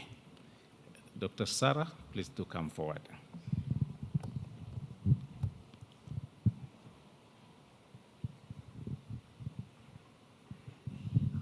May I also request the awards for the exhibitors awards, a protocol to come forward. The awards for the exhibitors, could we have that the items come forward, plus those in protocol, so that we can give out the awards. After the awards, I will then invite the Director General, who will invite the Minister to make his remarks and close the 3-day conference. And also, can we have the exhibitors who will be receiving the awards come closer? Closer, I would prefer the other table so that it's easy for us to come from the other side. The exhibitors who are going to receive the awards, could we have them come closer? No, I don't have them. Exhibitors, please, I would rather you occupy the other tables on my right, so that we can come in a much more orderly manner.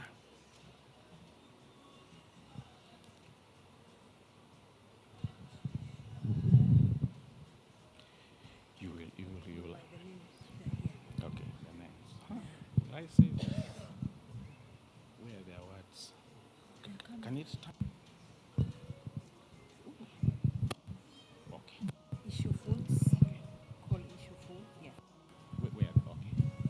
Okay, let us invite the following to receive their certificates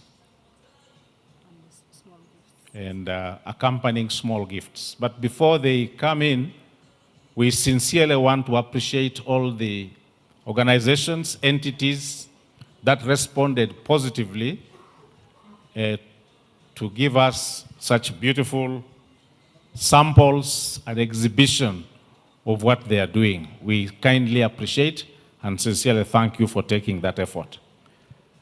Can we then start off with the Isho Foods Limited.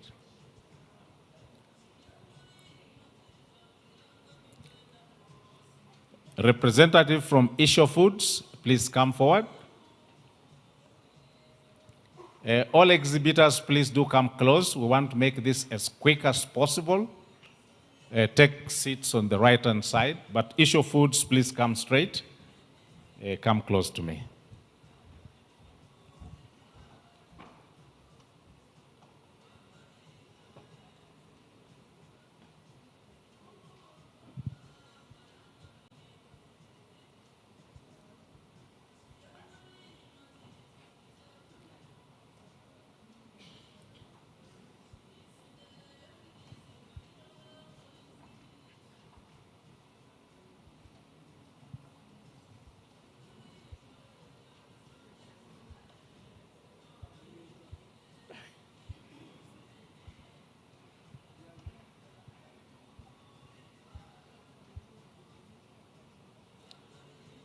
has defaulted onto a camera.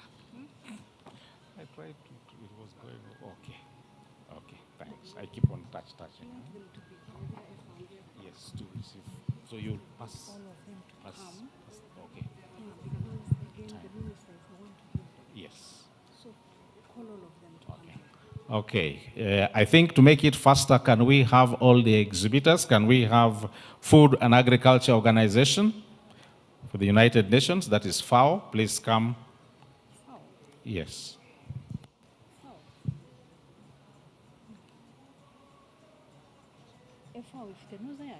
Yes. Okay. An agrotech, please do come nearer to me.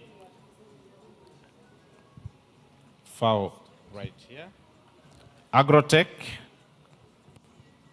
so that we organize ourselves very well. National Dairy Development Board of India. Promaco, in that order.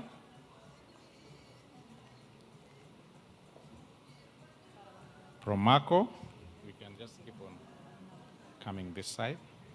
Can we have Giribuzima Matimba?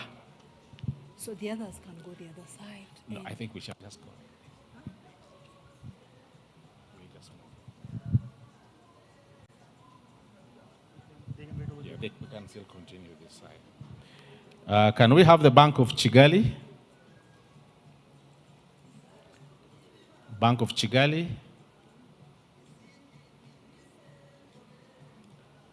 Following Bank of Kigali, can we have Serap Industries Group? Yep, just this way. Serap Group. Okay. Nyanza Milk Industry. So we can start with those. Let's finish that part. You go forward.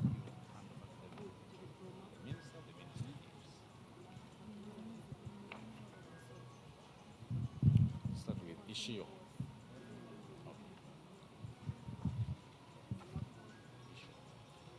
Then FAO, then Agrotech.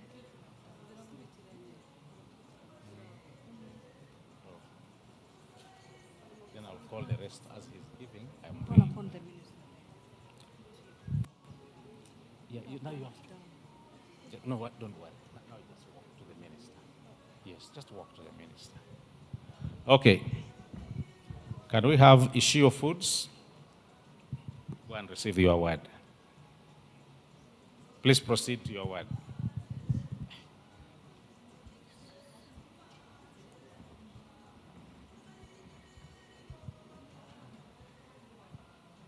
Yeah. Yeah, start with again Ishio. by calling.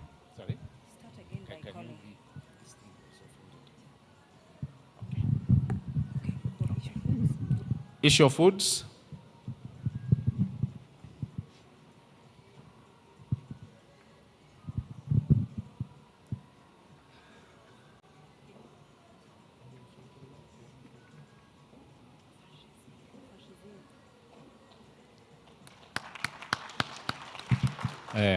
Thank you very much. FAO.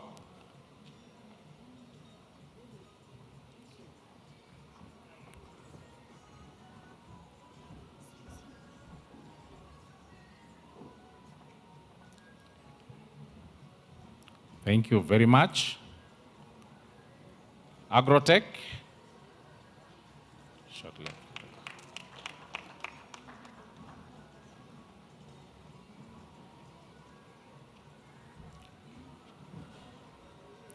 Thank you. National Dairy Development Board of India.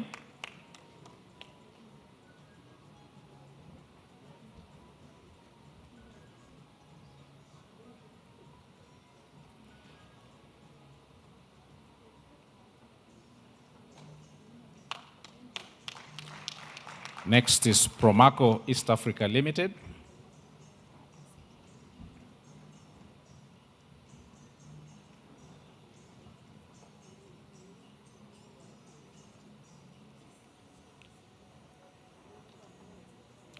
You are Nyanza? Bank of Kigali, okay. We have Giribuzima Matimba.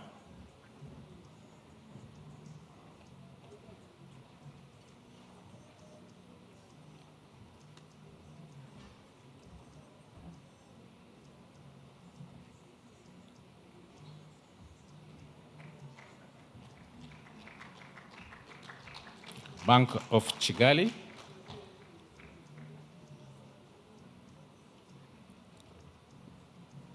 Bank of Kigali.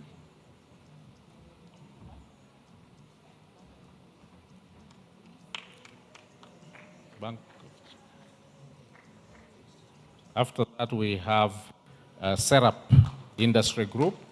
Can we have the following coming forward? Nyanza Milk Industry, Africa Jersey Forum, Nyange Dairies, Gishwati Farm, Ingabo Dairy. Let's do this quickly. Zirakamwa Meza, Prognosis Biotech SA, Agiragiritereka, Mahoko, Heifa International, and Sarura Agrovet Services. So Nyanza Milk Industry goes in next. Nyanza Milk Industry. After Gishwati is who? After Gishwati is finished. Gishwati is in Gabo. Yeah, But have we finished Nyanza? Africa Jersey Forum. Africa Jersey Forum. Then in Nyanje. Here. Africa Jersey Forum. Africa Jersey Forum.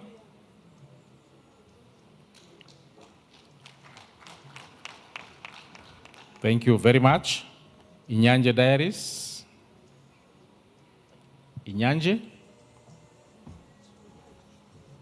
Who's next After Inyanje. Who's next after Jersey? After Jersey is Inyanje. Okay. Inyanje we have? Well, who is the representative? Okay, let's first move on to Gishwati Farm. Gishwati Farm? It's not here. Can we have Ingabo Dairy? Ingabo Dairy.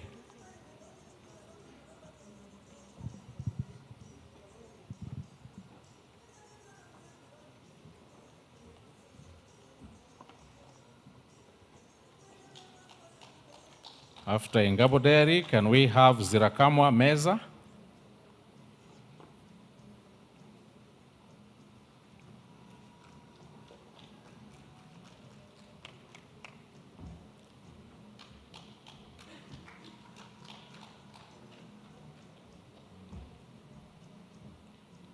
After Zirakamwa, can we have Prognosis Biotech SA?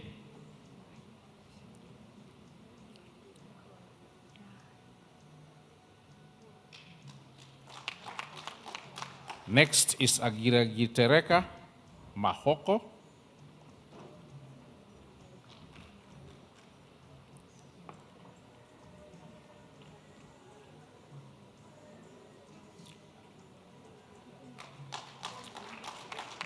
Then we have Haifa International. Haifa International. Haifa International.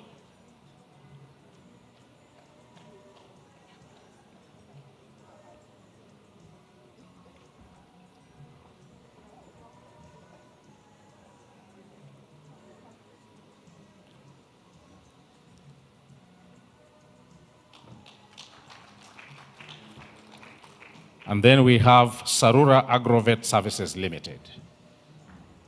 Are they done? Yeah, done. Then there are other global planners, global planners. I'm informed global planners, please come forward. It's a special award. Special award to global planners. The organizers and event managers. We thank you very much. Please give them a round of applause.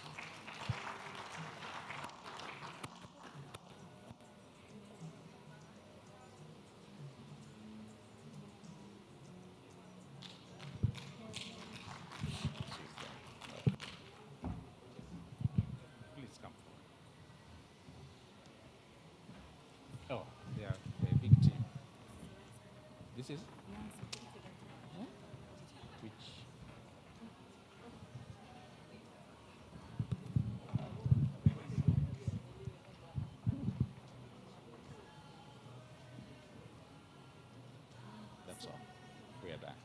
No, in Nyanza. Nyanza. Hey. Nyanza Industries. And that's all? Okay.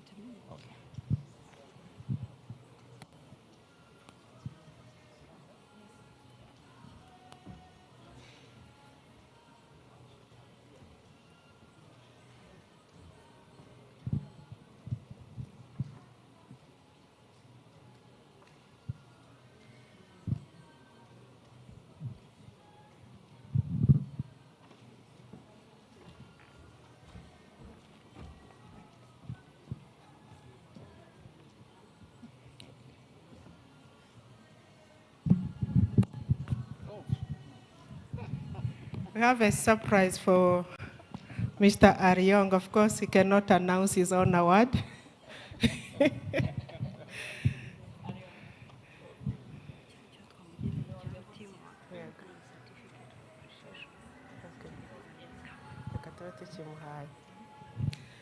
Do we all agree that Mr. Aryong did a great job? Did we? Very good. So, he was a man of power and might. He would entertain us, he would make us sometimes like a football court. No, it was like Brazilian fun. What was it? When we moved the back and forth. And so he was very creative to keep us engaged. And I think he really deserves a warm and thunderous round of applause.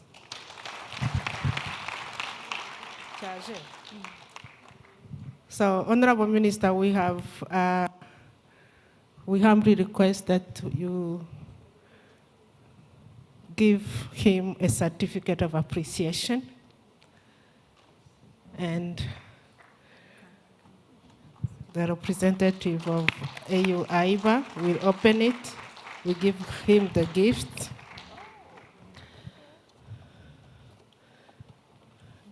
Just wait. And because he fell in love with our traditional cattle in Nyambo, that's another present for you. This one. This is for you too. Yes. I'm just holding it for you. So,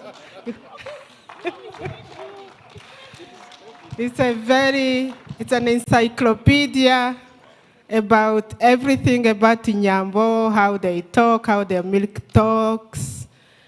So, in your leisure time, on your way back on the flight, please enjoy the reading and fall in love with the Nyambo cattle.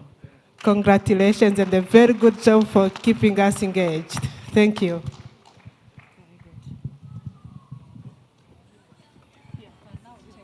Okay. But I can help you.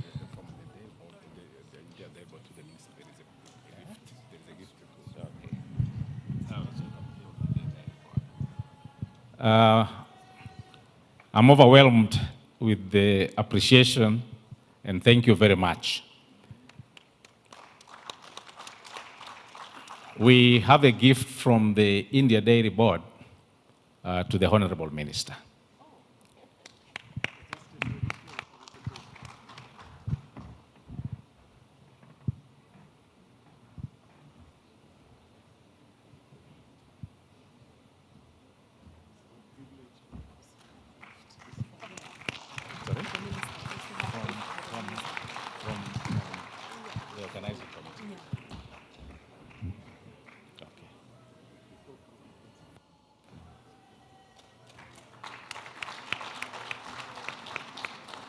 Thank you very much. We appreciate the gift from the India Dairy Board.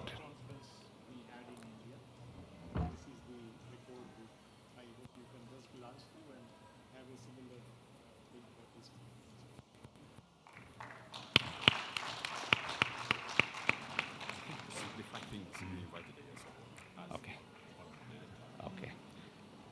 And also from the organizing committee of this conference, Mr. Minister, sir, Honorable Minister, sir, there is another gift for you to be presented to you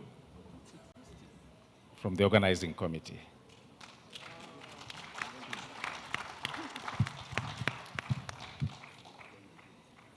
I go ahead.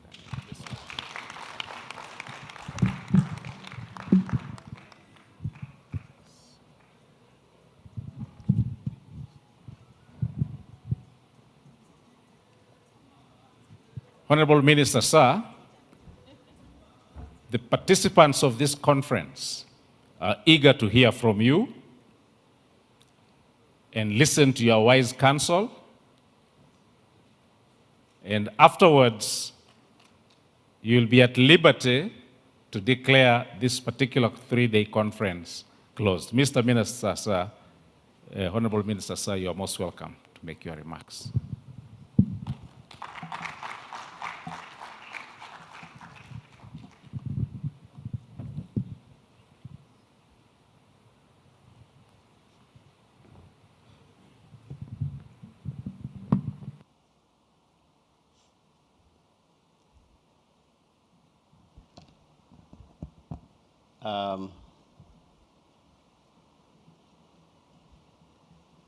I think it's the moderator who said that I'm overwhelmed. I'm also a bit overwhelmed.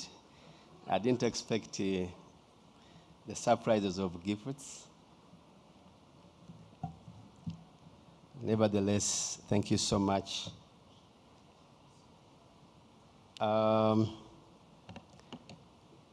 Leadership of International Dairy Federation, the African Union representative, development partners, esteemed government officials from Rwanda and from other countries in our presence, distinguished participants,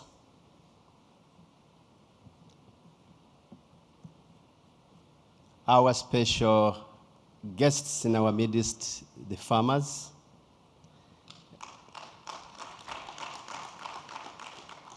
ladies and gentlemen, good afternoon.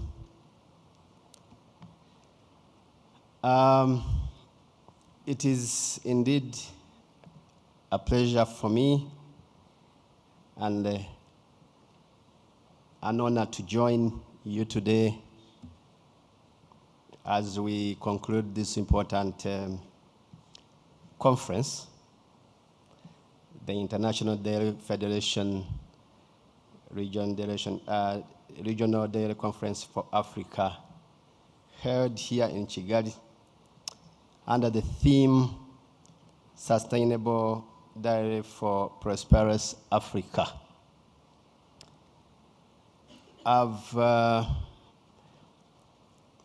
I normally don't like closing important events like this. I always want to start them. Nevertheless, I started with you in action, but physically absent. I have been able to follow through the discussions, the insights, and I took time to search, to understand sustainable dairy for prosperous Africa, what it means.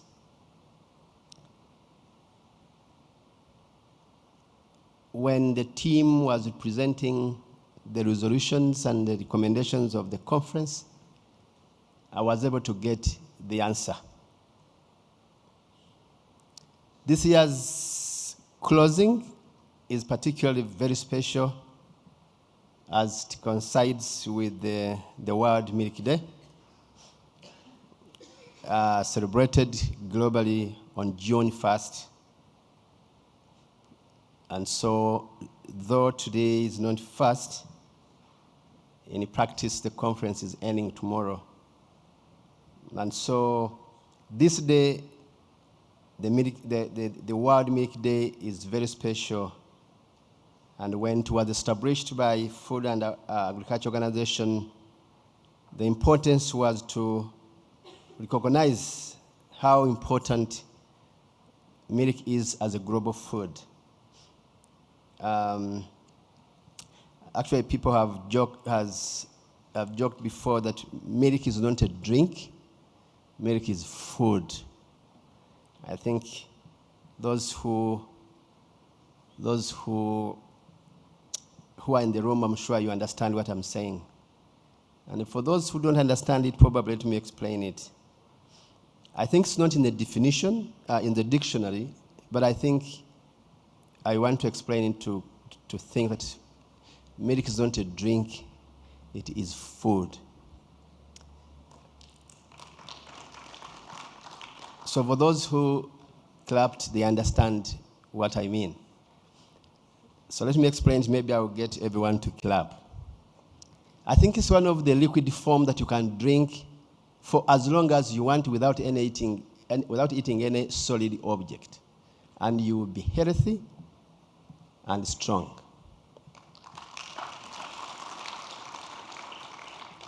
Still, some people have not clapped. I lived with my parents. They could spend a week, 2, without eating solid food, but milk.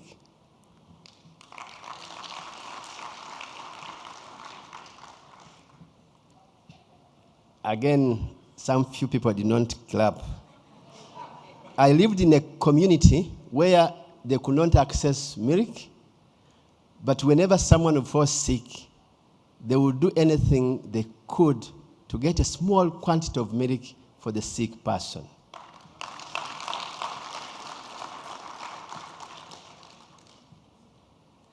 Some people are still stubborn. I've seen doctors prescribing that take a lot of milk to gain nutrients for you to heal for certain diseases, to recover. If you want to go to another agenda item of the day, you better clap, because that is how important milk is.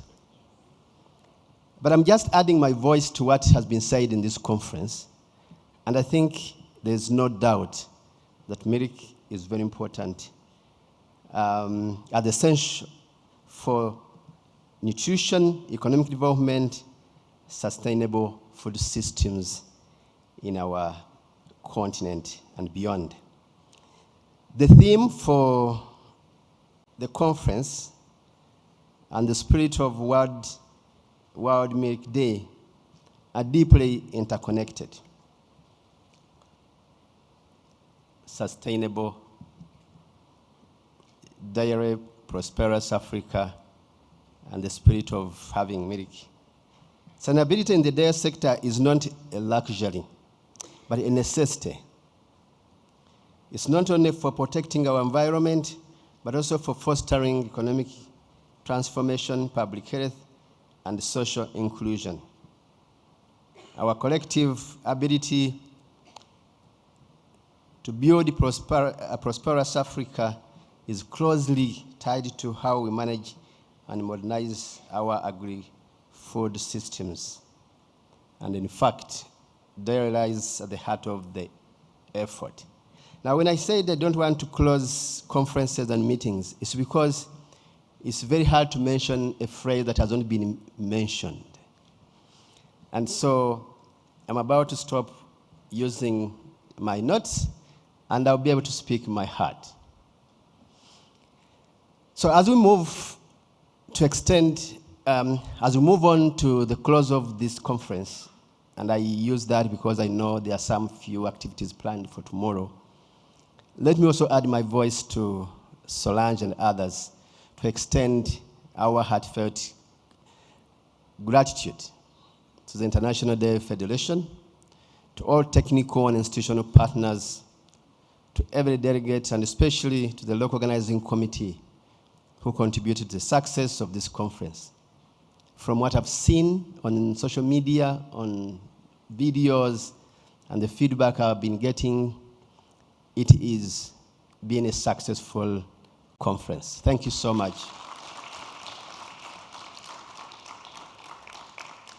For every participant Your presence and active engagement reflect a growing continental commitment to transform dairy from subsistence activity, or maybe a hobby, into a driver of rural development, youth empowerment and women empowerment, nutrition, food security, climate resilience. I can go on and go on and on. But it's also an aspect of evidence that we are yearning, we are struggling, we desire to take the dairy sector to another level. To our esteemed speakers, panelists, researchers, and industry experts, thank you very much for your rich contribution. You are so generous and patient. We appreciate your contributions. You have shared valuable insights on critical topics. Several of them, I cannot outline them. And we are going to pretend that we came here not knowing anything, but we have left knowing everything. Ladies and gentlemen, the African dairy sector stands at a turning point. As our population grows and urbanize, the demand for safe and affordable dairy products continues to rise. Yet we are also challenged by several challenges and the constraints that were discussed during this conference. Thank you for having managed to come up with recommendations to address them. Here in Rwanda, we have seen how policy-driven investments, stakeholder coordination, and innovation can enhance milk production, improve safety and quality, empower smallholder farmers. We are on the journey. We know where we want to be. We need everyone to get there. Through initiatives like One Cow Per Family, national milk hygiene campaigns, and strategic public-private partnerships, we are working to ensure that every drop of milk adds value to our people's health, to our people's income, and to our national economy. It is a shared commitment from the government of Rwanda, and we believe we shall be able to get there. However, Rwanda cannot achieve this alone. Of course, we need markets, we need technologies, we need so many other things. Nor should any single country pretend to be able to do it alone. So the transformation of Africa's dairy sector requires all of us to act across the borders, to act now, and to act together.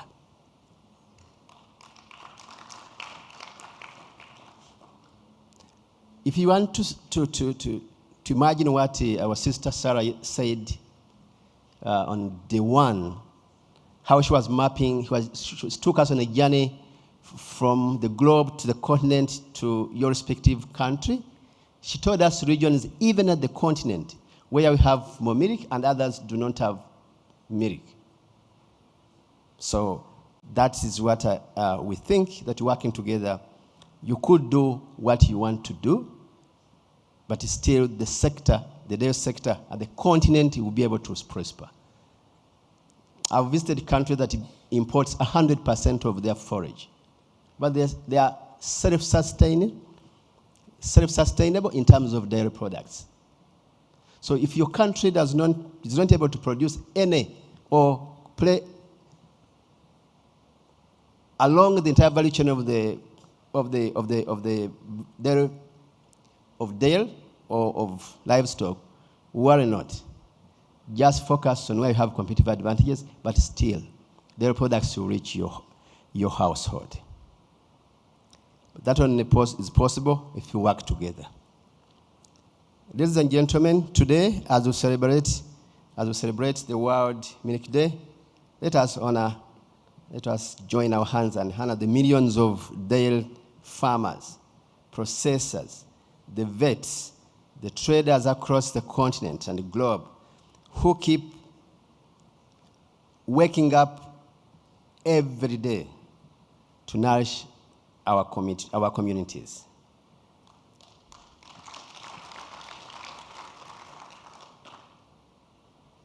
I think during the conference, people have spoken a lot about interconnectivity of the value chain, the entire value chain.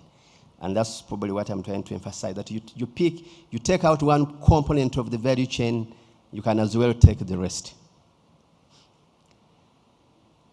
Let us also recommit to build dairy sector that is resilient, climate smart, gender responsive, inclusiveness in terms of youth and women, a sector that feeds our people and sustains our planet.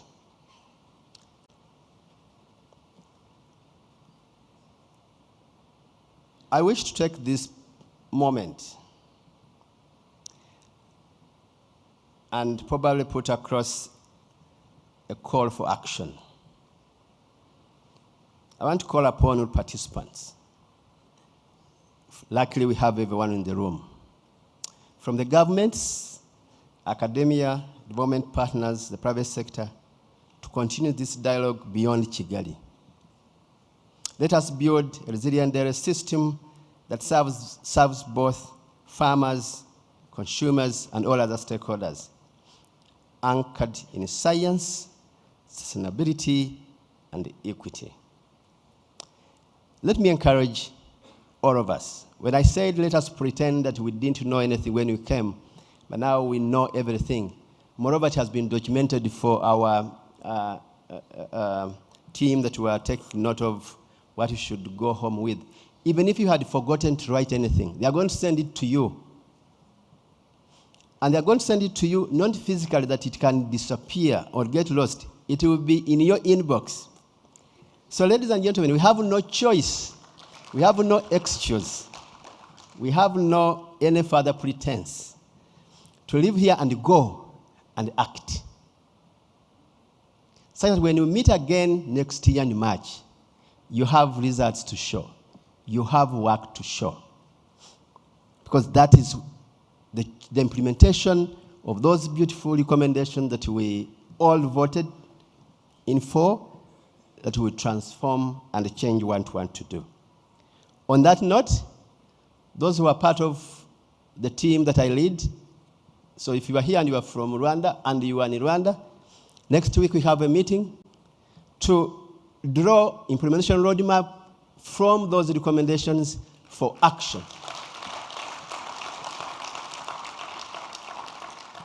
So DG Solange and DG Jean-Claude, they will send out an invitation. Please, we are going to meet in Kigali. I will chair the meeting because it's central to all districts. But all members or participants in this conference, please, you are invited. Those who did not make it, encourage them to come. What we are going to do is to discuss a roadmap for our dairy sector. It is ours. And for development partners, they have given us some resources. We have some of it. Come, we agree which recommendation is the priority. We are attach the budget and move.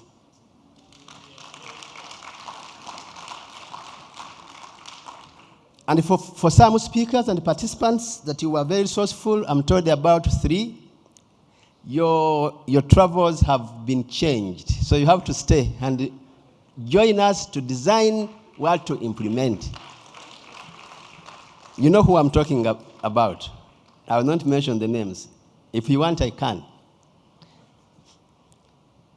But on a very serious note, I want to encourage that for all participants.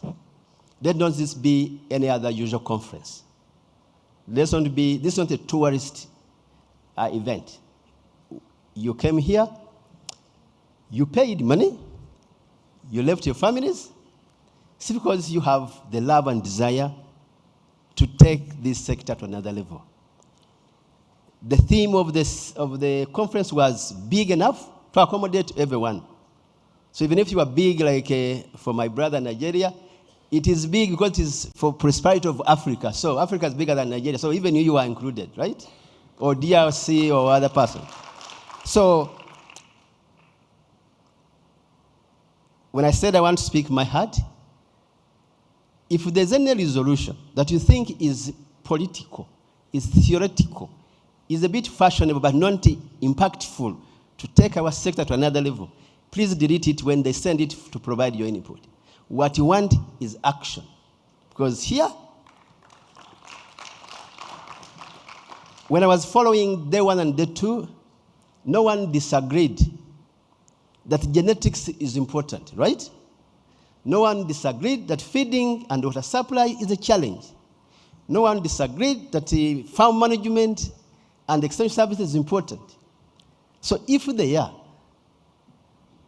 and no one said that this should be, it's very hard for Africans.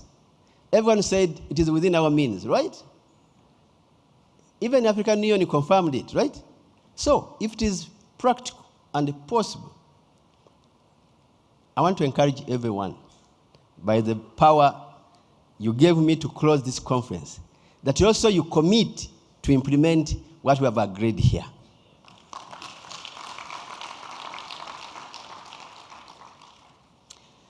So finally, as I conclude, allow me to thank the organizing committee once again and the local and international partners, interpreters. We tend to forget them because they are in their box and locked up. Thank you so much for struggling with, I imagine, some of the scientific terms and in Kinyarwanda and the English. I think it was a hard job for you. Thank you so much, interpreters, and all supporters. The support team who made this event successful, thank you so much, we appreciate. And this doesn't be the end, but the beginning of a strong ties. I mean it, stronger ties. If you have seen something working in India or in Rwanda or in Kenya, it's very, very hard for a conference like this, that's so packed like this, to go away with everything. My recommendation, pick 2, 3 things, run with them, get them done. When you are ready, visit others. In other words, we are all here for a good reason. Pick a partner, a stakeholder, a country that is ahead of you, and initiate the dialogue, initiate the discussion, and allow the transfer of technology and solutions across the continent. I want to take this opportunity to wish everyone safe travels back home to your respective countries. I also want to ask that if you don't have very burning priorities back home, take some time to visit other parts of Rwanda and drink some bit of Inyambo milk.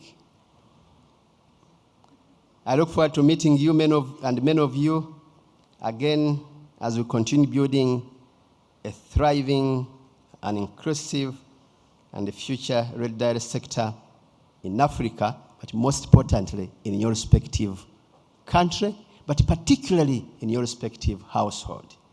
The issues we are talking about of stunting, they are not at the continent. They are in your home, or your cousin's home, or your sister's home, or your mother's home. So we need to act from the households to the community. Hey, to the community, I'm serious. If you have discovered a variety of some fodder, please don't fence your home. Okay, fence it for safety, but leave a small door for others to learn and be able to learn and be able to do it better. So this journey, this discussion is not for the country you come from or for Africa.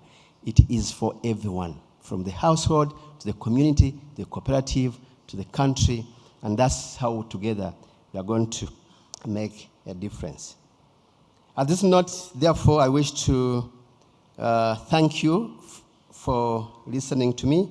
I want to wish you a happy World Milk Day. You can drink as much milk as you can. And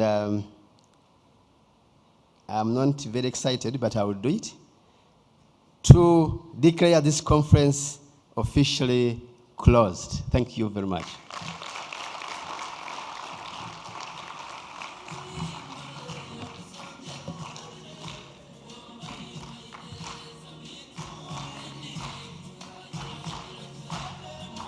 Please join in the dance. Stand up, stand up, stand up. Let's stand up and join in the dance. Let's stand up.